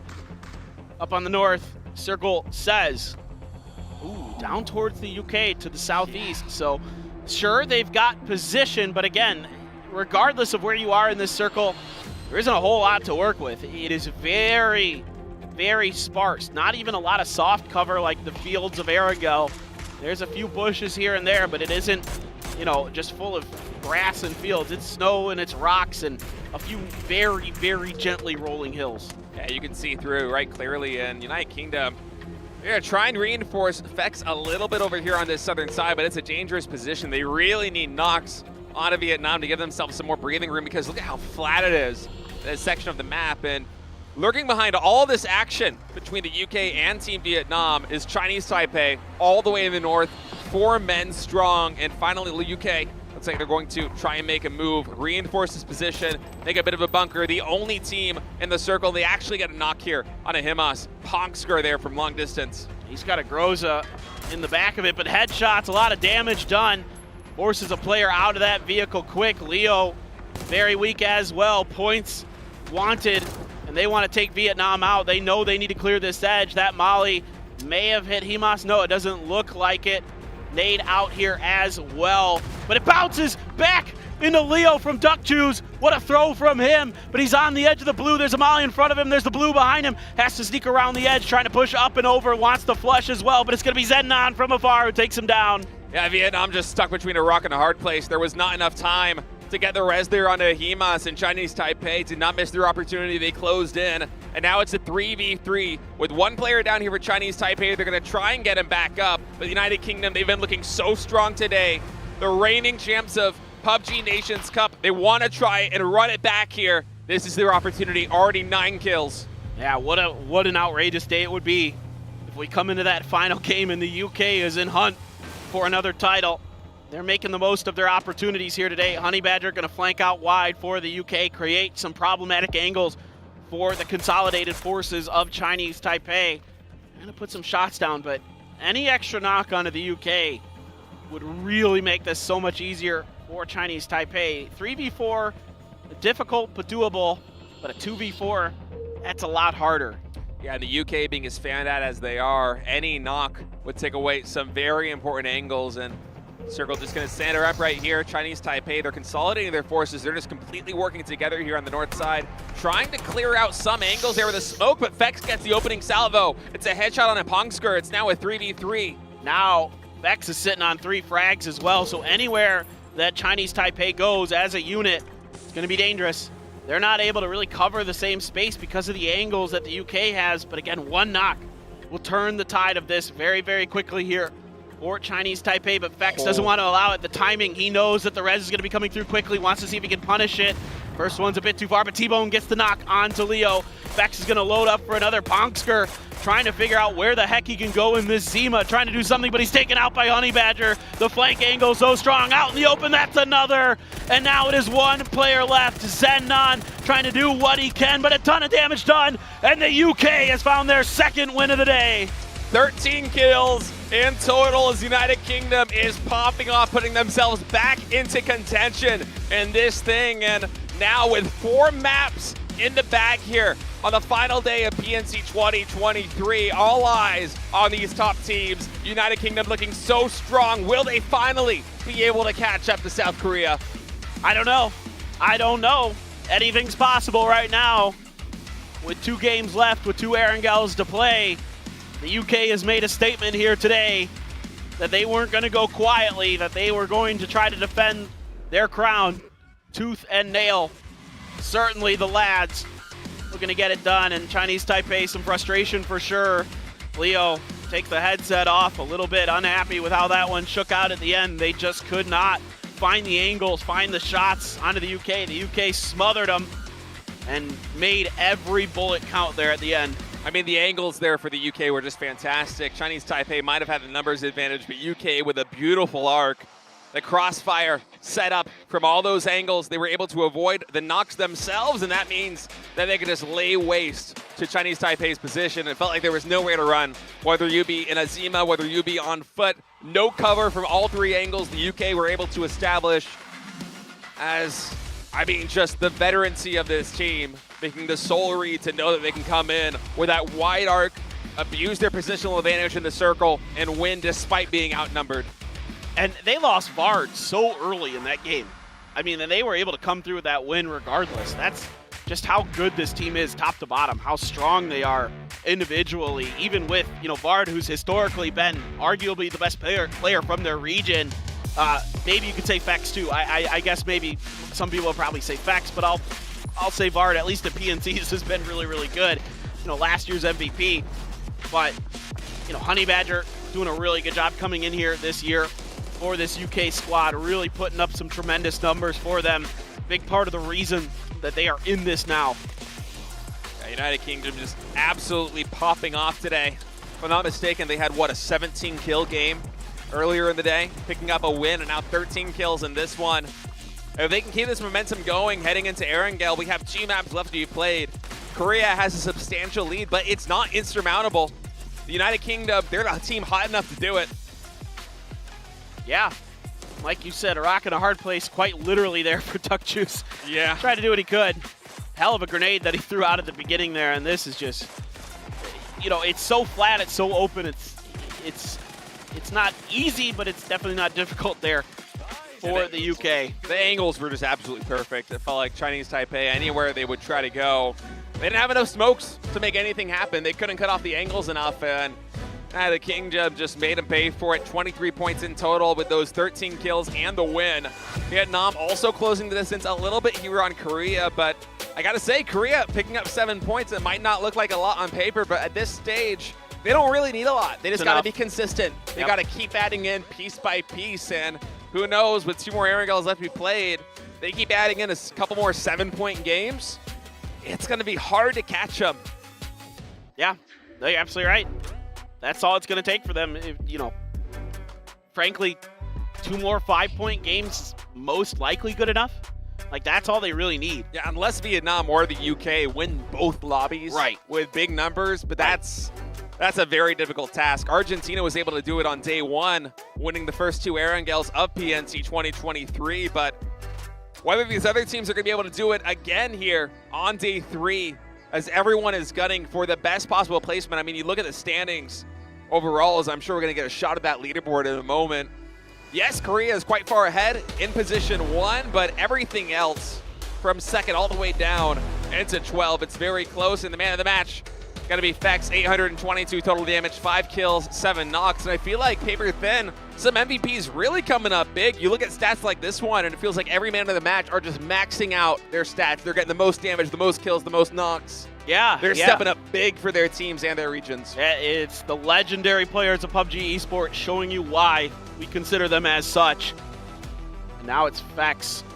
Just another outrageously good performance. T-Bone was really getting into the action too. Don't want to forget about him because, I mean, the UK team is stacked, people. I mean, all 4 players are absolutely bananas. So this is not unexpected in my book at all. This team should be right in the mix of it. And they are. South Korea continues to maintain their lead. It is now down to 26 points. So able to gain 5 points in this one on South Korea was Vietnam. But now, United Kingdom, there's a world. It takes a really big win. They got to win at least one of these lobbies and maybe get, second place in the other one at a minimum and get a lot of kills in the process too. And you have to hope Korea bottoms out. Yeah. They have to, basically double donut. It's tough. It's really kind of on Vietnam. And even then, it's a lot. Yeah, but I mean, every single team, not just Vietnam and the UK or Argentina or these other guys on top, but everybody from top to bottom on those standings is going to be gunning to try and get the best possible position they can. Because not just the pride of your nation on the line, but also the crowdfunding has been so substantial for this event. You guys are supporting PUBG Esports so much, and we thank you for it. And these players, every single one of them, they're fighting for the best possible ranking to get a piece of that pie, get a little bit more money. Yeah, exactly. Everything matters here. So, you know, we've got 2 more maps. We've got Erangel. This is not over by any stretch of the imagination. There's still a lot to play for, no matter what. So you don't want to go anywhere. There's going to be some great games here coming up to the end. I mean, every game has been explosive so far today. Big kill counts for the top teams. Yeah. So, you know, if that's any indicator of how this one's going to shake out, then you definitely don't want to miss the Erangels. I can say that again. I feel like almost every single win that's getting picked up, the winning team is 13 plus kills or something. It's just been a phenomenal day where everybody's showing up and trying to show their best stuff here at the PNC 2023, the biggest stage here in Seoul, Korea. UK looking mighty strong there, 2K total damage, but let's not forget Vietnam also with 7 kills, gaining a little bit of ground on Korea. Either of these teams, if they come up massively on Erangel the same way that Argentina did on day 1, they have a chance to take first place. Exactly, yeah. I mean, we've already seen it in this event, so again, I'm not discounting that it's possible, not even for a moment. I've been around long enough in PUBG Esports to know that it's not over until it's over. That's what makes it so exciting. You know, you can sit here and sure, South Korea might run away with it. Who knows? You never know. But that's part of the game. That's part of why we do it. It happens in everything. That's the top dogs. You want to see them play well. You love to see close matches. No matter what, the competition is fun. It's great. Good games. That's all it's been about here these last couple of days. Just phenomenal games. Yeah, especially that 30-point dub that Korea had earlier was just an absolute bombshell performance. And I mean, the hometown crowd here in Seoul. That's the haymaker, man. That one, if they win, that's the haymaker. That's the haymaker. Okay, guys, well, we are going to take one last break here before we go to Erangel at PNC 2023. Don't go anywhere. We'll be back shortly. Opportunity for the young. Have you seen the young? Synergetic soul. Feeling safer in everyday life. Hey, see mine. Safe for soul. With the innovation, you with the exciting futuristic soul. Inspire the bird, tradition and technology. Letting global soul. Stand up for the world. Fair City soul. I've been invited by the makers of PUBG to take part in a mystery challenge, and I can't wait to find out what it is. Today you'll be driving the Aston Martin DBX 707 under the guidance of a former Formula 1 world champion, Damon Hill. Wow. Welcome to Silverstone. Do you want to know about the DBX 707? I would love to. Come with me. Well, here it is, Jackie, the most powerful luxury SUV in the world. All 4 litres of it, twin turbo V8. It's got about 700 horsepower, and it goes up to 100 in about 7 seconds. Wow, that's fast. Got a lot of performance. A massive grill. Yeah, well, you've got a big engine. You've got to keep it cool. It was such a privilege to be shown this car by a motor racing legend. This is the world's fastest luxury SUV, so it's perfect for the multi-terrain driving you have to do in PUBG. But would it be a match for this iconic circuit?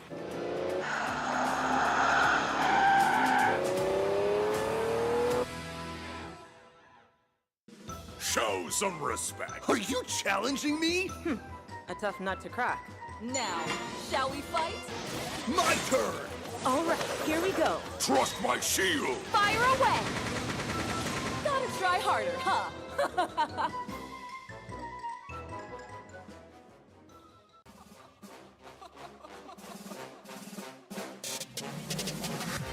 I'm not catching fades anymore. Gotta keep my hands clean when they come for the board. Keep it smooth cause I roll off in a taxi. With my feet up, I'm relaxing. Singing Figaro with no accent. While I pull strings from the streets in. Do it all with a straight face, I'm the kingpin. Top dog, top flow, boss mode.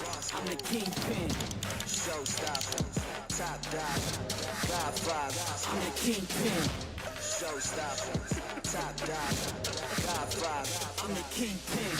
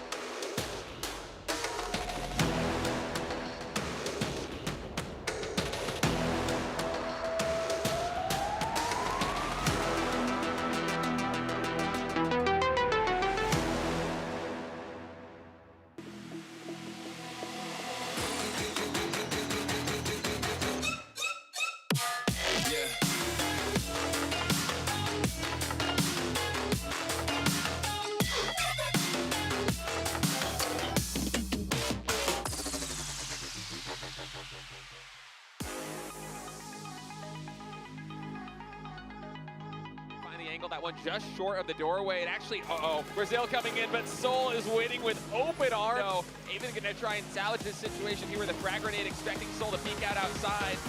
Haven actually getting Heaven right there with that frag. Second frag, we'll see if it's good. It goes over the rooftop. It actually lands on the other roof, so not able to get up and over to go for Evan. Seoul around the corner, just too fast for Haven to react to. Goes, there's another one there, that's grenade in hand. Back up Seoul, and he knows it.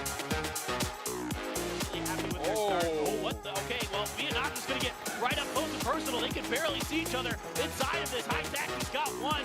Xavier here trying to do something, but Highzacky finds another. And Vietnam able to come through this sandstorm with 2 kills. Yeah, TPA Xavier trying to actually get something done there, but Gustav's gonna hear these vehicles.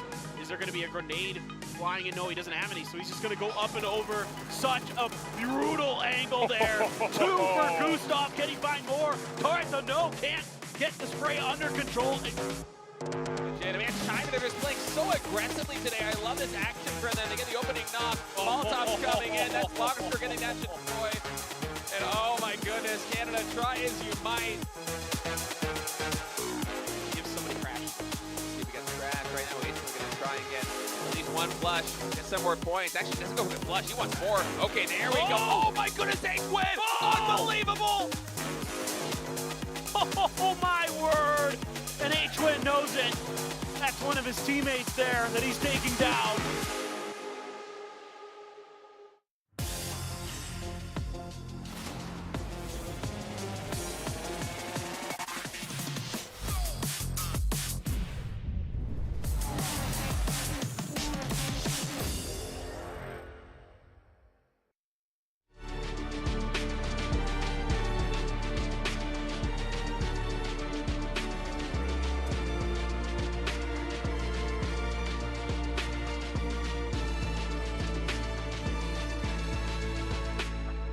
It all comes down to this.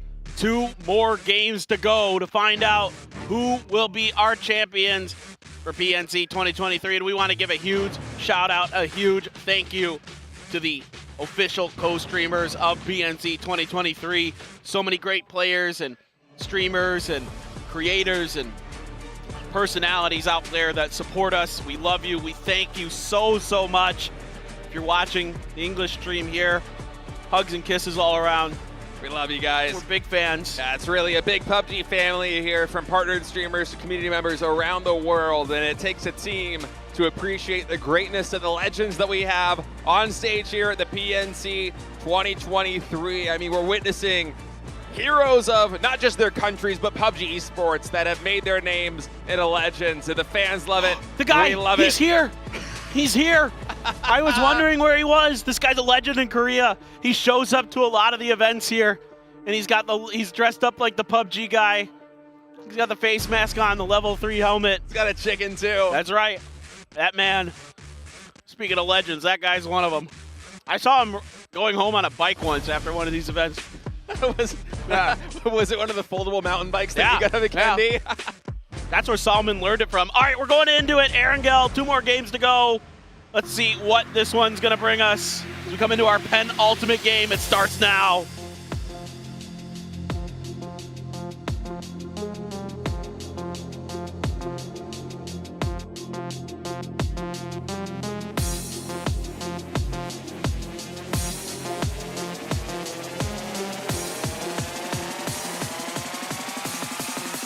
Plane takes to the sky, and we have a westward path here on Erangel as we enter the penultimate game.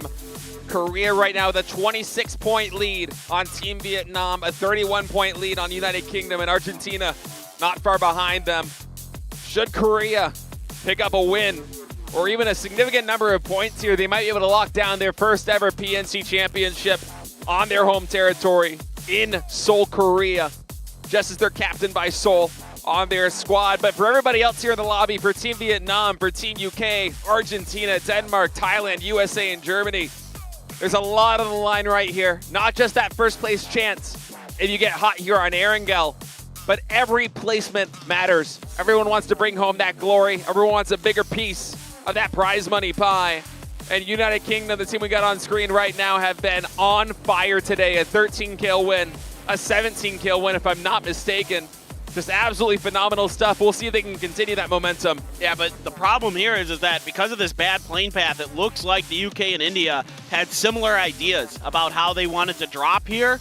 So this could get a little awkward. And I was hoping for a northern circle because I was hoping for more Zarky shifted, but anyway, it looks like for now the UK is going to be okay, but some of the teams gambling on the military base because of that bad plane path.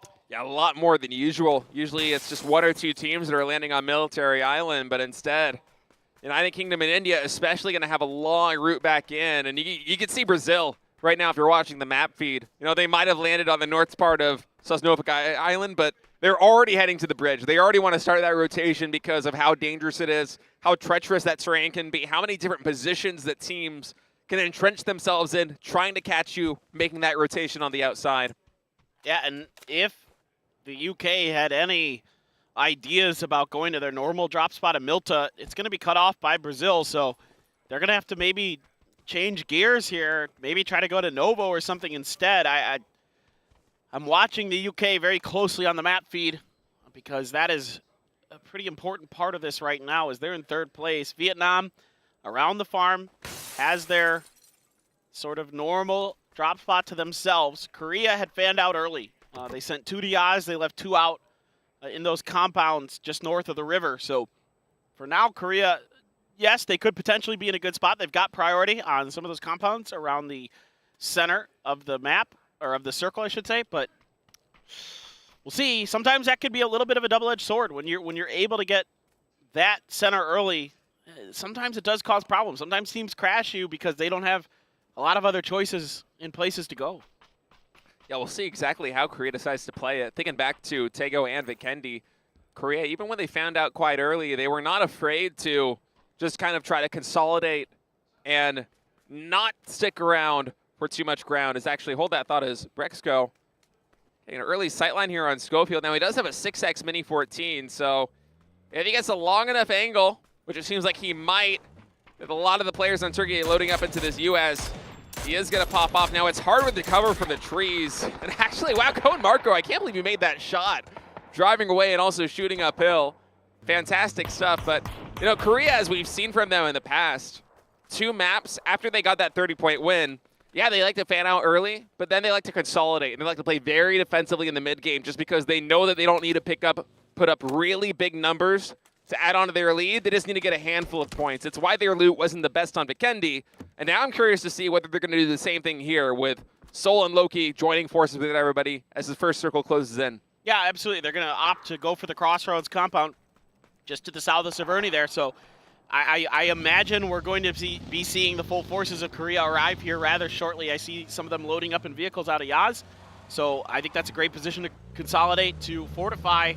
And if you gamble correctly, if this circle doesn't end up going east, you are going to absolutely be in a phenomenal position to win this event. Denmark going across the bridge. They had dropped military base, and they will be cutting through. Nobody from Chinese Taipei is bridge camping that, so it should be safe. Yes, indeed, UK did go Novo, as I kind of was hoping they would do, frankly, based on where they were and how they were driving. They kind of needed to. There was no way they were going to get to Milta first, so better to just take what you can get, hopefully find an E-pickup, and move into this first circle. Yeah, I'm wondering if they got one of those as the circle's going to start moving in about 20 seconds. Luckily for them, even if they do not have an E-pickup, it doesn't seem like Vietnam is too keen on bridge camping in this one. They got a gun for it. More points than that if they want to start to close the distance on Team Korea. You don't just need a 4 pick-off there on the South Bridge. You need to start wiping multiple teams and putting yourself in position to actually win this lobby if you want to close the distance. Well, I thought maybe Chinese Taipei wouldn't mess with them, but they kind of did. And, maybe. Savior? No. Okay. Yeah. He went for the angle, but a little bit too slow there on foot. It was going to be tough to pull off. With the way they were fanned out, I was like, there's no way. But Denmark opted to drive a little bit closer to the 2 players that were up by the 6-packs there. And it gave the Chinese Taipei a little bit of an opportunity potentially, but not really able to do much about it. Instead, South Korea changing directions. They're not going to sit on this Crossroads compound. They are now going to be rotating out, but there is Argentina up on the hills to the west of Severny here, so that is going to stop them up short for now, and maybe they might rethink this and take southern tip of Severny potentially, but I don't know that I like leaving Loki on an island in that crossroads. Yeah, I'm really surprised they have Loki all the way down in those southern houses. The ones right below Severny is, oh, Turkey, oh my goodness, what is going on here with these cars? Whoa. Some funny physics right there as they drive over each other. That's going to give Luke 12 an opportunity to start shelling them with some damage, but at this range, really hard to find too much. Only gets about 50 or 60 damage in on Team Turkey, but... I'm reminded of an old Pansy quote. I'm not going to say it, but old school PUBG fans will know. That's all I'm going to say. I remember the early days in PUBG where the physics was a little bit more wonky. It's not about that. I know it's not. I'm going down a different road. But I do remember very early on, first time Miramar was getting played, colliding in vehicles and just getting sent absolutely to the moon. That happens. It's a lot of fun. I miss those days, to be honest. Yeah. The players don't, but I do. USA up towards Everest. They're just going to be driving up the hill, getting some information, using this. This is like old school PO stuff here, just coming up to the top and checking out what's going on. Maybe if they stop, oh, maybe they're just driving. Okay, they're not going to. Okay, yes. I was going to say, I fully expect them to stop up here and do some reconnaissance. Yeah, just chill in the north face of this mountain. And they should be able to hear Chinese Taipei also inching up behind them there on the south as Vietnam begins to make their dash, going through the short bridge to the west of Yaz. And not too many teams ahead of them, just Denmark over there to the west, holding onto the compounds on the other side of the street, as Vietnam should have an easier path. And now looking at the map feed, Korea actually did reinforce their southern houses, going for a 2-2 split with 2 players in Severny, 2 players at the houses right to the south of that. Denmark has made their way. A long drive finally finds themselves in the circles. Japan's up around their gas station, and a split towards this warehouse, it looks like, for Vietnam. Warehouse is open. It's pretty far on the eastern edge, so normally a powerful position if it's towards the center of the northern circles is not. So unless there's some hard shifts for Vietnam, this is just a staging ground. Brazil on the outer edge potentially might be gunning similar positions. We'll see, but Vietnam is super spread out. Yeah, Vietnam really fanning out on this eastern edge means that they might be vulnerable here to Brazil if Brazil can sniff out this position. Dude, look at Kino, man. He is engaged, dude. He has got his game face on over there at the camera. I didn't look. I looked at the player cams and he was like looking like he was ready to rumble. Love to see it, man. Denmark, they are in a great position right now, sitting at rank 5. You know, it's only about 10 or 20 points to find themselves all the way up in second place. Certainly is some potential here for Team Denmark in their first ever PUBG Nations Cup here in 2023. As Vietnam just continues to roll in. Now they are consolidating a little bit over here, and that's good for them because Brazil is hot on their tail. Haven actually taking a forward position towards these rocks. Is going to try and find an angle. Oh, Duck Shoes. This is bad. He spun out. Oh, the help though. Denmark's Gustav put some serious damage into Sparking, and Sparking can't really hold that angle any longer or he risks getting knocked. And that may have just saved Duck Shoes' life. Duck Shoes was in a really dangerous position right there, but luckily for him, all of Vietnam able to rejoin forces to the east of Severny. Korea also focusing mostly on the western side, so not too many eyes on them. Denmark now, they're positioned here to the south of a 2-2 split with Korea, and India actually has the E-pickup all the way to the north of Shelter, so they're going to have a long way to go, and I'm wondering exactly where they're going to try and drop in this circle, because that center circle, the next wave, there's not a lot of free real estate there. Maybe if you go for the hills or the crashed plains, but there's going to be a lot of teams with eyes on you. Yeah, if they can see that the crashed plane is empty, it should be okay. Vietnam chasing down the departing members of Korea out of Severny. They're just going to be up and over the hill. Japan, hello. Whoa. They are just slaughtering Denmark. 2 players down in the drive-by. And they're going to take this dip once again outside of the shooting range, but this time able to find some points out of it. Brazil hot on the heels of Vietnam once again. Vinny going to be leading the way. Sparking going to be the turret there in the other car. But for now, looks like they're not going to be potentially jousting. Yeah, just a little bit out of range, but Korea, they heard that. They know that Japan's back in the same hidey hole that they were in last time over here on this kind of shelf position right above shooting range. And let's remember how dangerous this can be if frag grenades start raining in. You can see Anonix jump peeking. Oh, he saw 3 bodies right there. Frag grenade immediately comes out, pulls the pin, Throws the nade. Let's see what he can find. Oh, they're clustering over there by the vehicle. He gets 2. He gets 3. Heaven! Japan is eliminated. Korea gets 4 more points on the board.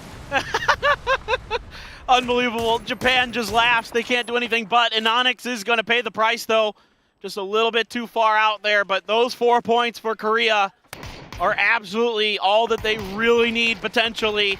Now they're going to try to take the fight to Canada. Keenan takes a bunch of damage, has to prone down. Seoul and company trying to keep their friends in the back alive, trying to keep this hillside clear. And for now, they're going to do so. And now, now Canada's revealed their position to the late entry of the United Kingdom, who might be able to hit this flank and hit it hard. Seoul looting those bodies over there, picking up some upgraded gear. As Japan really didn't have a lot of time to use much of their utilities, so Korea, even though they have only 3 men, should have a lot of stuff back in their inventory. Fully loaded as Finna here goes down. UK continuing to press on this Canadian position. First blood fired here. Curious to see whether Canada decides to try and reinforce, or I was going to say go for Finna, but VAR just immediately flushes him. Yeah, this is great stuff here from the UK. Really gives them a little bit of extra breathing room here on the edge of the circle. Gives them some safety to regroup, kind of rethink, get prepared for their next rotation. Meanwhile, Canada scrambling to get to safety, and they are able to do so for now. And this also gives you the ability to keep your vehicles a little bit safer for the UK because you've got that cover of the buildings. So honestly, a really nice timing maneuver there. Meanwhile, Germany is going to go back to Old Faithful, going out wide, going out to the edge. And there is a lot of room there on that western side for them to go. India, on the other hand, by the way, if you're curious where they ended up on their emergency pickup, they went to the coast. They're on the rocks, way out there. So trying to play north to south, and not a bad idea, to be honest. I don't mind playing that position myself. There's a decent amount of cover usually to work with. So we'll see if they can make something of it. Got Team Vietnam right now with a nice spread to the west here of shooting range. See what Clories can see as the circle begins to close in right now. Next phase about to pop, about 10 seconds left on that one. Vietnam, the closest team to catching up to Korea, but that gap is widening after Korea wrecks Japan with some grenades and great shooting. 4 more points. Circle's going to center up over here on the north side. And Korea's got some way to go. They're going to get into the U.S. and the Dacia, start making their way in, and they only really need a couple more points to start solidifying this lead or really reinforcing it and setting this thing out of grasp from these other teams. But let's see. Canada coming in on the top side of the hill. Is Keenan going to take some shots? I was going to say, not only do they have a way to go, they've got a lot of teams that are going to be either in similar trajectories or already planted. A widespread Vietnam may be disastrous here. This could be huge for Vietnam if they could take players down from Korea. Seoul already banged up. The sprays from Duck Juice does a little bit of damage to Loki. No knocks yet. Can Korea get out of this with all 3 still intact is going to be the question. My goodness, they might just pull it off. Both Seoul and Loki just 1 or 2 bullets away from getting shut down right there, but they're able to survive, cross that road. I mean, there was so much damage coming in from Team Vietnam, and Denmark was close as well. Precarious position, but Korea able to salvage it. No more knocks, just an Onyx down as Turkey and Canada continue to battle over here. Some knocks coming through. China also with some smokes trying to cover. They are dead center on this circle, fighting for this position. And Klib, during all this, working very close to Team Vietnam, but Aisaki sniffing this out, gets Kino with a frag. And that's like, if you're Team Korea, you're watching that and going, oh man, there's nothing we can do about that. Can we steal this kill? Is there anything we can do? Not too much right now, but maybe Klib. He's got some heroics, got some special moves inside of him. We'll see. He's got that Groza and a Car 98, the level 3 gear. Aisaki, though, is just better. Takes Klib down. Vietnam is going to find some more points. Vietnam adding another kill to their total. 124 points in total on the board as Korea works their way up to this top shelf. And that fight gave them the opportunity to make this rotation. That's smart stuff here from Korea. I mean, this fight was over in a heartbeat. This was just... Yeah, I mean, the frag grenades coming in. You feel like the opening shots here just kind of clustered Team Japan as they run for cover. They knew it, too, as Anonyx's frag catches 1. And the follow-up there from Heaven, just so good. Japan eliminated in a moment. That fight was over before it started. Exactly. It really was. We talked about that position last time they hold up there. I mean, if you get pounced on like that, there really isn't too much you can do. No, there's not. It's a tough spot to play from. Taipei trying to do what they can here. China seeing, or probably got a knock. Brazil there trying to get a res. Grenades are out here against the United States, and Savior up in the backs of the United States. Can't find a knock. I'm surprised he didn't get that one. His back was to him. Instead, just one bullet away. Chinese Taipei just trying to push this, but the blue is coming. They really need to work past USA. Meanwhile, Brazil and China going toe-to-toe. Aix left very low HP, 1 HP in fact. Gonna pop that first aid, but it's too late. Molotov gets him, Sparking also with the AUG, able to spray down and get some kills. Sparking there almost ended the round here for China by himself. They were bumping into each other in that smoke. It was literally point blank. Shrimzian, one hit. Zenon trying to find it, cannot find the knock. Grenades are out now. Haven trying to come in. LFP1 about to bleed out. Looks like he's on second knock. And Brazil trying to come in and finish what they started, but it's just Haven left. He's stuck to the backside. Are they going to be ready for it? Can he get the last one? He can. Haven holds the spray down, and the Chinese team goes out in 13th. Beautiful movement there by Haven to line up that shot. Had to jump through the car seats and then line up the greatest angle to mow down both of those Chinese players. Love to see it there as Luke 12 here from Australia is going to start taking down the remnants of a Chinese Taipei that's battered and bruised from their battle with the USA. Now, the USA was eliminated, but Chinese Taipei certainly paying the price as Germany and Australia start to close in and take these pot shots. That nade a little bit too far. Loki trying to get away from this position. Man, the Koreans are survivors right now. It's unbelievable. And there goes Chinese Taipei. The combined firepower of Bika and its Kriz are going to end their round. South Korea getting knocks onto India from afar, but not able to claim any of the points as there's plenty of safety on these rock ledges. You know, they're going to be out of the circle soon, and you're going to have to make a move. It is going to be a kill, though, to have, and every point puts Korea further and further ahead. They've stretched their lead to 30 points now. Vietnam going to have to come through with a big game here in this one if they are going to catch them, and they're going to have to hope that Korea doesn't continue to rake in points. Korea's already got the most kills in the lobby. Vietnam has to have a really big win here on the first Erangel of the day to try and close this thing out. But the Koreans, it feels like every single time they get into a situation that's precarious or dangerous, they find a way out of it, whether they're getting shot on transfers or rotations, or whether they're getting caught out with knocks. I mean, they still have 3 players up, and it's just incredible the tenacity we're seeing from this crew. They've just been playing really smart here today. I mean, after that 20-point game, which was brilliant, they were taking great fights, covering space like I've never seen in an event like this. There's very little they've done wrong here today. I mean, even go back to Vikendi and the small amount of loot they had as Thailand dispatches some of the Indian squadron. That's Salman going down. Oh man, Loki got that one. I thought it was Thailand for a moment. That's another kill in the bag here for Team Korea. But this is so smart. This is so smart. They know that India's, completely screwed, and they know that Thailand is going to be the ones doing the damage, and they can take more points. It hurts. It hurts a lot, and the circle's good for them as well. Korea doesn't have very far to move. I mean, just everything is going their way. It seems like destiny here. But this is just them playing smart. This is them recognizing the situation, recognizing that India's trapped and there's not much they can do, and knowing that they can put themselves in a position to steal points, and that's exactly what they did. Team Vietnam during all of this very quiet on the Eastern Front. Not too many fights they can find. Luke 12 finally eliminating Brazil. UK doing a bit of battle here with Team Turkey, who's had a bit of a quieter day 3 after an explosive day 2 here at PNC 2023. Blood knocked for Australia. The Mad watching to see if anybody's going to go for the res. You got Germany harassing the Australian team as well, and Korea's getting knocked, but Vietnam in trouble. This is really important. Vietnam, again, needs to have a big game here, but their all-star Himas already knocked in some great shots from MX. He's going to get duck juice as well. Hisaki trying to get down here, trying to save some of his players. Might have got spotted momentarily on the top of that smoke, but Emick really doing a great job at range with that SLR. Yeah, luckily for Vietnam, there's nobody at close quarters. As Argentina now starts to mow down UK. This is the other team that's also on the tail here of Korea that needs a big game to start to close the gap, but they're also taking a ton of damage. Reeboks gets another knock on a Himas. Or actually, no, the flush, excuse me. as they lose their star player. Vietnam now down to 3 men, and Loki gets another kill, this time on Thailand.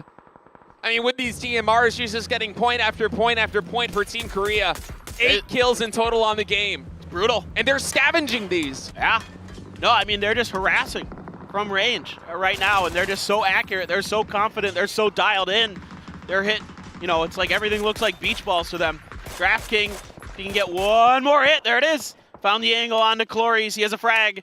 Could throw it into this door. I think he should be angling for it. If he can break it open just enough, but doesn't feel like he can quite get close enough. Doesn't feel like he maybe has the space or maybe the hope. Korea on the other side of that. Grenades down below the Mad. Splashes behind him. Germany trying to get down this hill, trying to barrel down on top of him. Yeah, it's Chris right on top of him. Gonna retreat a little bit because his smoke is blocking the vision. Takes a ton of damage. Does get knocked there by T-Bone. UK getting in the mix of this fray. The Mad popping off. Gets Koho and Mika there from Team Germany. Turkey catching a little bit of life right now. 3 men up. Germany's down to 1 man. It's Brexco, and he's just gonna go for it. He's gonna try and survive. Yeah, not much else he can do at that point. There was no hope to get those reses. And the UK is going to feast potentially on Turkey. Some good shots there are going to keep them back for now. Thailand lost a player trying to do more. Korea is trying to harass the backside of Thailand as they're trying to get up this hill. Rossita Jr. flanked out by them. Loki going for the shots as the circle doesn't do much in the way of being super interesting in terms of its movement, just kind of centering up more or less. Tanadol comes up short. The Rossita Jr. is going to take down Seoul there. Heaven and Loki still on their feet.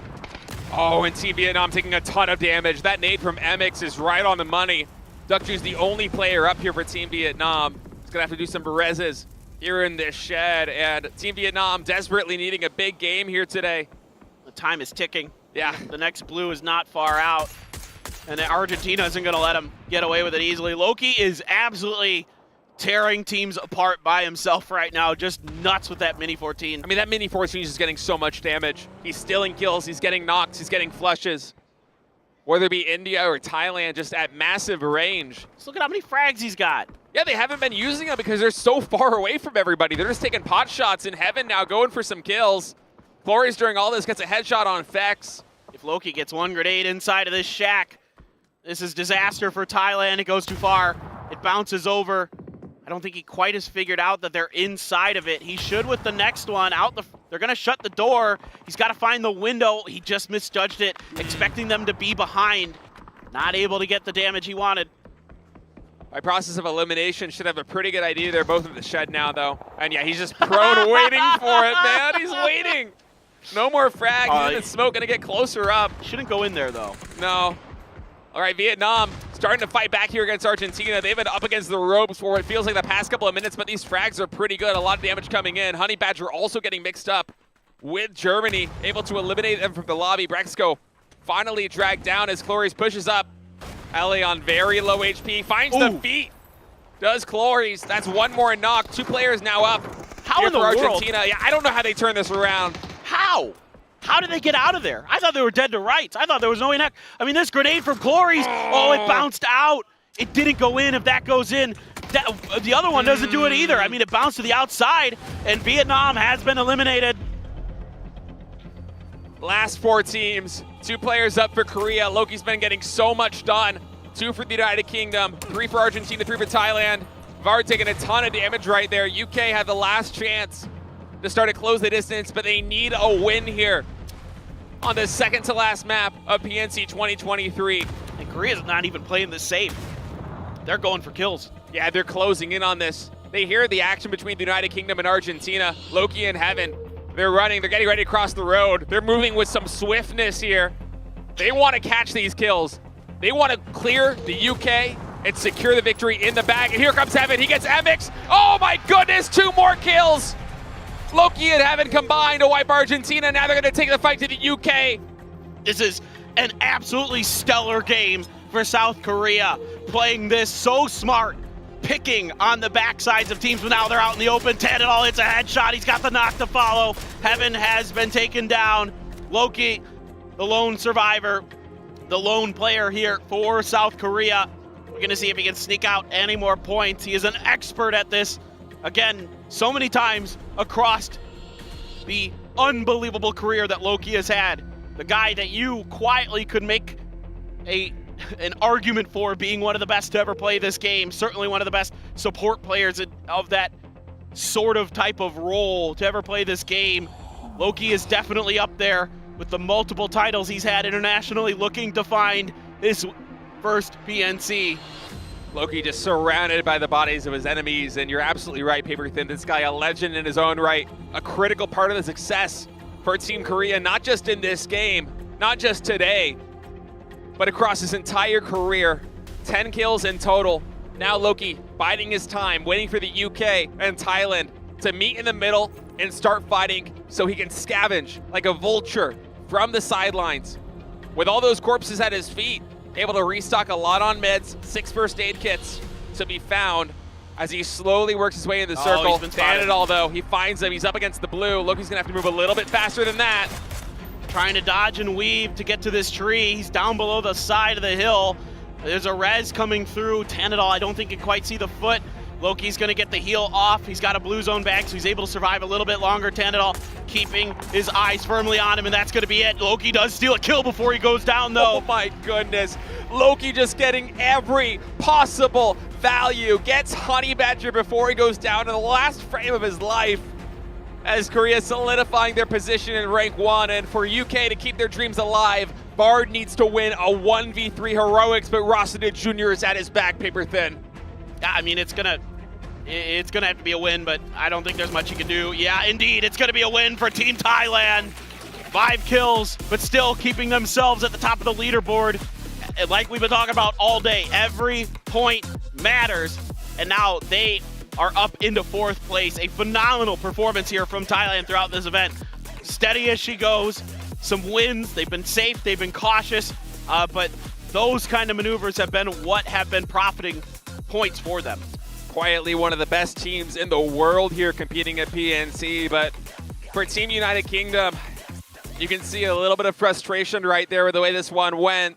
Korea just from the sidelines, after killing Japan, they move all the way up to the north. They fight at range, and they rack up 11 kills in total in that lobby. Not to mention the placement points they got by Loki just being an absolute survivor. I mean, the Koreans, they were able to wiggle their way out of so many situations, whether it be themselves driving up to the north to avoid the fire of multiple teams, including Vietnam, who was trying to chase their tails for that first place. And that PNC trophy might finally be coming home to Korea on their home soil here in Seoul. It's going to take a miracle, if I'm just being honest, for one of these teams to beat them at this point. That was the nail so far into the coffin that it may already be over. We'll have to see, though. But it's still a phenomenal performance here on this final day from the UK, by the way. They are putting up outrageous amounts of points, and they are climbing that leaderboard really, really quickly. But Korea, just the game sense is so smart. Sensing the weakness of Japan and pouncing instantly on it, knowing that all they need is these kill points. Doesn't matter, the rest of the way, they played it even more brilliant, just harassing the edges of the circle, making every shot count, and that's what has got them into this winning position. I mean, you go back after that 30-kill win, or not 30-kill win, 20-kill win, excuse me, the 30 points that they were able to accumulate. You go to the Kendi, they had no loot. They were in a bad part of the circle, and they showed the same tenacity that they showed here on Erangel. Just able to get every possible inch of value. I mean, Loki, even with his dying breath, stealing one more kill from Team Thailand is incredible. I mean, United Kingdom, they put together an astounding day. Multiple wins with double-digit kills, a top 2 finish with 8 more kills, but it just goes to show how strong Korea has been, not just today, but over the course of this entire tournament. They still get the most points in the lobby at 16. And as you said, Paper Thin, it feels like the nail in the coffin. Just a masterclass performance from South Korea on their home soil, coming into a PNC where they never won a chicken dinner in this event in their entire history, which is unbelievable. But day 1, they got one. Day 2, they got one. And now day 3, they're just gaining even more momentum on top of the world in one of the most competitive fields of PUBG action we have ever seen. Yeah. It's just a special moment here in Seoul, South Korea. And these players, Well, they know it. Their confidence is through the roof. The way they're playing, I can just see it. I mean, I can just sense it that Seoul is completely dialed in as the IGL. He's calling a brilliant game. Loki is as sturdy as ever. Kevin is slotted in so nicely here. A little bit shaky on day one. Again, I talked to them afterwards, and they said he just isn't used to the way they calm. And now it seems like he's fitting in quite nicely. Anonix is Anonix. Just one of the all-time greats, period, end of story. And this combined firepower of South Korea has been something that few could handle in this event. Man of the match is going to go to Rossiter Jr. Good damage here. A couple kills, 3 knocks. But really just, again, sturdy, solid, safe play from Thailand has profited them a ton of points. Guys, they're doing a great job in this event. Quietly, they're in the top 5. Yeah, it's kind of incredible what they've been able to put together. It feels like every single game they're getting a little bit of damage in, a couple of points, sometimes a couple of placement points on top of it. Just captain consistency right here in this lobby of 16 teams. And, maybe the USA, the United Kingdom, Vietnam, Korea put together these highlight reel performances, but Thailand, very quietly, you see it right there, not even top 5, top 4 with 122 points. But Korea, with this massive lead, it's going to take a miracle from the United Kingdom to repeat a performance here with the championship. If I'm being honest, there are very few games in PUBG Esports history that can accumulate that many points in the entirety of it. There's been a few, and that, again, this is all predicated on the fact that Korea gets 0 points in this next game. Very unlikely with the way they've been playing, but to get 33 points in one game, there's in an international PUBG Esports event, there's only been a handful. That's just the truth of it. It's a less than 1% chance here that Korea loses. Yeah, and the competitive field here as well at PNC 2023. We had the legends of all of these different countries, of all of these different regions coming together to share one of the grandest stages that PUBG Esports has ever been able to put together. And to be able to have a performance like that one, 33 points, even assuming that Korea gets 0 with a competition this still with this many stars on stage, it would be unbelievable. I mean, Korea, they are so dialed in. Loki picking up 5 kills, catching Honey Badger right there. Just tremendous stuff. We've harped on it, it feels like, for days, this entire weekend, how well Korea has been playing, and it's all coming together here on day 3. Yeah. It's truly special to watch the way that they've come into today, the mindset that they've had, the complete lack of being, scared by, letting the moment get to them, letting the pressure get to them. No, that never happened here today. Coming into today, they're the top team. They did not let their foot off the gas. They did not let the pressure get to them. They did not let the fact that they're doing this in front of their home crowd, in front of this entire stadium that is trying to will them to win. None of that fazed them at all today. It has been one of the best days I have ever seen from a team coming into their final day with that lead and making sure that they kept that lead and secured it. Yeah, and it's not even them playing conservatively after picking up a 30-point win. I mean, they are just feasting on the sidelines. They play edge like they did in that game, and they find so much value. You look at their position in the circle after they clean up Japan, and you got to think that they're really going to have a hard go of things from there. You might only get those 4 points, and given their position on the leaderboards, I mean, that 4 points, it might be enough, but they find a way to get, 7 more kills? Right. Just the game sense, the play calling, the shots, everything is on point. There is no aspect of Korea's game where they are lacking today. It is some of the best PUBG action I have ever seen. Yeah, and even though the UK in some ways is having a better day in terms of total points, they probably have more, that doesn't matter because they weren't in first place coming into today. No. So, even though they're having a great day, South Korea is just having one of the most impressive days you'll see. One of the most impressive performances we've seen in PNC. Top to bottom here, they are in the driver's seat, and it is almost impossible that anyone's going to be able to knock them out of it. The Loki fans have got to be thrilled with what he just did in that last game. That was the exclamation point on this tremendous 2023 performance. It's going to be our trophy. So much support for the Korean crew here from the fans. It would be monumental for these guys to win it here on their home soil. Live from Seoul, Korea, PNC 2023 coming in. Team Korea never winning a chicken dinner, and potentially at the end of this weekend, being crowned champions would be a tremendous story for a country that has been so strong, but as you said, has struggled on the international stage to bring home a championship prize for years. After 2019, it looked like South Korea was going to be the dominant region in yet another esport here in PUBG Esports. But since then, they have yet to find an international title. This could be the moment. This is the final game.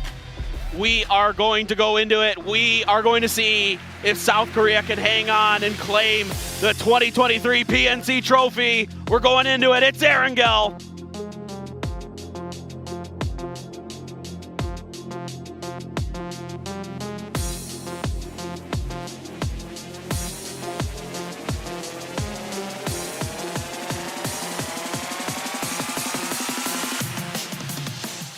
The plane takes to the sky for the last time here at PNC 2023. The crowd is cheering as Korea looks to run a victory lap here on Erangel.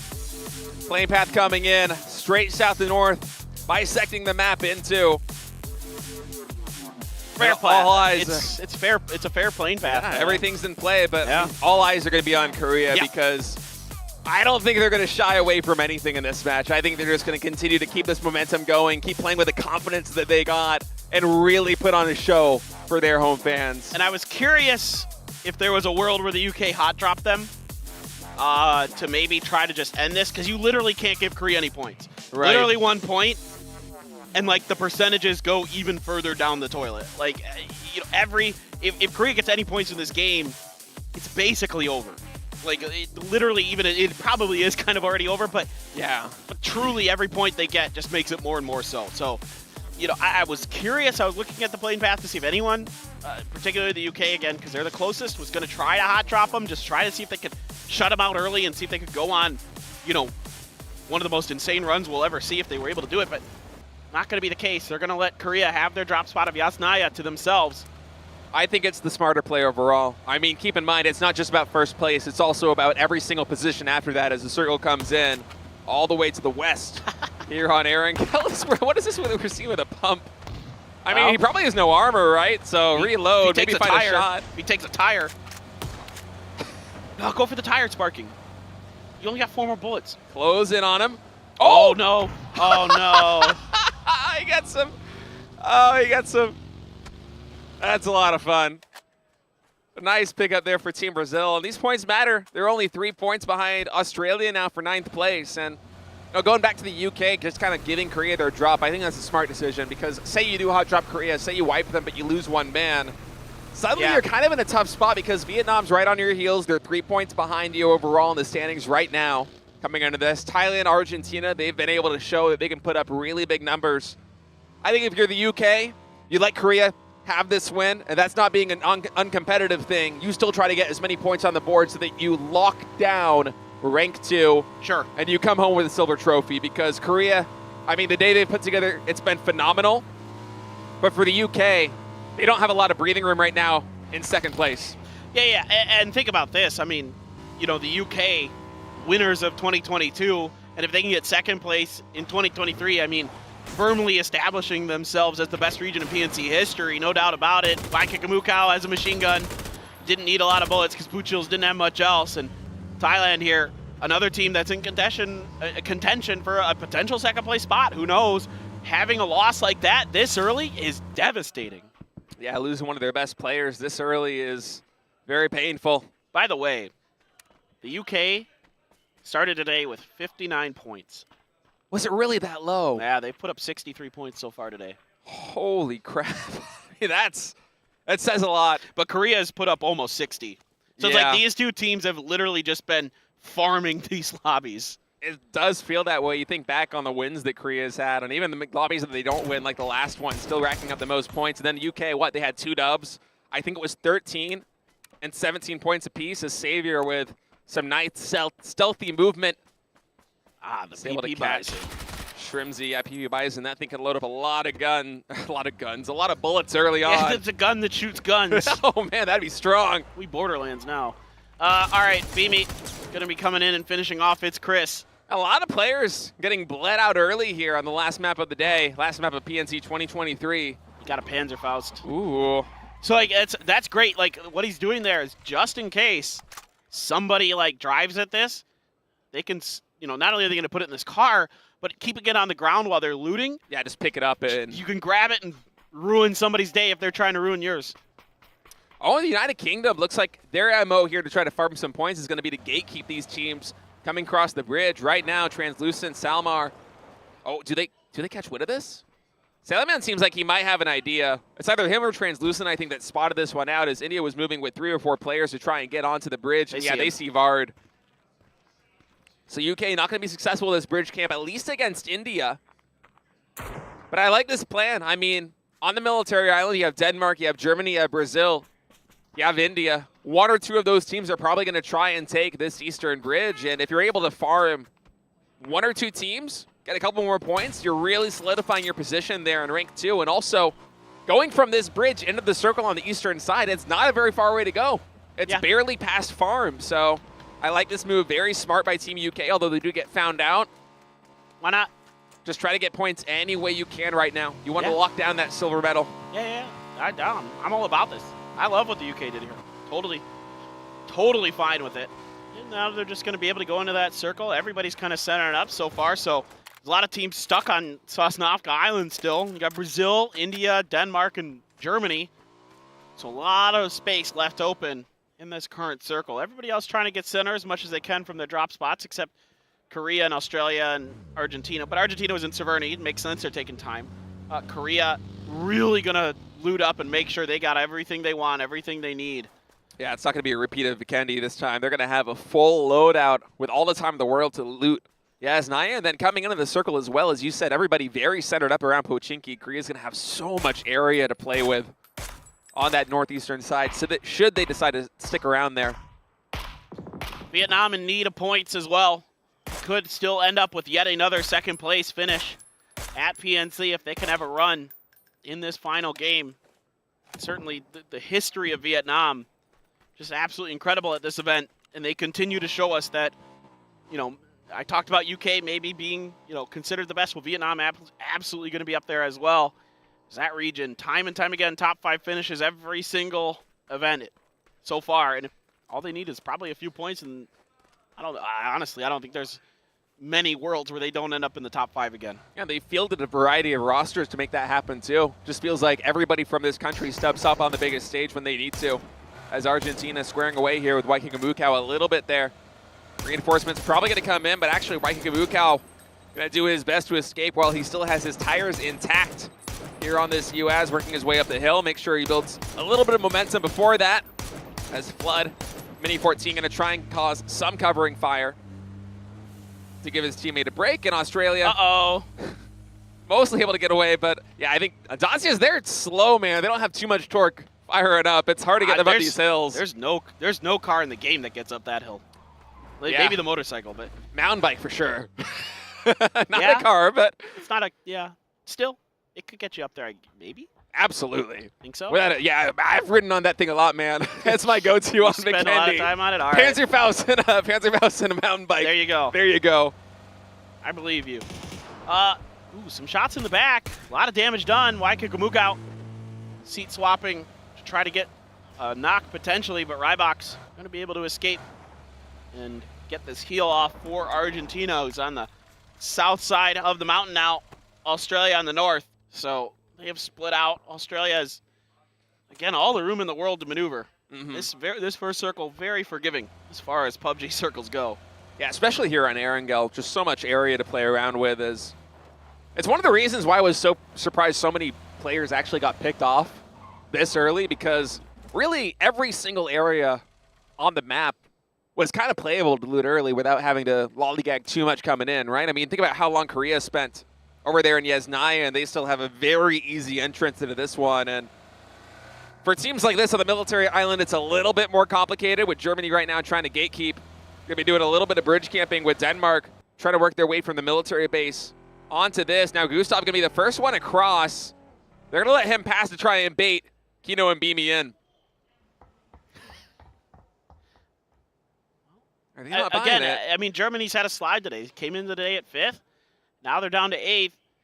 And they're trying to turn their fortune around. It's been a really rough day for Germany. Not many points across this day. I think 13 so far. And that's definitely the worst day they've had by a wide margin.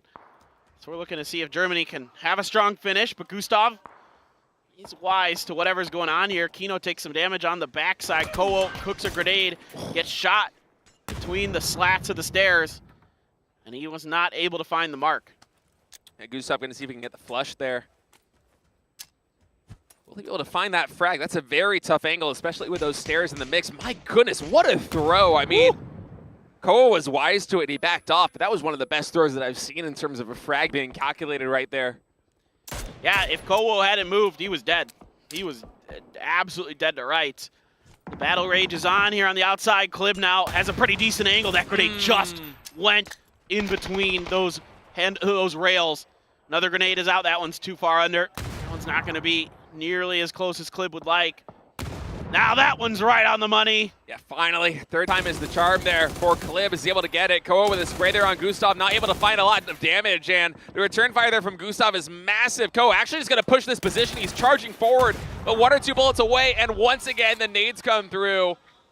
Denmark eliminates Germany. Germany right now going to be sitting at rank 8 on the day, as they did not get the strong finish that they were hoping for, but still a very impressive showing here at PNC.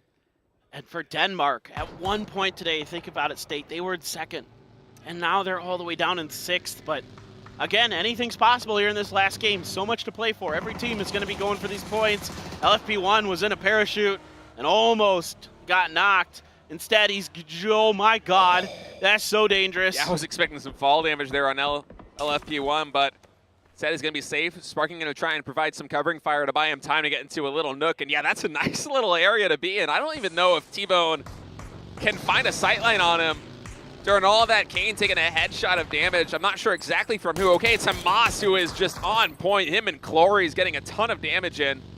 Nice covering fire there on his teammate in the buggy. One of the most exposed vehicles to drive around here on Erangel. Big point going the way of Vietnam. Still eyeing that 2nd place spot. We're going to keep a close eye on those races for some of those positions underneath Korea. Flood, oh no, oh no, oh no. Oh, just barely. And H-Win with some nasty shots on that parachute. H-Win's had some really good moments in this event himself. USA in general, even though they're in 7th place, has had some pretty impressive games. Maybe not the result they wanted for sure, but definitely still a lot of really awesome moments that we got to witness. Oh, undoubtedly. Give it a highlight reel together of their PNC 2023, despite only being in 7th place. I mean, feels like when they pop off, they really do pop off. Yeah, exactly. When they were hitting hard. The Turkey stuck in a very awkward spot out in that shack out in the middle of that field. That is not ideal. Even though phase 2 did end up going southwest, that is not the spot you want to be in. You were, as Turkey, playing with fire. Now, you never know. We've already seen it today where teams can kind of just hang on and scrape out points. Saw with Korea earlier. You can't drive this across the water, my friend. No. I just want you to know, but you can swim under it, and that's okay.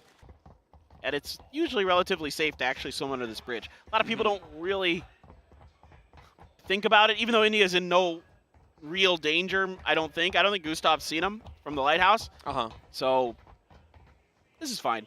Yeah, but I mean, even in pub lobbies, if you're playing in solos, it is a really safe path to go if you're swimming right underneath that bridge. I believe a round of applause here for Team India for their debut performance in PNC. You love to see it, their first international event. And even though I know it's not the results they wanted, we really appreciate having them here. We really love having India here. So thank you so much, India, for being a part of this event. And we hope to see you back in the future. I'm sure we will. I mean, what we heard from the pro players before the event even started about India and the scrims is that they absolutely have the skill. They have the potential, but, you know, they're just getting their feet wet here in the first ever PUBG Nations Cup. I am sure very good things are to come from that country here in PUBG Esports. Yeah, I really think so. I mean, again, like you and I were talking about a lot on day one, that there was a lot of people saying that this India team was nothing to be, you know, think that they were easy. I guess I should say they weren't. They were really doing good in scrim. So hopefully, you know, with this experience underneath them, they can do something now. And Onyx out ahead of Japan, but Japan had the exact same idea at the exact same time as Korea. Let's see if this is going to amount to much of a fight. Yeah, let's see if Japan can get some revenge for the previous Erangel game where Korea got the jump on them and absolutely made them pay in seconds. This time, both teams have a very good idea of each other's positions. Nades are going to be traded here. That one comes in very good. Almost gets a knock. 90 damage in total. We'll see if the follow-up from Onyx is good, and yes, it is. So first blood drawn here as Japan is knocked, and Onyx now coming in. He's going to try and find Imhawk, watching a lot of angles. Spray comes in, about 90% of the damage done there on Onyx. He's going to have to pop the heal. With that maneuver, he's revealed the position of the off-angle player for Japan. And now South Korea methodically trying to pick them apart. Imhawk stuck inside of this building. This building not fun to be in. Yep. Seoul isolates and takes him down. Now Pure Boy up there trying to do what he can. Loki gets the flush on at Imhawk right now, and for South Korea, it's all about breaching this stairwell and trying to stop Japan from being able to hold on. Pure Boy going for the res. China also getting mixed in on this. They do not want Korea to get more points. And also China, they want to move up the ranks themselves. Yeah, absolutely. I mean, they take whatever points you can get here. Third party this fight. But the problem is that nobody on Korea has been knocked. So great. China came in here, took a position. That's not that bad considering the lay of the land with so much field in this particular circle. You know, you need to take whatever cover you can get. But not able to capitalize in terms of points, and Korea's Loki able to do some more damage to run AX. Korea would love to displace this final player. A beautiful nade there by Loki. Perfectly cooked, just wasn't able to find any players from Japan. They weren't in that exact area, but I mean the ricochet and the cooking on that one, perfection. There's 2 players left, excuse me here. Yeah, Pure Boy did get rezzed. Yeah. Pure Boy got rezzed. And, that's not good. And where's that shot coming in from Keenan? Yeah, this is difficult now. There's still another player here who I think is going to have an angle to at least put some shot. Oh, no. Land it, please land it. Oh, not no, like this. Not like this. Clip coming in, gets one, sprays down, almost gets 2, translucent on 1 HP. The DMR is going to seal the fate there of Team India as they're dispatched from this one. But again, a great debut performance for them. I'm sure there are very good things to come from that country here in future PUBG Nations Cup. This is not the last we're going to see. An appreciative round of applause from the crowd here in Korea, showing their respect and their admiration for the Indian players coming in here and playing in this event. Again, we would love to see it back. All right, China now on the move. They're going to leave this compound. They're going to let South Korea kind of see if they can finish this out. Seoul's going to hold the window, make sure no one can leave. Frags are coming in. But for now, you know, you can just kind of wait. You can either just wait them out, or I don't know what you're going to do here as Korea. Eventually, you're going to want to push up these stairs. But look at that folding shield right at the top of these stairs. It's going to block you from coming in there. That's so cute. For whatever reason, I hadn't noticed that until you mentioned it. But yeah, that folding shield perfectly. Imagine just sitting up there with the DDS on a chair. Yeah. You can like jump off the top of the buildings and whack people with the chair. Oh, I would love that. That'd be sick. All right, Vinny able to dispatch Beamy there. Gets a nice kill for Team Brazil. Only 4 points behind Australia to crack top 9. They would love to get some more kills here on Team Denmark. Clib going to go for a nade himself. Oh, that one's really good right on Haven. Just a bit of damage, though, as it wasn't cooked. That was Haven's own grenade. Oh, was it his own? Yep. Oh, I was a little bit confused by the switch there. I guess he wasn't able to slot it in. Yeah, it just kind of bounced back at him. Must have hit one of those beams, the I-beams up in the top of the building. I'm not sure. Well, here we go. Round 2, fight. Okay, that one went in. Yeah, it didn't come close enough, though. Didn't get the corner angle. And Onyx, meanwhile, just knocked to H-Win. I think he's dead to rights. Yeah, that's yet another point for Korea as they're, like you called it earlier, the victory lap continues. Yeah, it just feels like they are on top of the world right now. And China, here they go, coming in on TV enough. Akeslep with it. DMR comes in on the road. Able to get one knock, but Hymas fights back. Hisaki also is going to be able to take down Akeslep. The confirmation comes in. Longskro goes down. Crazy 1-1-2 as well. Hisaki working his way on the outside. Going to try and find Shoei's on 1 HP, and China is eliminated here. Vietnam picking up a ton of kills. And behind all of that as well, Korea also finally cleaning up Team Japan. And that's huge for Vietnam. Now they're within 1 point of the UK, 1 point away from second place. So trying to do what they could. But now Vietnam doing what they can, and Korea 170 points. How many more can they get? Because this is their tournament. They have done it. Now we just await the final moment, and they are just going to keep trying. I mean, no, just run away with it, Korea. You know, you want to come out here, finish on a bang. And Vietnam now being watched by them. I'm sure the Korean players on stage can feel this arena shake every time they pick up a kill, every time they wipe a team. They want to do some fan service here for the hometown crowd as they start to get into a skirmish here with Vietnam at about 200 meters range. Circle closes in, centering up over here on the west side. Chinese Taipei, they've been so good defensively over the course of this entire event. The only team to be able to hold on to a compound in this one. As Vietnam and Korea continue to rotate through, and Onyx going to find that shed. Korea trying to improve their position here in this long-range skirmish. Well, the only one in right now is an Onyx. Loki's got a mortar. He's going to prop it up here in the smoke. Let's do it, man. What do you have to lose? They're shooting at him. He's got bullets splashing around him, and he's just going for it. He's going to dial the range in. Yeah, and Onyx right now is just letting him know 250 meters seems pretty good. Might be a little bit shorter than that, but we'll see where this one lands. Up and over. Oh my goodness. He got him. No way. Money shot. Unbelievable there by Loki.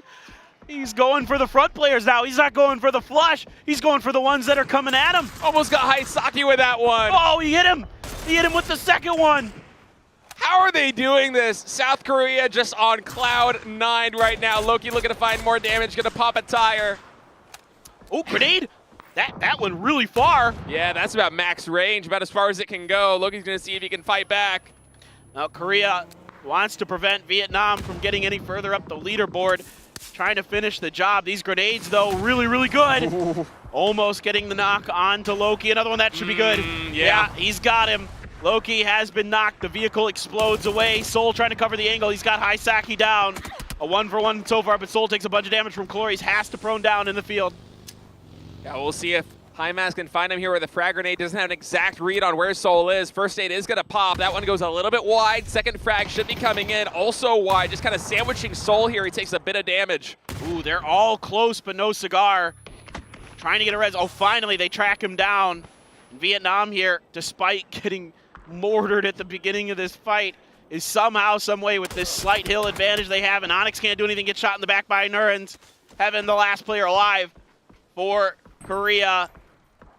But at the end of the day, oh, they do get a res. Loki is back up now. Here come the mollies as Vietnam is expending everything they have. They try to pick Seoul up. Doesn't matter. Himas shoots him off the back. Duck Juice trying to spray into the smoke, trying to finish the job. That grenade, if it's on the mark, might be good enough. It's just a bit wide. Korea with some fancy footwork, still alive, but for how much longer? Yeah, these smokes are starting to dissipate, and once they do, I mean, I guess there's 1 or 2 more here for Team Korea, but it feels like time is running out. Hopefully for them, Chinese Taipei, Pongskar getting in the mix on this, and shelling Vietnam is going to give him some breathing room to rotate out, as Loki and Heaven would love to stay alive and get some more damage done in this lobby. See, United Kingdom, keep in mind, UK and Vietnam vying for rank 2 right now. UK's at 136, Vietnam's at 135. Both these teams would love to walk away with a second place. So these shots from downtown by the UK, they mean a lot. T-Bone able to get Schofield, adds another point. And the UK, once again, taking one of these high-angle edge positions to really just rain fire down with these DMRs. Oh, no way, Vinny's still alive in this. You have got to be kidding. Vinny's out in the blue behind Team UK. Not like this, but he doesn't have enough health. Yeah, in fact, hears or senses it somehow, some way. But that Phase 6 blue is just too devastating. Korea's still in this. Gonna get placement points out of all of this anyway. Vietnam trying to get into the center of the circle. They've got all 4 up. Yeah, Duck Juice now coming in here with his teammate. They're trying to hunt Korea. They really want to clean them up. Vietnam desperate for points right now. They have 5 kills already. Some frags coming in. They look pretty good. Actually, no, a Molotov and a flashbang. So Heaven, he's blinded. Loki comes in. Loki actually able to get the headshot there on Chloris before getting taken out. And finally, South Korea's eliminated. But at 172 points with 5 kills in this lobby, they are destined to be the champions of this event. as UK, Vietnam, and Argentina fight for that podium finish. No doubt about it. Badger using that deep clip to make sure that Taipei can't really do much, but the first knock is there. Vard jumps up and over, taking Leo down. Nice piece of work from him, but here comes Pongsker, grenade right in towards the UK positions, but isn't able to connect. The follow-up right down on top of them. Savior backed off, but Zenon's grenade finds Fex. A lot of damage done in the back lines. Laza out here trying to take Vietnam out, and they are almost all but done. UK gone. If Vietnam can stay alive, if Vietnam can find 2 more points, they have 1 player left. Himas on almost no health somehow survives that. Schofield lets loose with a molly, but it's too far, but Vietnam is gone. Second place will be going to the UK. Argentina with 4 men up, the last team in the top 4 to try to find some points and potentially close distance on Vietnam or UK. They would love to do it, but it's going to take a miracle with only 7 players left in the lobby. I take it back. There's a world where Argentina could actually jump up to second place. I don't know if it's theoretically possible or not. Maybe they get every kill. We'll wait, but it's pretty likely. I might have spoken a little too soon. We'll see how well Argentina can do at the end of this. Turkey trying to do what they can to surpass Australia, maybe even Germany here. Who knows? Just want to point out that DraftKings right now has a ton of damage. Absolutely hunting for that top 3 finish is Team Argentina, but Chinese Taipei, they were able to secure that compound against the United Kingdom, and they have a great vantage point on both Turkey and Argentina. If they step out too far from cover, they're going to be in the crossfire of multiple players from Chinese Taipei. You can see Ale trying to give some covering fires to his teammates, but this is really the terrain that Argentina is working with, and they need 11 points to close the distance on the UK, 9 to close the distance on Vietnam. Circle is going to shift down towards Chinese Taipei. Looking like they might be able to squeeze out a win here, but only 3 players, so missing a little bit of extra firepower with Leo. Long-time PUBG Esports star be out of this lobby, hoping that the rest of his squad can scoop up a win here and end on a high note. Yeah, Argentina and Turkey actually both with full team up. I thought Schofield was flushed at some point, but apparently it was just a knock as we're going to be going into this replay. This is Chinese Taipei defending their compound here against the UK, something they've been so fantastic at all event. Grenades were perfect from Zenon. Right on the money, just bouncing them right in. The UK, though, may have done enough to claim second place. Argentina may have something to say, but it's going to take, I think, every kill here for Argentina. Yeah, Argentina fighting for top 3, Turkey fighting for top 8 right now, as both these teams have the potential to make some movement here with a win and a couple of kills. But it's going to be tough.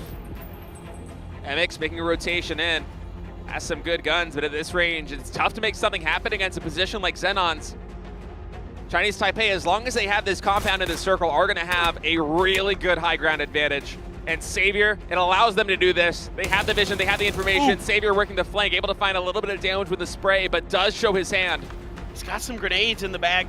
Could, if he could get a little bit closer, go for them, but no. Doesn't feel like it's going to be safe. DraftKings flanks out to try to kind of outmaneuver Savior here. He's going to be driving in his general direction. Being tracked from the roof is the players of Argentina by Zenon. Turkey trying to do what they can to scramble into this next circle. Phase 7 blue is going to be encroaching on them oh so quickly. Oh, what a shot there from Ale. Yeah, Ale gets the knock there. Will he be able to get the flush? It's Zenon that steals it away, and Ale actually gets knocked there for the trouble. Code Margo coming up big for Team Turkey. Spray up and over. Drybox doing some damage. Grenades just look like stuns to me. Turkey are gonna have to really just hunker down underneath the smoke. Argentina with very limited utility right now. I think actually none of the players they have up have any frags. Okay, DraftKings has 2. I think this is all that Argentina's got. First one, a little bit wide. We'll see if the second one's good. Keep in mind, Turkey, they are clustered.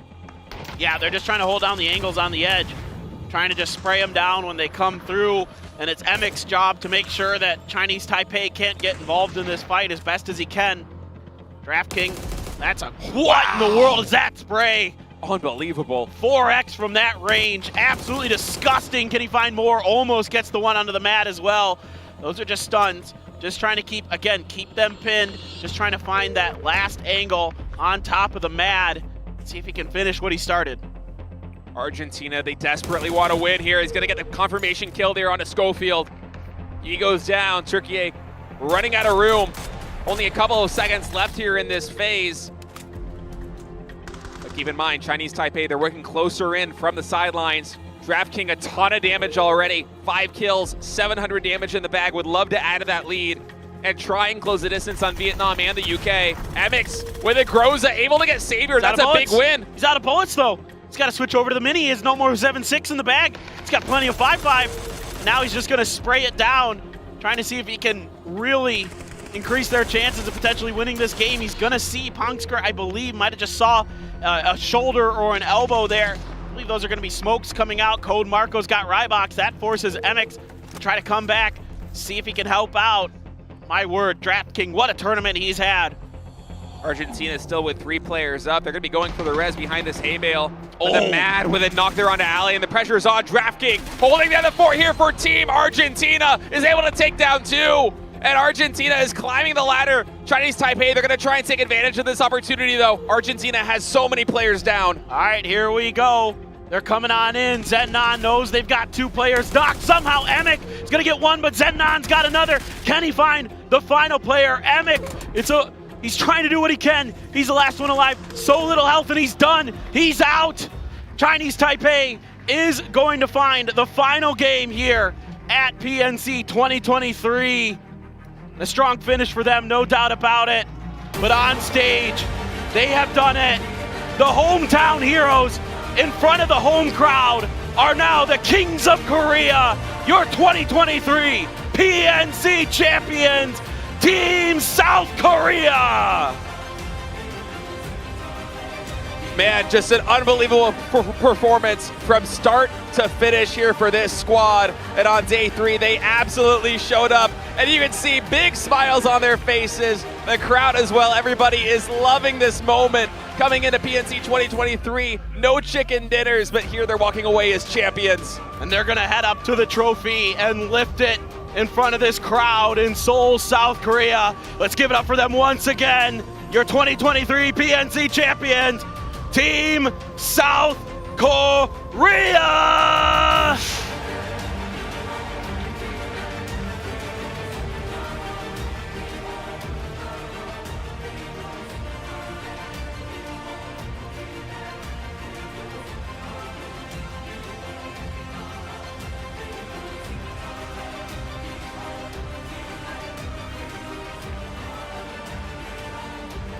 Man, what a moment here for this squad. A heroic finish here on day 3 as all pieces came together, and I can't wait to hear what they have to say. I mean, the emotions have just got to be through the roof. They've got to be so, so happy. And here comes Bella for the interview with the winning team. PNC 2023 trophy winners. Let's give them a hand. 박수 부탁드립니다. 와, 진짜 우리 한국팀 매치 10일부터 8번의 매치 우리 1위를 지켜냈습니다. 너무 축하드려요. 와, they kept their throne through 8 matches starting from match 11. So these guys are the winners. 우리 감독님, 먼저 우리 선수들 고생 너무 많이 했잖아요. 네. 먼저 한마디 좀 해주시죠. I want Coach Sonic to give, the guys a thank you. So let's hear 말로만 from him. 말로만 우승하자고 맨날 얘기했었는데 오늘 뭐 정말 국가를 대표하는 자리에 저희가 우승할 수 있어서 좀 많이 고생했고 정말 자랑스럽습니다. They said he kept on telling them they're gonna make it, but now he's so proud of his players. Okay. 와, 우리 혜반 선수 또 PNC 첫 출전하자마자 우승까지 성공을 했어요. 그 소감 한번 듣고 싶습니다. Taeban joined Team Korea, and this is his first PNC, but he got the trophy winner place. I want to hear how that was been like for him. 제가 지금 커리어에 우승 커리어가 하나도 없는데 이번에 한국 대표로 나와서 네이션스컵으로 우승 커리어를 하나 만들어서 정말 기쁩니다. He's so glad that he finally got the nation PNC title in his career. 자, 우리 박격박 씨, 로키 선수한테 다 물어보고 싶어요. 로키 선수, 17번째 매치 끝까지 살아남아서 사실 우리 팀 한국의 우승을 확정을 해줬어요. 그때 그 기분. I want to hear from Loki. He made like the last kill in match 17 as he was going away, and that secured their throne. So I want to know how he was like.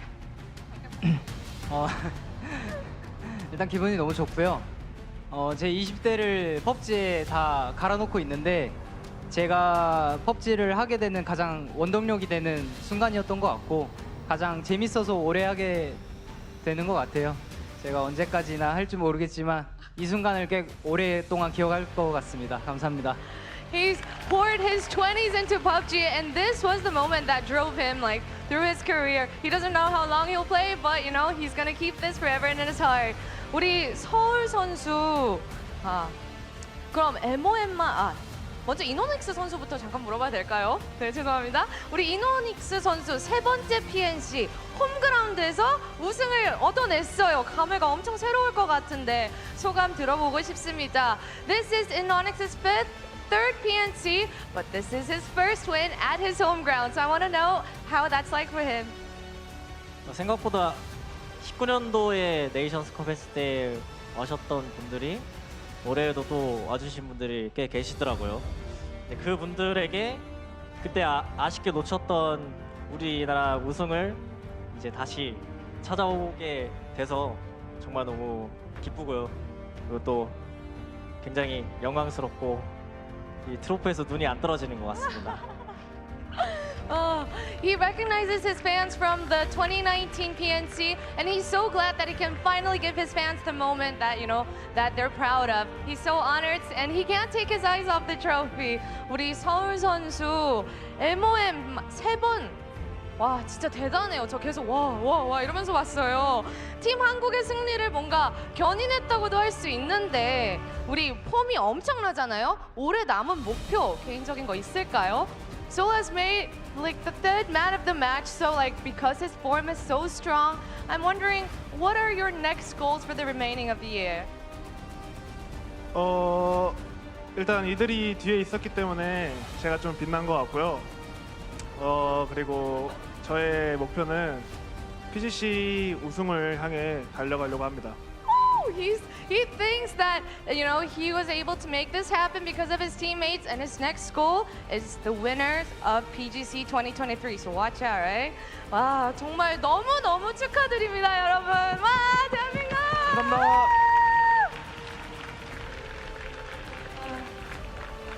우리 이제 지금까지 우리 팀 한국 PNC 2023 우리 우승팀을 만나봤습니다. 이어서 저희 PNC 2023 챔피언 시상식 그리고 분석 데스크까지 이어지니 끝까지 시청해 주시고요. That was the winner and champions of the PNC 2023 Team Korea. And we still have the desk and the ceremony, so don't go anywhere. And this was Bella. 감사합니다.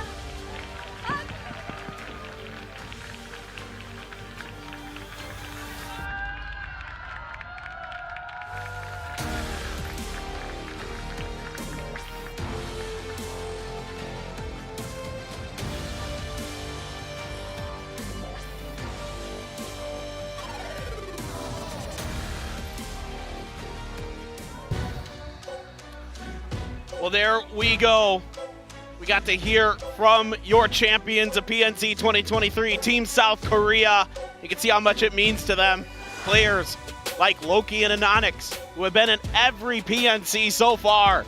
They were so close the last time here in Korea in 2019, and they're able to come through with the victory this time in front of their hometown crowd. I mean, just absolutely amazing.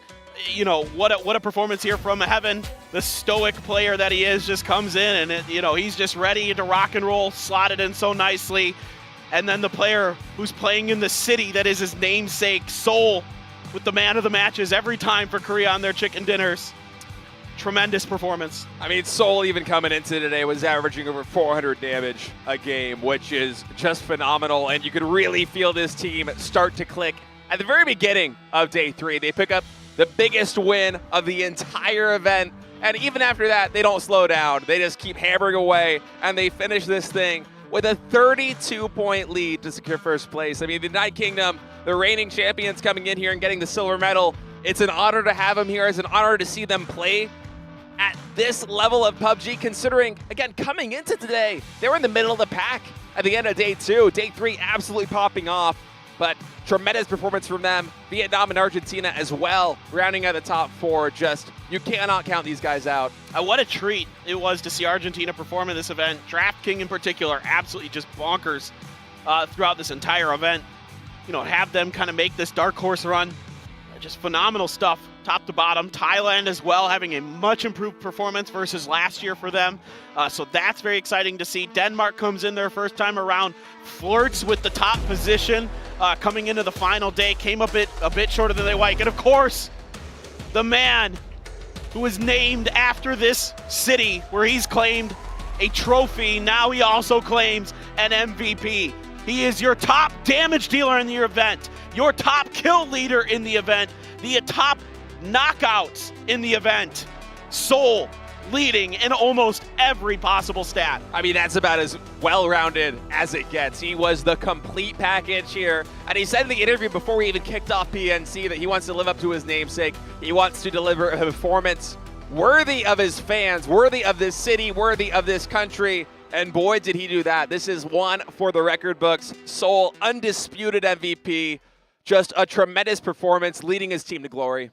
This is his second MVP of the year, getting it at PGS 1. Now once again here, coming into this event. This man, Tiggleton, said it in an interview. He thinks he's the best player in the world.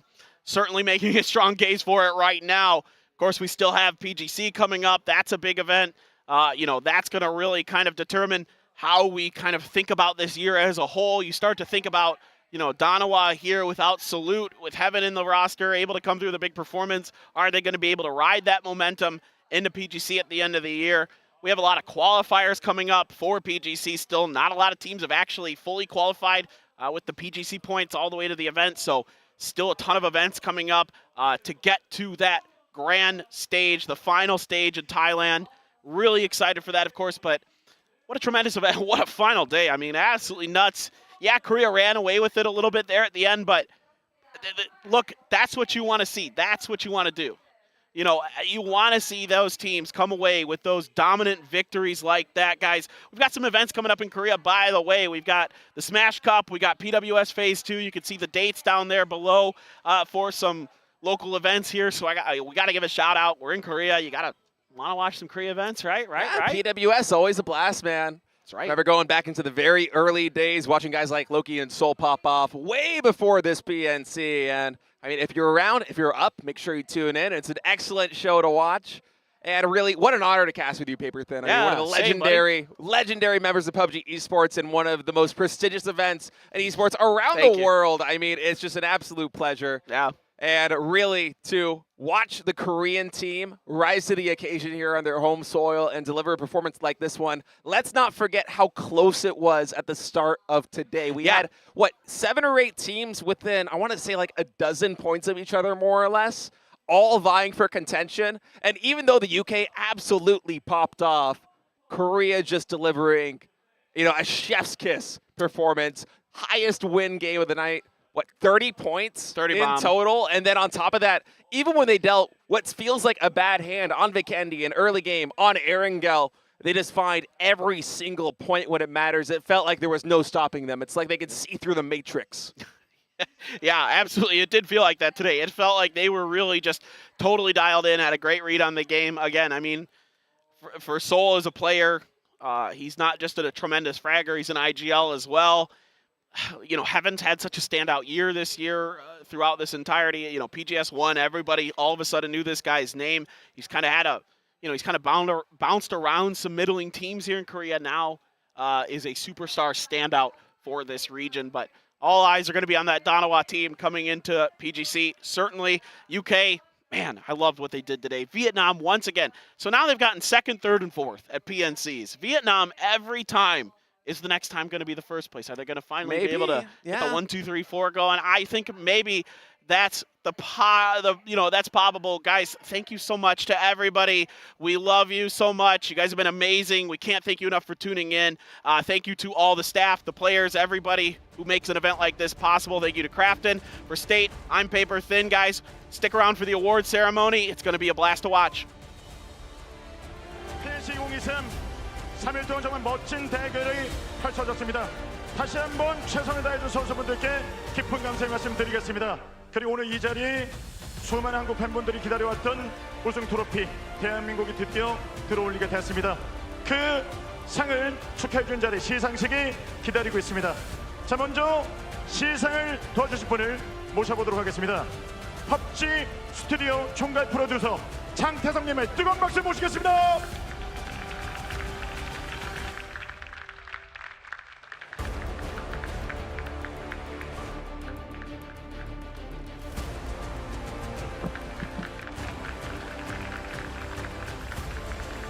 역대급 대회였습니다.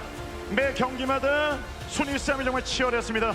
오늘 최선의 플레이를 다해준 선수분들께 다시 한번 깊은 감사의 말씀드리고요. 3위부터 1위까지 시상을 진행하도록 하겠습니다. 먼저 3위 시상입니다. PNC 2023 3위 캠베트라!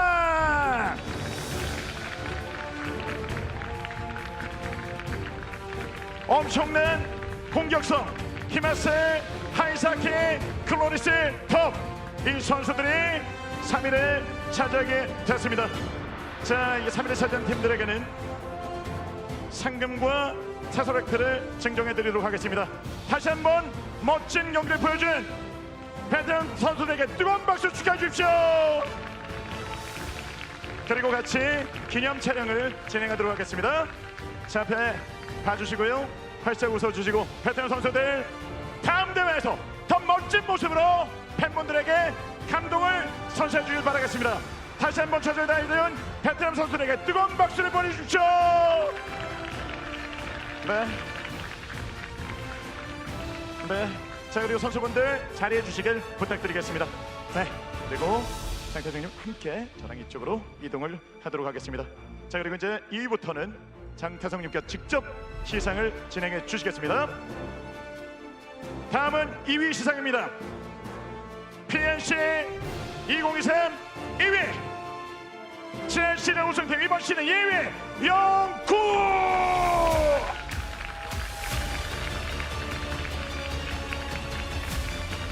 바디, 팍스, 허리라dio 팀원! 자, 3일차 대회에서 엄청난 극강의 경기를 선보이면서 중하위권에서 2위권까지 올라왔습니다. 다시 한번 대한민국에서 멋진 경기를 보내준 선수분들께 깊은 감사의 말씀드리겠습니다. 이어서 기념 촬영을 진행하도록 하겠습니다. 자, 앞에 카메라 봐주시고요. 여러분들 뜨거운 박수 다시 한번 감사드리고요. 작년 시즌 우승, 이번 시즌 2위, 그리고 PGC에서 더 멋진 활동할 선수분들 다시 한번 감사의 말씀드리고 선수분들 자리해 주시길 부탁드리겠습니다. 네, 고맙습니다. 네. 이제 대망의 우승 시상이 있겠습니다. 여러분들 정말 오래 기다리셨죠? 대한민국 선수들이 이 무대에서 트로피를 들어올리는 그 순간이 이제 펼쳐지겠습니다. PNC 2023 챔피언 다 같이 불러보겠습니다. 대한민국! 자랑스러운 대한민국 신과 함께 김태정, 조기현, 박정현 그리고 나이주! 대한민국 수도 서울에서 이제 드디어 우승 트로피가 주어지겠습니다. 다시 한번 고생한 선수들 끝까지 포기하지 않고 최선을 다한 선수분들께 깊은 감사의 마음 담아서 여러분 뜨거운 박수 바로 부탁드리겠습니다.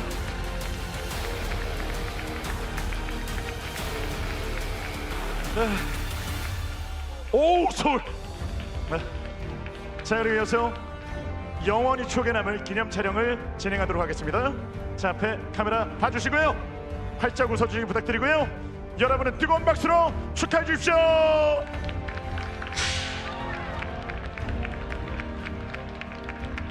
그리고 이렇게 멋진 게임, 그리고 멋진 무대를 만드는 데 있어서 많은 도움을 주신 장태성님에게 다시 한번 큰 박수를 보내주십시오. 고맙습니다.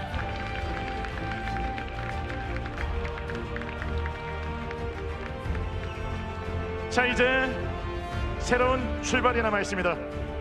이번 대회는 끝이 아닌 새로운 시작이고요. 대한민국 선수들에게는 PGC가 기다리고 있습니다. 2023년 매듭질 PUBG 글로벌 챔피언십, 태국에서 다시 인사드릴 것을 약속드리면서 마지막은 대한민국 선수들이 그토록 바라왔던 트로피 세레머니 펼쳐주겠습니다. 함께해 주신 여러분 진심으로 고맙습니다.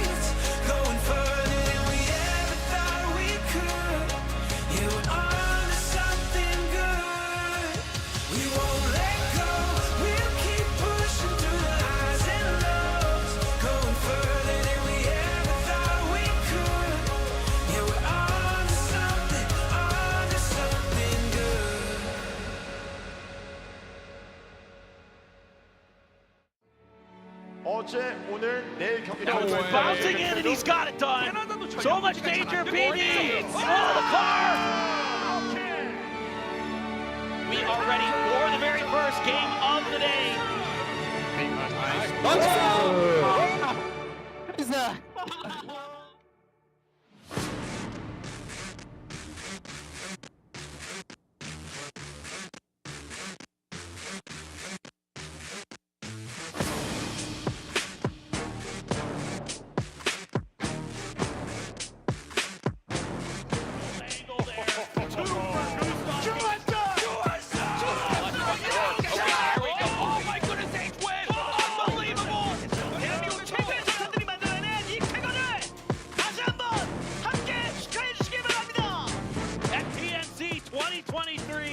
The plane is in the air. The players are ready. Ladies and gentlemen, let's get this started. สิ่งที่น่าเสียดายที่สุดก็คือเรายังทำได้ไม่เต็มที่มากครับก็เราจะทำให้เต็มที่ที่สุดเลยครับ就是跟其他赛区的队伍，然后有一些就是学习进步的空间。हमको at least अभी पता चला है कि हमारी team मतलब कहाँ lag कर रही है, तो नेक्स्ट टाइम जो भी इंडियन टीम रिप्रेजेंट करेगी वो उस चीज़ पे वर्क करके ही आएगी.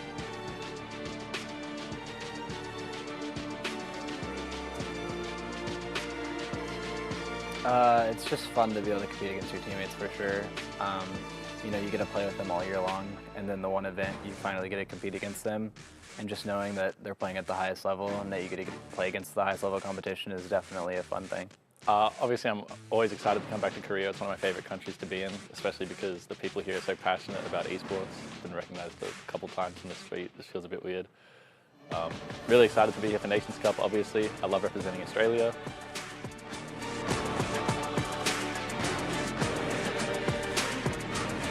just getting used to playing in front of people. Like it's a massive crowd this time, and I don't think either of us has tried that before, so I have to get used to that. Okay, so I basically just thanked the fans for all their support and just said that if they didn't support us as much as they did, then we wouldn't have gone this far. 항상 프라인데이를 하면서 느끼는 거지만 팬분들의 함성 이거는 항상 저는 잊지 못할 것 같습니다. 그 함성과 환호는 잊지 못할 것 같습니다.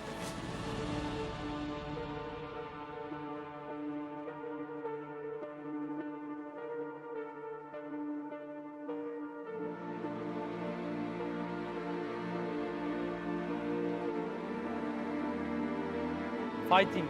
자요. Việt Nam cố lên. Big up the boys.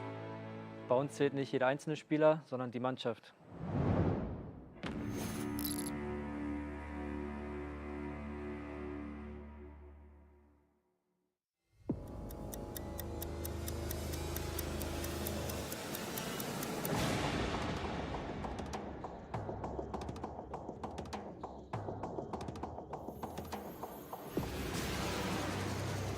Alpha 1 to HQ. Approach LZ. ETA 30 seconds. Over. Copy that, Alpha 1. You're entering uncharted territory. Be ready for anything. Over. Roger that, HQ. Alpha 1, out. Goodbye, survivors. We're at the drop zone. Prepare to jump. On my count. 3, 2, 1.